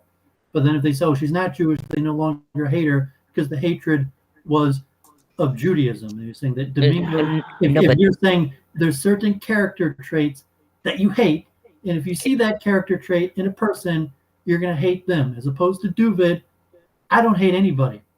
Like, I don't have ill will or hatred towards anybody. Doovid, wouldn't you agree, Doovid, that a negative character trait could appear in a Jew and a Gentile? That same negative character trait? Well, yeah, of course, but I'm saying it's well established that there's hatred towards Judaism, and that hatred towards Jennifer could be explained by hatred of Judaism and misassociation of her with Judaism. That was my alternative explanation. But she's already proven you wrong by stating Brundle as an example, right? Because Brundle's married to a Jew, right? And I've already stated that I've never hated Jen because I suspected she was Jewish. You've hated her for other reasons. Yes.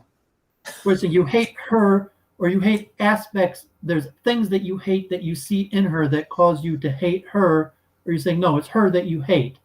And it's like, what does it mean? What does it mean to hate? Like, define hate and define what it means to hate a person. Or you're saying you hate aspects of that person, or is a level where there's enough aspects of the person that you hate them. And what does it mean when Doovid says, I don't hate anybody? Like, I don't really like Domingo. You act in certain ways that, like, I don't necessarily, not how I think people should act, but I don't hate you. I just think, like, okay, you have bad character or unrefined character, and it would probably be better if you improved your character, but I have no hate towards you. What I hate is the behavior that Jen occasionally exhibits. What's hate? You don't know what hate means? No, I don't think I experience hate. I can't think of, like, anything like I hate the smell of crap or something like that. I wouldn't even say it like that. Like, there's nothing that I would say I hate. A deep dislike? It's not part of you, Doovid. It's not what it is that makes I have a deep dislike isn't part of you. Really bad smells or something like that. But, like, it's not part of you. The reason those people get incensed by me is not a part of you. That's why we get along. Part of why we get along. I'm saying, like, I don't just not hate Jennifer. Like, I don't hate anything. I don't hate anybody. I don't hate the guy who beat me up in 3rd grade either. Yeah, but nobody's claiming that you hate anything. But you're saying you do hate. You're the one who hates, so I'm asking you to explain hate, and saying, like, no, I don't hate anybody. So I mean, I don't understand. You're the one that was using the word hate to describe what Brundlefly had for Jennifer. Well, I think that I see that people hate Jews, and so it makes sense that maybe they hate her because they think she's Jewish. That at least was logical. It's like, I love Jews, obviously. Yeah, but I'm here to tell you that you're wrong. Whatever this hate type thing is, that there's a lot of people that hate Jews, God forbid. People don't hate her because she's Jewish. Want to say, there's people who hate assertive women, and so she's an assertive woman, therefore she's hated. It's got nothing to do with Judaism. It's just being assertive woman causes hatred. People don't hate her because she's I don't even Jewish. know why people hate Jews. You're saying, like, it's supernatural. I just say, like, yeah, like, if there's such a thing as hating people, like, yeah, there's a decent amount of people that hate Jews, God forbid. But, like, no, I mean, that doesn't even make sense to me. That's why I talk to people, because honestly, like, I don't think it makes sense to hate Jews. And therefore, I talk to anti-Semites to try to talk to them, trying to understand, like, what the hell they're thinking. Well, they hate. I mean, I don't hate Jews. I hate criminal Jews because they're criminals, not because they're Jewish. Thank you so much for that wonderful, deeper explanation. Welcome to the Dude. show, Maddox. Doovid, if you can't understand that there are people who hate Jeffrey Epstein and hate Bernard Madoff, I can't. I mean, what do you want me to tell you? Not because it's not my theology. God is the judge. So it's okay, they're horrible people. Yeah, they but deserve punishment. Doovid, But like, what is the utility of hatred?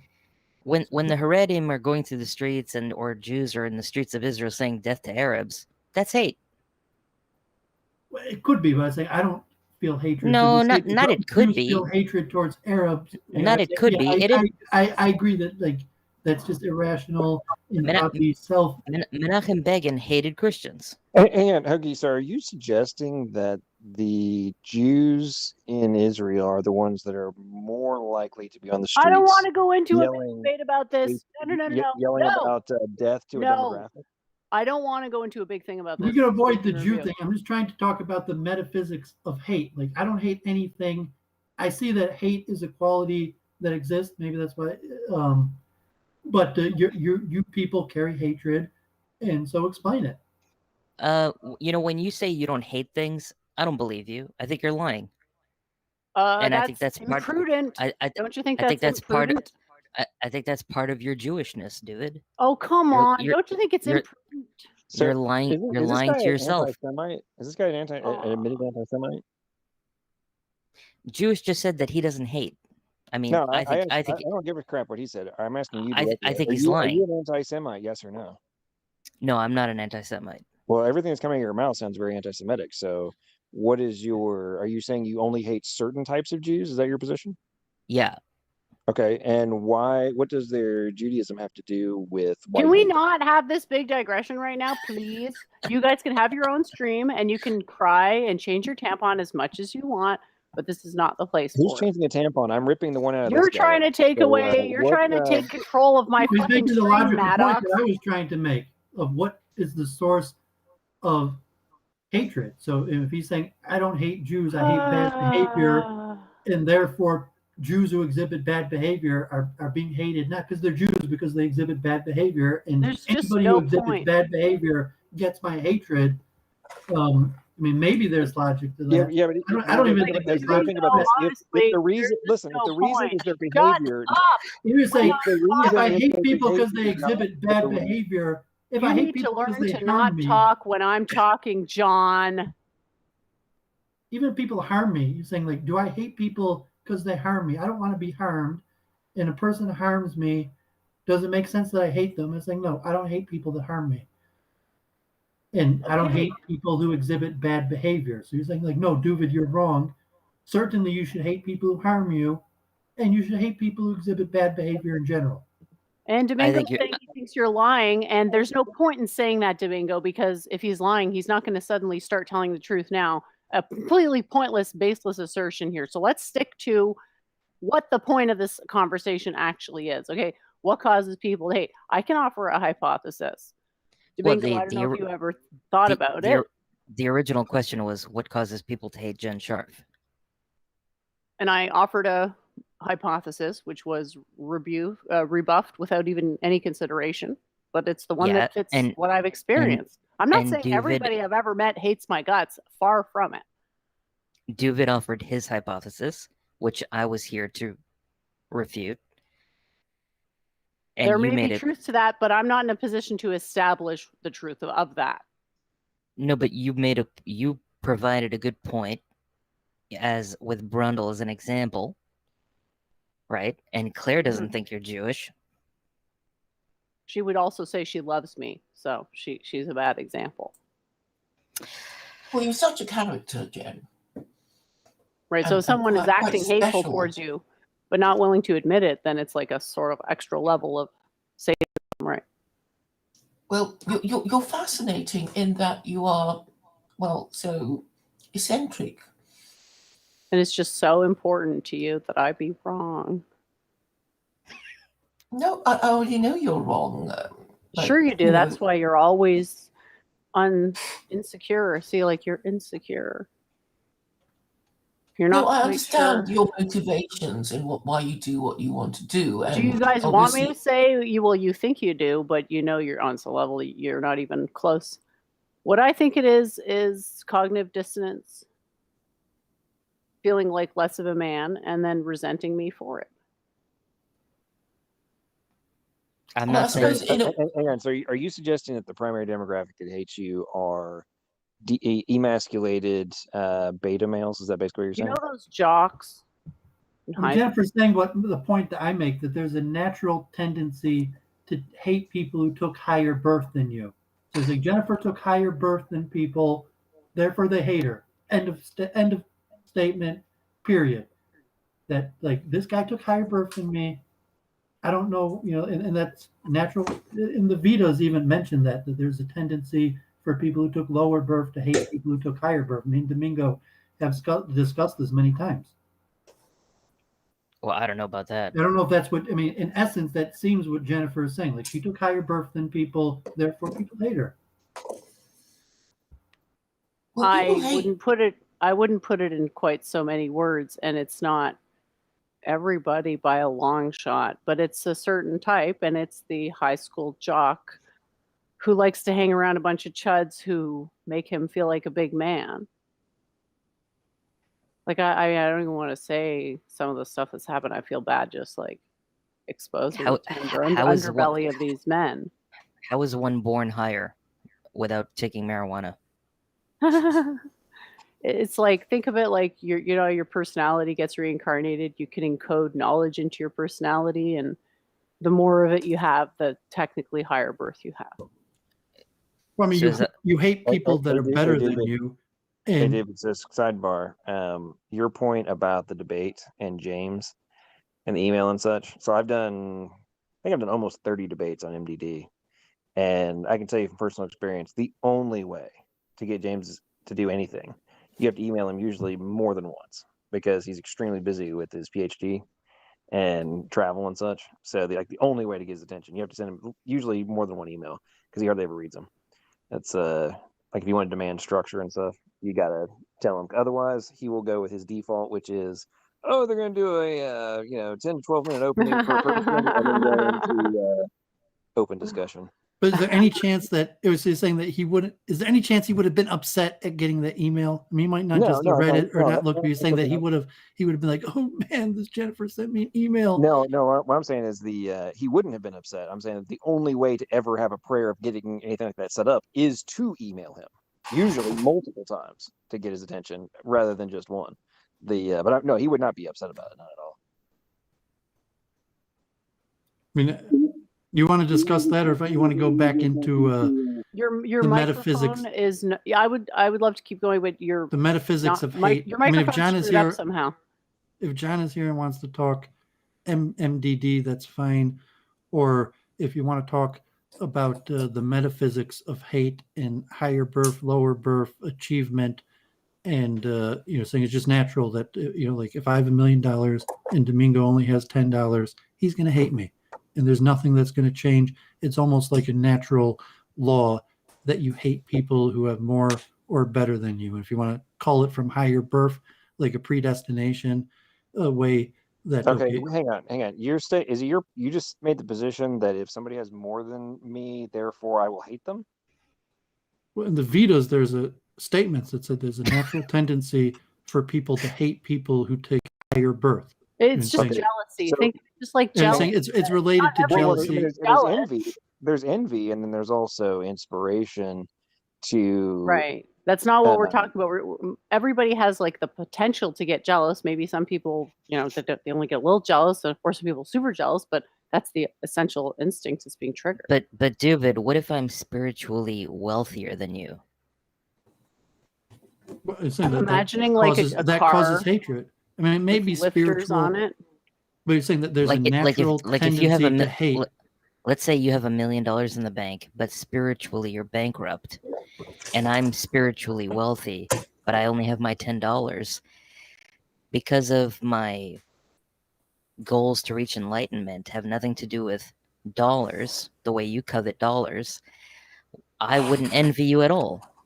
dynamic. What higher or lower birth? It's like, don't hate me because I'm beautiful. Don't hate me because I'm rich. Saying, so if I'm rich and ugly, and you're poor and beautiful, we could hate each other. You hate me because I'm rich, and I hate you because you're beautiful, or whatever tendency. But you're saying So, you hate. so are you You operating hate from a because purely people have materialist? qualities that are superior to yours. I mean, that's basically what Jennifer's saying.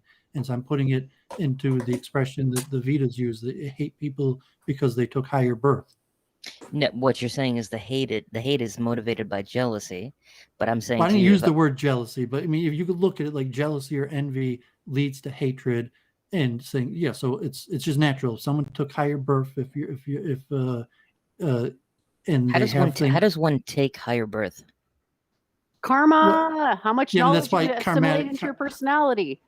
Yeah, I mean, the expression "taking higher birth" implies, the soul or reincarnation, the soul entering a certain bloodline or status. So the Vedas use the expression "take higher birth" because it implies a certain theology. But it's rich dad, poor dad. The poor dad hates the rich dad because How the did you, the rich dad gives the son opportunities that the poor dad doesn't have the ability to give his son, and therefore the poor son hates the rich son because he has a bunch of opportunities availed to him that the other person does not. So Okay, with so jealousy or okay, envy, so I mean, the I logic know. seems pretty straightforward. Can I Okay, give so a more in I depth? Can personally I just know give a more in depth explanation here? Imagine a guy who thinks he's the man, and he's like the main like jock guy. I'm the biggest man in the world, and that's his identity. He meets somebody who is more of a quote man than he is in terms of confidence and self-assuredness and knowledge, has his ego shattered, and has to then either pick up the pieces or deny the stimulus. And part of what facilitates the denial of the stimulus, which is the fact that I exist, is hatred.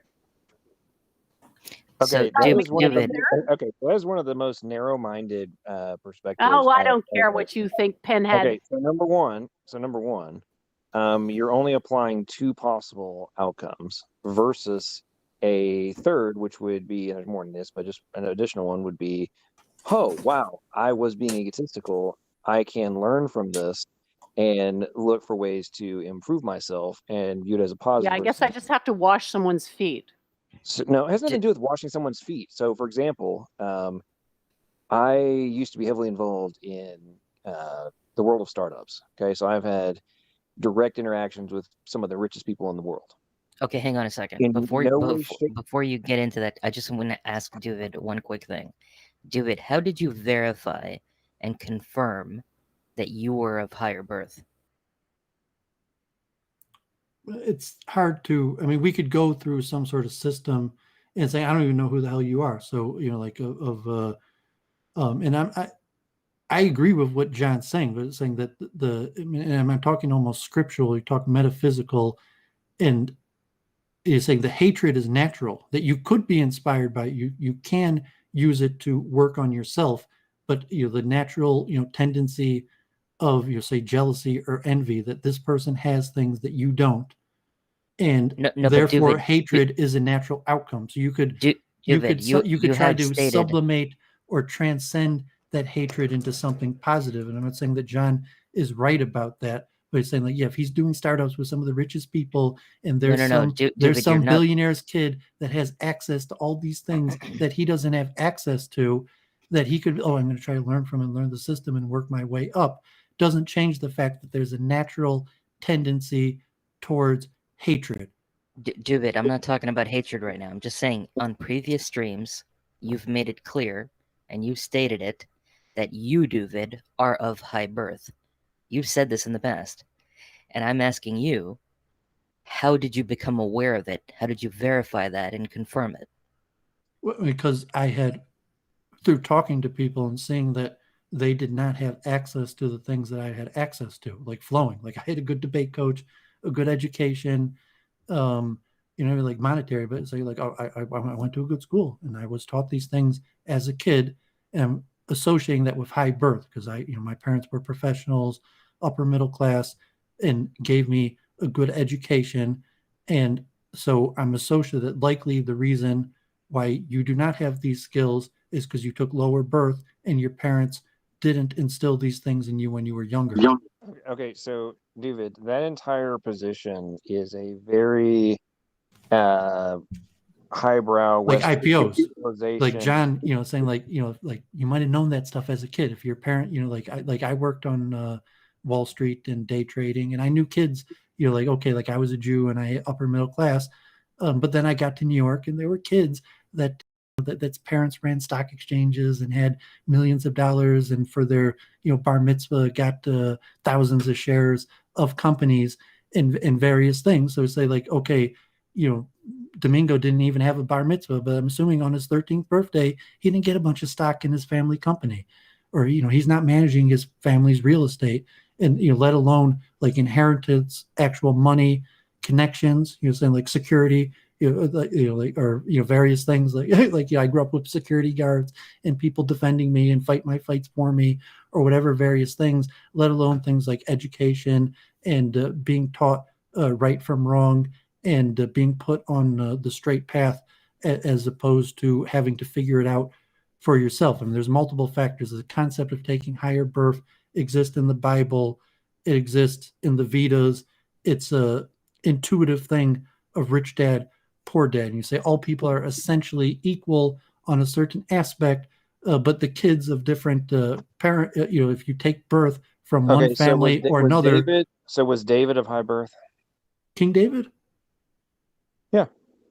Well, I mean, relatively compared to the people that were supposed to be king, he was, of lower birth. Well, I mean, there was certain. Before Saul, there was. I mean, he wasn't like low birth. He was a shepherd, and he wasn't the expected king. He didn't take highest birth in all of Israel, but he took relatively. At the time, the person out being the shepherd was pretty low on the totem pole. But I was saying he didn't take the lowest birth in all of Israel, but he did. King David relatively was not expected to become king. You've been rambling for a while now. You want to let people respond? Of course, there's always going to be somebody lower than you. I mean, if you operate from a purely materialistic perspective, then there's always going to potentially be somebody that is lower than you, less intelligent than you, so on and so forth. If you're going to operate from that perspective, versus that we are all from a eternal perspective created equal. But in relation to let's use Abraham Lincoln for an example, right? The guy was born about as low as you can possibly be. Did not have formal education. Was literally not telling. What the fuck is your point, dude? What the fuck? Do you want to break out the guitar and start singing Kumbaya? No, I mean, he was a blue-eyed man. He was an American citizen. He was a blue-eyed man. What does it mean? I mean, he wasn't born black. He wasn't born a slave. Just like King David, you could be the youngest child of the. You could be the youngest child of the royal family. You're still of the royal family. You're just the youngest child. Yeah, I didn't mind that guy. I didn't mind that guy, John. I mean, I guess if Jen was not making a point. Get to the point. It's like everybody's equal. It's like, thanks, we get it. You're so moral. You can stop virtue signaling now and address the actual point. Okay, see, Jen, this is what I'm talking about. This is why people hate you. What you just did right there, that's why people hate you. Okay. Well, okay, you say harm. So Jennifer harmed. She just bounced this guy off of his show for questionable reasons, so he could say this woman harmed me, and because she harmed me, I hate her. And so Doovid's saying I don't even hate people who harm me, but I could see the logic to say that if you are harmed, it causes hatred. Doovid, yes, I'm not concerned with the fact that point hurt my feelings so terribly. I'm going to go cry now. No, but Jen, do you realize you didn't even let him make his point? He went on for over a minute and a half about how we was equal and shiz. And I'm just like, can you get to the fucking point? But he wants to give parables and examples. You're like a new guy on the channel. People used to hearing Doovid ramble for hours as week in review of Doovid, and you're a new guy and you want to give, a bunch of parables and examples. I mean, I don't know. I wasn't having a problem with him. I don't know why Jennifer bounced him. I wouldn't have done that, but maybe. I didn't bounce him. He left. Okay, well, yeah, I mean, it's a tough conversation, and it's almost the metaphysics of it. I mean, saying that people are blinded by hatred. Hatred is a blinding factor, and it's like a fairness type factor, like evil in a fairness type factor, and people taking higher birth to a certain extent is unfair. So it's like, it's unfair that this person took higher birth than me. I had to do all this, and this person just had it given to them. That's unfair. Therefore, I hate. Yeah. Jealousy. And even if it's hard work or an earned skill, well, jealousy is different. Like jealousy, you could be jealous of a person that worked hard and achieved. Like, so if it's Abraham Lincoln, his example, and he'd say, like, okay, he was a blue-eyed man, but he worked hard and he gained that. So it's not the same hatred. It's not unfair. It's not like it's not like George Bush, who was the president's son, and he didn't really deserve to become president. He only became president because he took high birth, as opposed to Abraham Lincoln. You could still be jealous of Abraham Lincoln, but it's not going to cause the same hatred like George Bush, who became president largely through the merit of his father. Doovid, what about the wealthy person, right, that has all the money and power, all the cleaning staff and the slaves that he wants, and he looks at a certain group of people that he considers to be less than human, and he says to himself, look at these wretched dogs. They don't deserve anything because they're less than human and I hate them. Is that person still of high birth? I mean, the scripture talks about the tendency to hate higher birth. I'm not sure there's a tendency to hate lower birth. You're saying I like insects, or like, I don't hate insects. I might, kill insects. I might throw them out of my house, or, cats or whatever. But the hatred, if there's you're saying hatred applies to anything. You think there's no discrimination that's done against the poor? There's no hatred and stereotypes and discrimination done against the poor just for the sake that they're poor? Ahimsa principle, and you're saying pain. That, yeah, I mean, people could cause harm to everybody, but you're talking about hatred. There's a caste in India called the Untouchables. Yeah, I'm saying, are they hated? They're saying they're just mistreated. You're saying not all mistreatment is caused by hatred. Such as? Such as, like, if I saw neglect. If I saw an insect or something on my table, I might have a natural tendency to just squash it and kill it. I don't have any hatred towards the insect. And you feel like if people were to treat another person like an insect, that may not necessarily be because they hate them. It could just be because they perceive them as being as insignificant as an insect. I mean, you're talking the metaphysics of hate. So if you talk like jealousy and envy leading to hatred, you hate things that are superior to you, not inferior to you. If you're talking about the ahimsa principle in avoiding harm, it could be different. Or if you're saying you hate people because they harmed you or exhibit bad character, that's a different statement. Like jealousy and envy leading to hatred implies that they have something over you, as opposed to the hatred of bad character means like, I hate people who talk poor English or who have no education. And it's like, no, I don't think you hate people because they're uneducated. I mean, maybe that's what you are saying. You're saying like, no, I hate poor people because I hate people that are uneducated and talk bad English, and poor people have a tendency to not be educated and talk poor English. Therefore, I hate them. I mean, it's a reality. There's tons of wealthy people that hate poor people. It's a reality. Well, I'm not sure. I think if you're connecting hatred to jealousy and envy, then there's plenty of Israelis that hate Palestinians with a passion and see them as lesser than they are. Well, if you're connecting, like, okay, if they see them as lesser than them, then they don't hate them. It's Palestinians who hate Israelis because Israelis have something that they don't have. Israelis just don't acknowledge. Or is it that Israelis have something that used to be Palestinians? I'm saying that if it's connected to jealousy and envy, Jews can't hate the Palestinians. It's only the Palestinians that hate the Jews. Is that it? Well, is it like people who took lower birth than higher birth? If you're under occupied, I'm saying that you don't. This is where I check out. You don't hate the people that you occupy. The occupied people hate the people that are occupying them. The occupiers just, I mean, I'm saying they're not mistreating the other people. It's just they're not. You have to define hatred. So I'm connecting a tendency of jealousy and envy to lead to hatred. It's implying higher birth, higher status, and you don't hate people of lower status and lower birth. People of lower status and lower birth hate people of higher status and higher birth, not the other way around. And looks like we lost Domingo as well. So Yeah, he's not really capable. I mean, because maybe it's because I don't hate. You're just able to logically analyze these possibilities.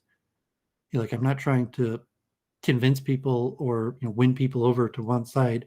I'm just talking about the metaphysics of hatred in the certain way of analyzing what is the source of hatred and what are the implications. If hatred is connected to envy and jealousy, there's going to be a tendency. I think there's more than one origin, because if you hate yourself, that's not really connected to necessarily jealousy directly. Yeah, hate's a hard word to define. Origins of it. Some people are hateful, so they have a bigger probability of latching on to objects of hatred. I wouldn't say it's all sourced in jealousy, though it does explain a lot of it. Yeah, but the harm principle. And then there's if someone harms you, the disgust response of like not liking the way someone does things. I guess it can lead to. It's generally an accelerant to not caring about the outcome, a way to facilitate one's own bad actions. Yeah, so it's not that complicated. Well, they deserved what I did because I hate them type of logic. Well, I mean, even deserve that. So it's like the revenge principle, where there's a hatred, and the natural inclination of hatred is to do harm to the other person. It could be as jealousy and envy. If you harm the person that you jealousy, envy you for, it takes them down in status so that you no longer have to hate them. Or if it's like a revenge principle, I hate because, like you say, Israelis and Palestinians, that Israelis hate Palestinians because they feel that Palestinians have harmed them, and the hatred is like a revenge type quality, that this person harmed me and therefore I have hatred towards them, which is things that are higher than you, not lower than you. But if you say the source of hatred is harm or bad character, then it has nothing to do with higher or lower. Then we connect it to fairness type factor, where there's a fairness factor that's unfair, and therefore I have hatred. And so it's unfair if a Palestinian or a poor person acts in a certain way. It's not the same as if a rich or powerful person acts that way. There's less of a fairness factor there. So that's a further tendency to affiliate hatred with things above you, not lower than you. But I mean, that's why you talk about the metaphysics.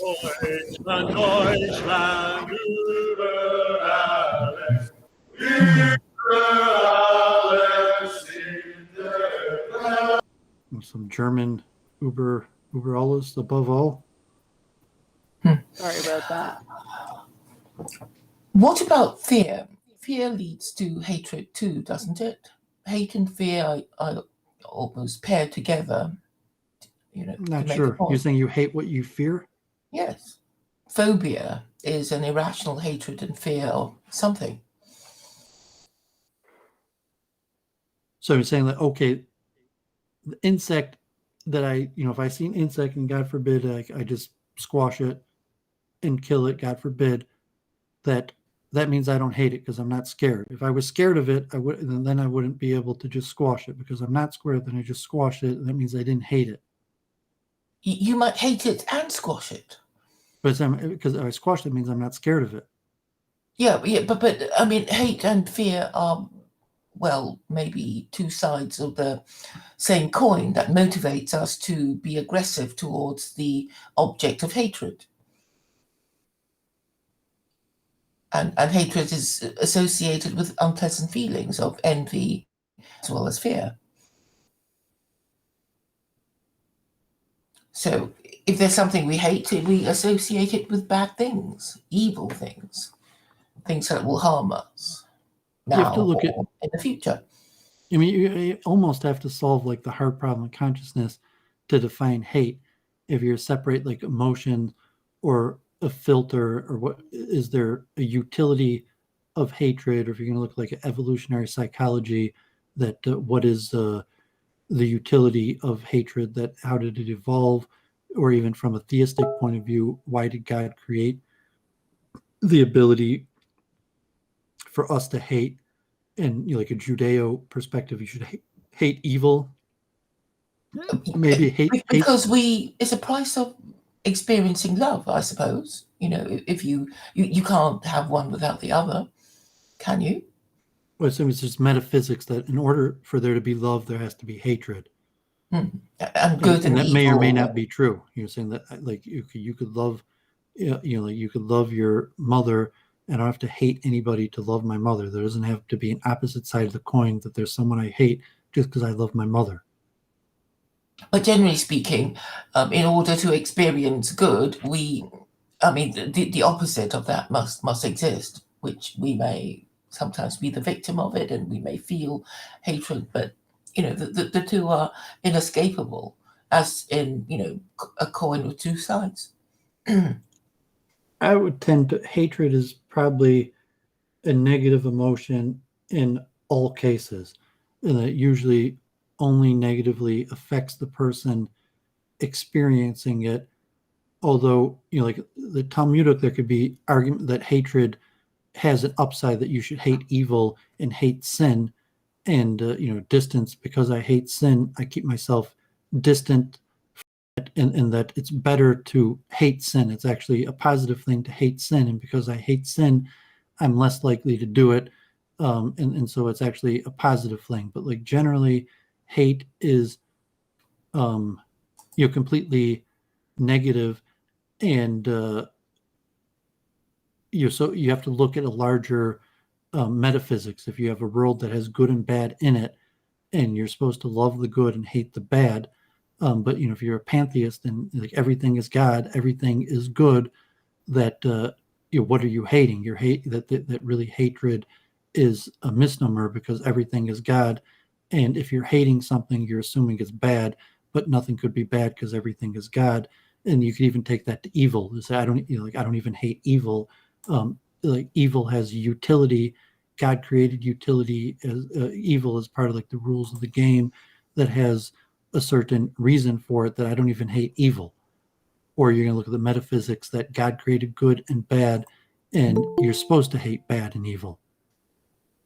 Well, for your own protection, you would want to distance yourself from people that you associate with unpleasant feelings, or who will. Wait, you're saying people. I mean, so even to hate people, I mean, saying just internally, to not take it towards hate towards other people. I hate sin. I hate my own sinful behavior, and that's a good thing. That if I have sinful behavior, I should hate my own sinful behavior in order that I don't continue in it. And then a question of whether I should hate other people because of their sinful behavior, you could also follow. And like I'm a righteous warrior for God, and there is sin, there are bad people, and I've identified the bad, and now I hate them.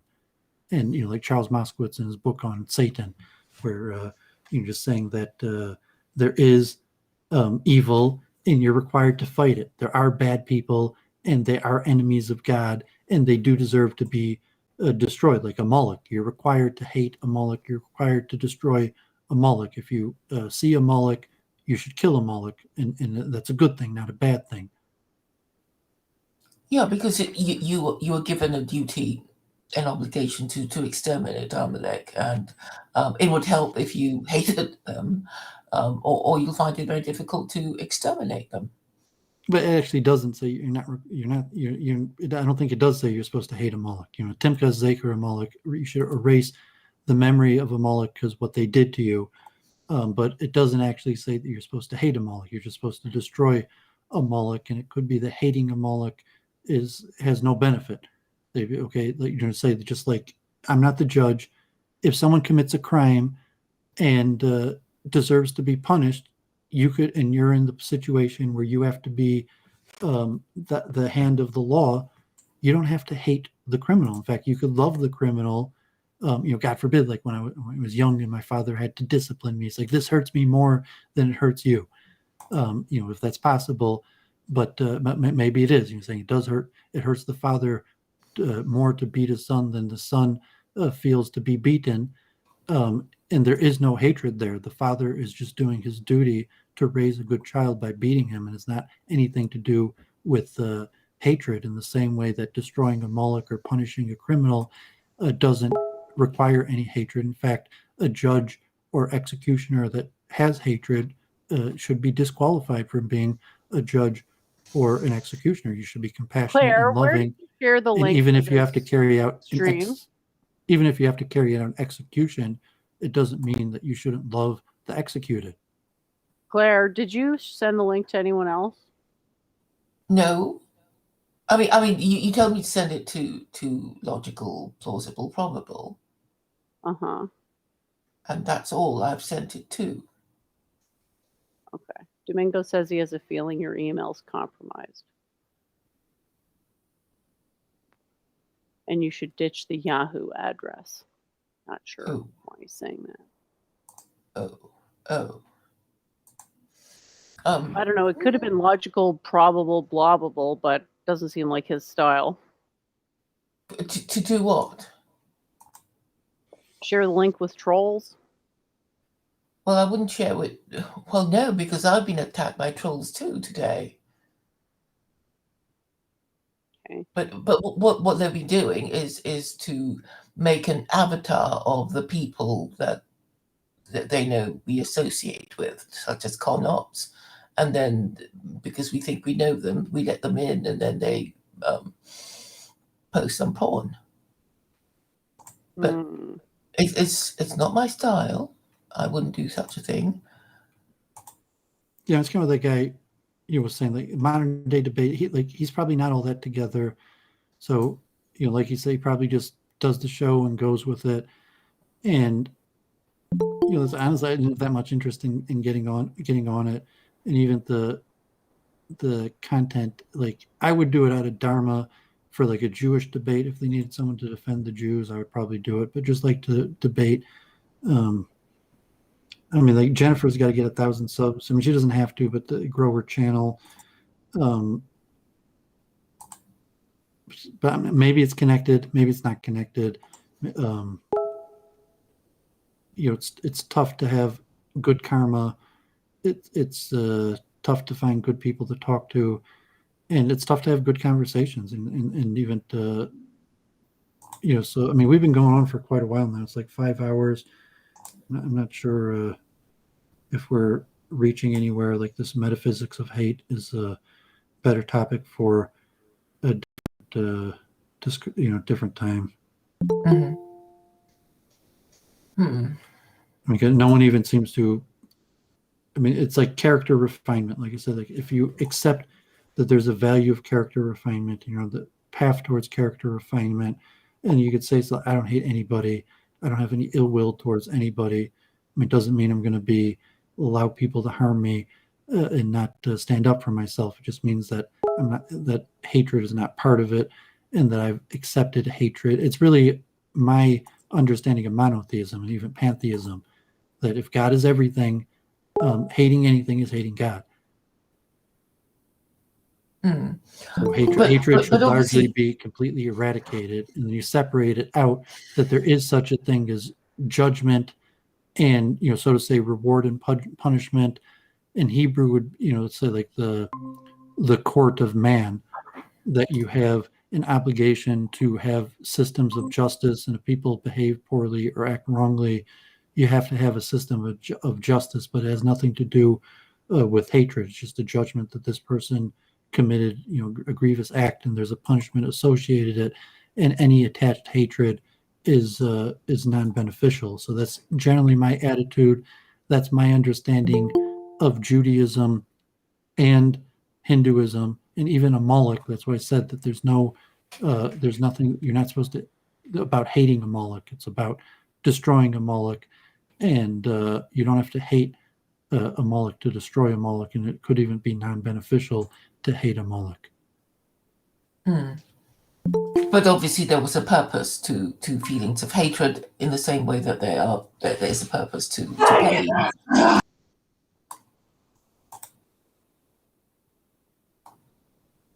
I mean, unpleasant feelings have the utility of warning us about stuff.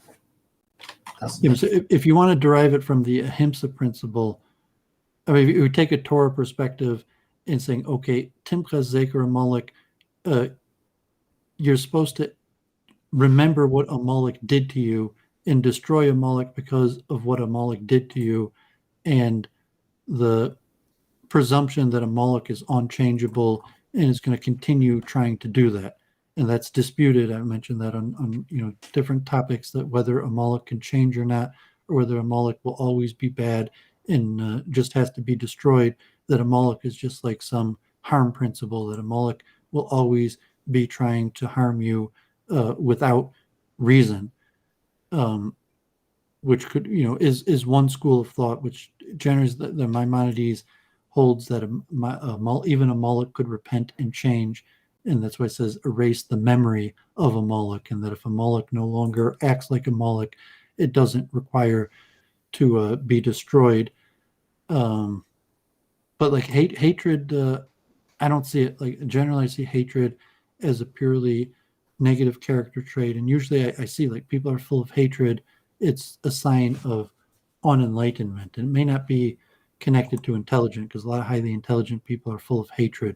That hatred is probably something natural, and whether it's related to jealousy and envy or straight harm, that it's a natural thing to feel hatred, possibly towards people who take higher birth, people who have more than you, people that arouse envy and jealousy, or towards people who have harmed you or just increase the amount of harm in general.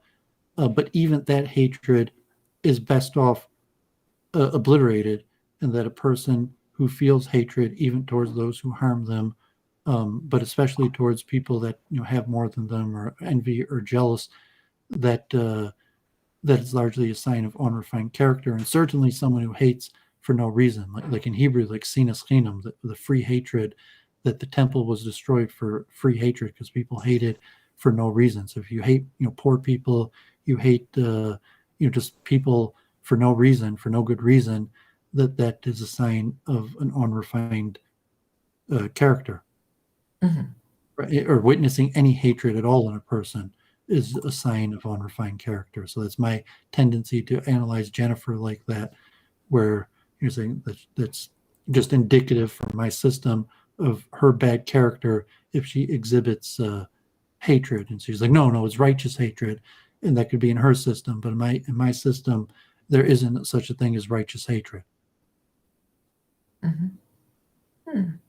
You're confusing anger for hatred. They're not the same thing. Well, it could be related also. Anger. Hatred's unresolved anger. Anger is natural.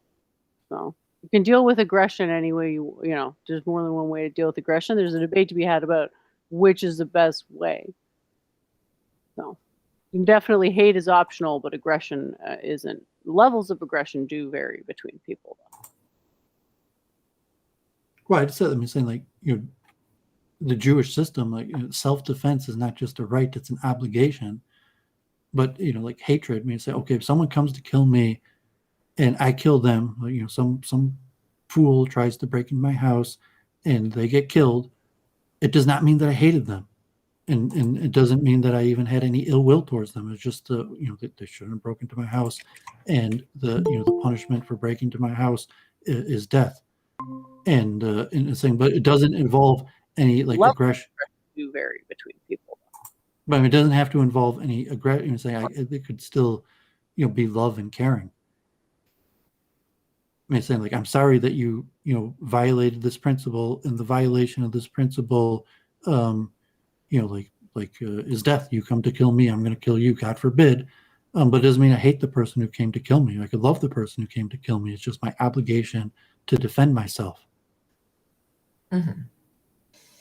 Yeah, I suppose, for people who aren't so analytical, raw feelings of hatred are necessary to motivate them to behave in the right way, such as to flee from the hated object or take some avoidant action.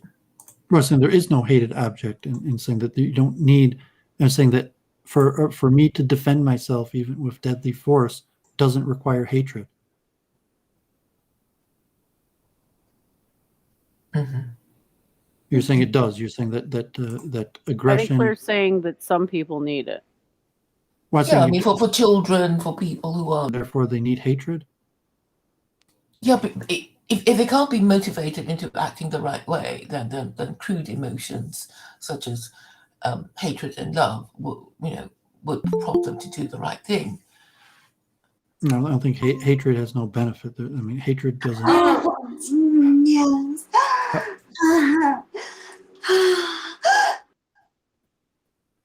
Yeah, maybe we should just end the show. You're just gonna get trolled. We've been going on for hours, and the conversation. So, or I mean, I guess you could It's keep been a on good going. one. It's been a good one. Might as well wrap it up. It's been pretty productive and entertaining, I'm sure. So thanks everyone for coming on. Maybe we can go to last words. Nope, I haven't really. Good to be back on again, and hope we can do this debate when you're ready. Yeah, well, it depends who's going to moderate it. Well, if people do I put it forward that people do the good faith effort of making a flow. Like I'll do a debate prep.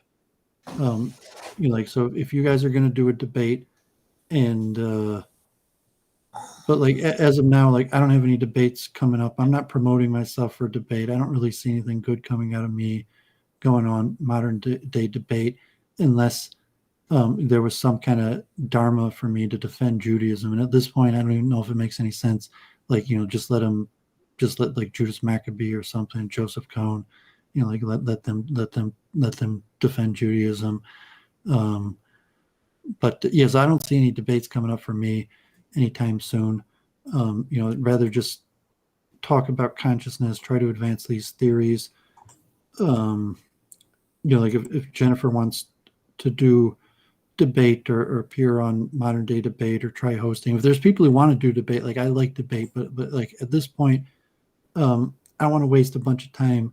So people are going to have to really avow themselves to the process for me to be involved, and it's going to be like flowing in preparation, because like debates are one in preparation, and if you're not going to do the preparation, it's probably not going to go anywhere. So like I'm Theology Unleashed, I'm happy to work together with them. If he wants to have me back on, I'm happy to do that. If modern day debates wanted to have me on, I'd probably say yes, but I'm not going to self-promote it. Like just in the Claire Jennifer debate, it's tough to see, because like I think it's just going to lead to more trolling and more wasting of time. Like I'm happy to keep on doing week in review and try to keep on advancing. Well, Claire and I have debated before, so it could work. Yeah, I mean, I'm well aware of that. Well, people seem to like it. Well, you don't want to debate with a moderator, so that was where the issue was. Who do you have in mind? So I'm going to sign off. You guys want to continue talking. Have a great week, and good work, Jennifer, on modern day debates. You avowed yourself to the process. Thanks for the feedback, and I know some people might think it's harsh, but I feel like it's coming in good faith. So appreciate it. Yeah, I wanted to be insistent about the process. I mean, saying that that you have to avow yourself to the process, and I also wanted to be insistent that I wasn't saying that there was a failure to communicate, and I don't know James or T-Jump, so I can't really blame them. And I could say, like, well, I did give Jennifer some advice, and she didn't take it, so I could blame that. And it's not really blaming her, but I said, like, for future reference, not like, bad girl, Jennifer, but you're just saying that for future reference. The pimp hand coming down, is that what you're alluding to? Well, I'm just saying that for future reference, that you really do need to talk about the structure before the show and not just like a debate, any show. And if the people don't do it, it's generally a negative sign. So like modern day debate, like they don't really have their stuff together. That's why they probably keep on reproducing the same like low level flat earth debates. And, you know, I'm not like saying James is a bad guy. I'm saying like he just doesn't do the necessary work to put together what I would consider debates that I want to watch. And it doesn't mean like he can make a bunch of money. He can put debates together a bunch of other people want to watch, but they're not at the level that I want to Well, watch. we should do it. We could do it, couldn't we? Well, and so you have to show the good faith effort, and you know, if you do show the good faith, No, I mean host debates. Well, you have to host debates with people who are going to do the good faith effort, and so right now I don't have a list of people.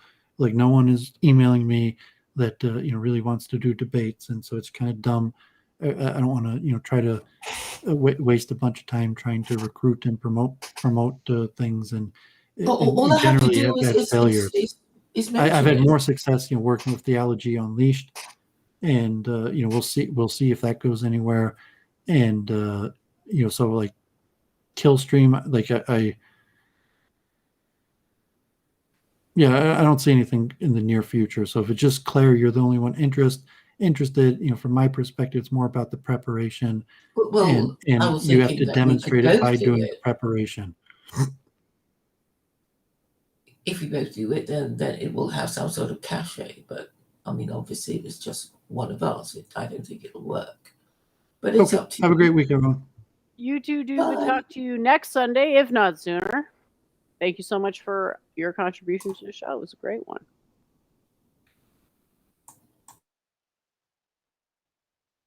So, moderator, okay, looks like Claire left as well. Oh, I thought Claire would want to stick around to talk, but I guess she got a little tired. I guess everyone's a little tired. Awesome. Well, thanks everyone for tuning into the show. Appreciate it. I guess the fact that Claire left means she rage quit, doesn't it? And she lost the debate, I guess. That's her standard, so I guess BTFO. I mean, that's just so to say, a worthless opinion of. It's so important that she can't be told, she won't be told that it's wrong. And bringing it back to Church of Entropy and her attack dog Gandalf the White. Why don't you learn to shut up and fuck your goddamn logic? They control the media, and the media is capable of making the sheeple believe in anything. Yeah, I don't mind. I mean, we've had these streams, and I've been doing with Church of Entropy, and she's been bringing on new people, and like we did those streams on like stream etiquette.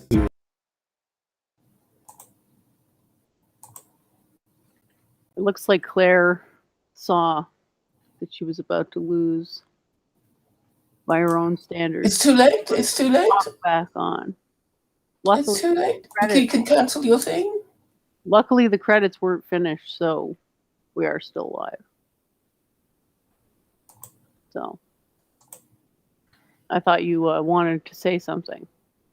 No, but I guess it's too late. I thought you wanted to say something, so.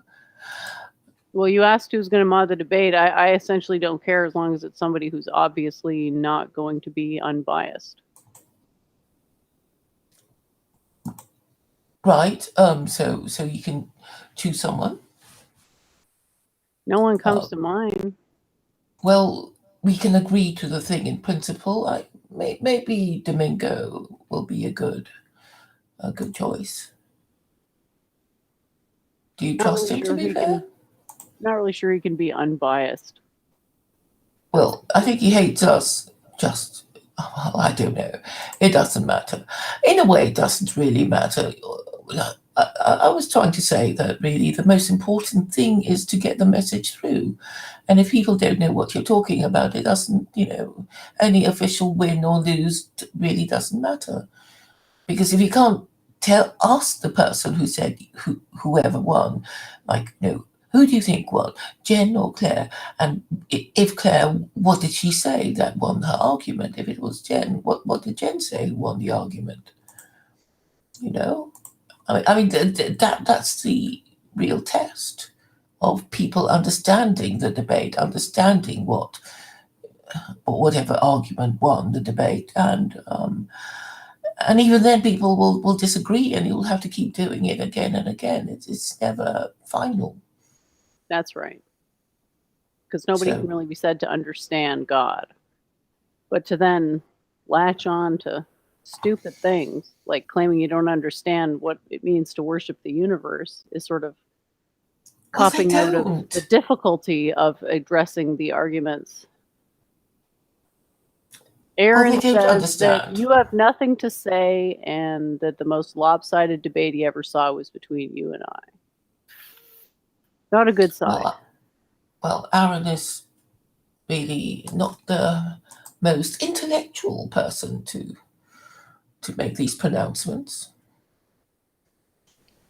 Well, you're not going to listen to anyone who doesn't agree with you already, so we already know that. But yeah, I mean, I don't know who could be a good mod. Like, it would have to be somebody who could really stay out of it. Really stay out of it. Because if the mod gets involved, I'm going to stop the debate. Because I'm not going to tolerate a gang up. I'm not going to have a gang up on my record. That's well, the best thing is really to not have a moderator at all. Well, that's what you want, because then you want to do what T-Jump did, and it's like, I don't want to stoop to that level, but it would take. No, but the whole thing is, okay, it's a disgusting tactic. Your it's a disgusting tactic. It's a disgusting tactic. It's legitimate. Someone. Interrogating somebody is not a legitimate debate tactic. Of course it is. People need to know what you're There on are about. questions at the end of the debate, perhaps, but those are questions generally from the audience. So there's really no cross-examination. You're implying there's a cross-examination. Claire, you've never been a lawyer. You've never been anything. So you're confusing law with debate. They're not the same thing at all. An interview. You want it to be you interrogating me, and I'm saying I don't want to give you that upper hand. You can interrogate without me. I don't want to. I've explained to you. It makes your opinions seem more valid for me to acknowledge them. Why would I do that? Well, the whole idea is to take apart each other's ideas. Says right? You. Who's a well, no, I've already rejected your opinions. Then what is the purpose of it? To win. Yeah, and to win we have to, any game would have an objective. And you're saying, why can't I cheat? And I'm saying, because I want to win. Cheating. I don't want you to cheat. I'm saying you do the same thing that I'm going to do. Having no moderator allows you to cheat, because I'm not going to stoop to your same level of disgustingness in terms of debating. I mean, that's a disgusting debate technique. It's like, it's disrespectful not to know your opponent's position before the debate, and that having to go in an interrogation implies you don't know, and then you can just double down and say, I don't understand. It's like, well, and then you make them understand. I can't make people understand something they're held on not understanding. You don't understand, Jen. Which is what you want to do. Like, you can't even shut up while I'm talking. You want to cut me off because you know your position's so weak. You have to get the upper hand. And it's like, I'm calling you out on your tactics. I don't accept them. I insist on a moderator. No amount of weaseling is going to change that. Who would you like ideally? Somebody who can be objective. Somebody who can take their own stupid shit out of it and not start questioning me halfway through. Right. And some sort of clueless dolt. Who do you think would do that? I don't know. Somebody would have to come forward and volunteer, I guess. Do you have a latest admirer? I'm not going to waste anybody that I care about's time with anything to do with you, though.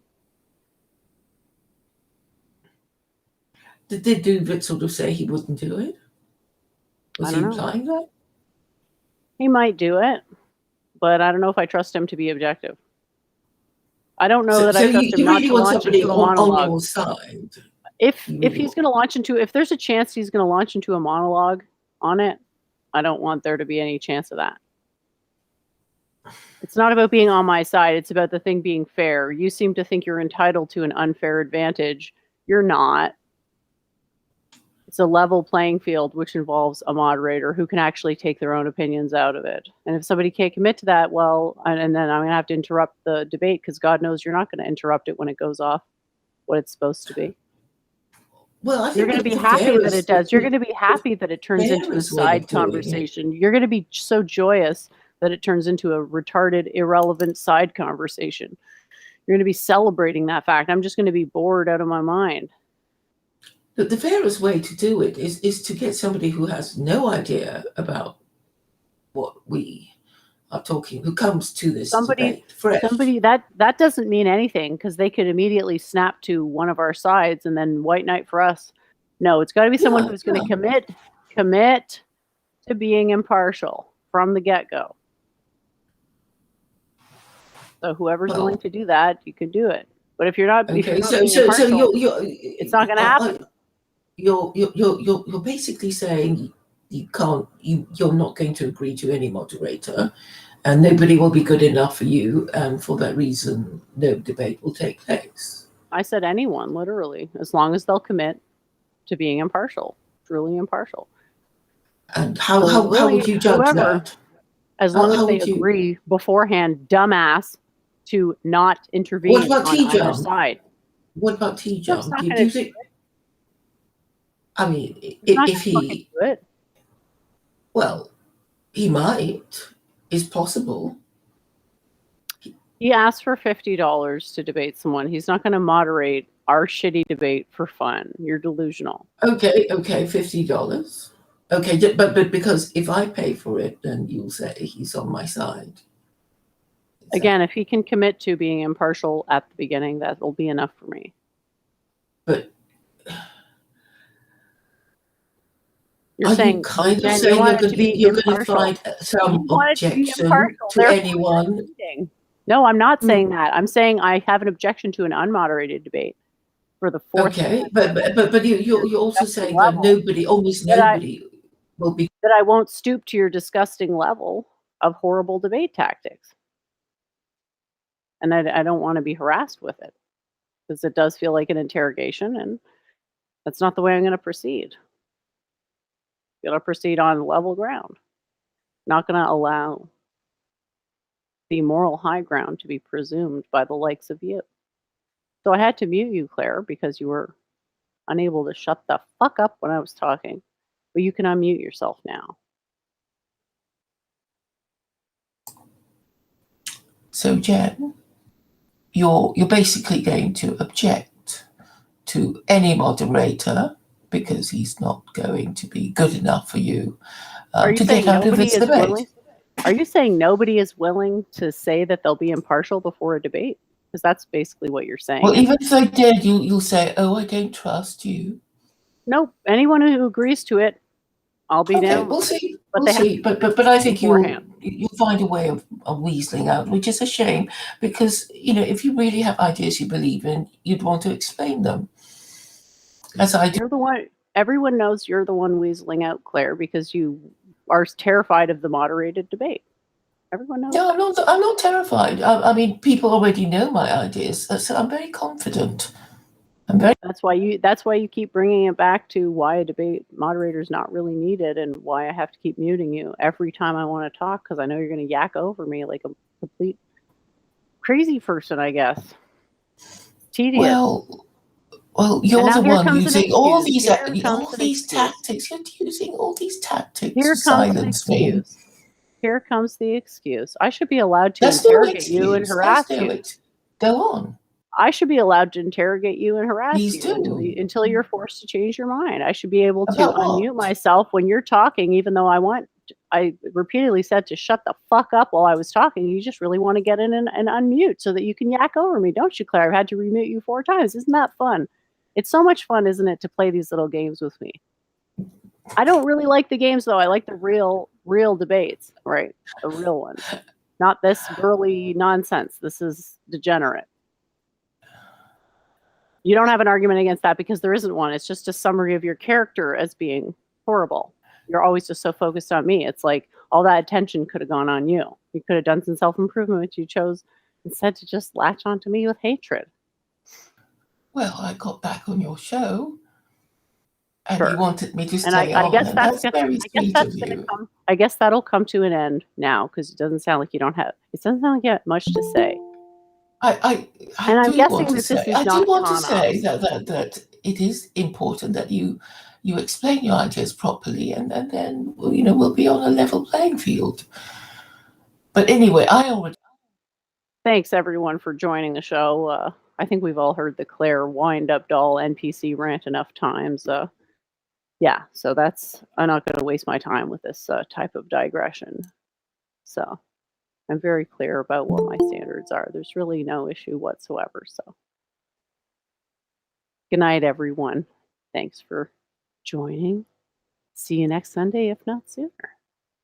Yeah, that's just so to say, a worthless opinion of. it's so important that she can't be told, she won't be told that it's wrong.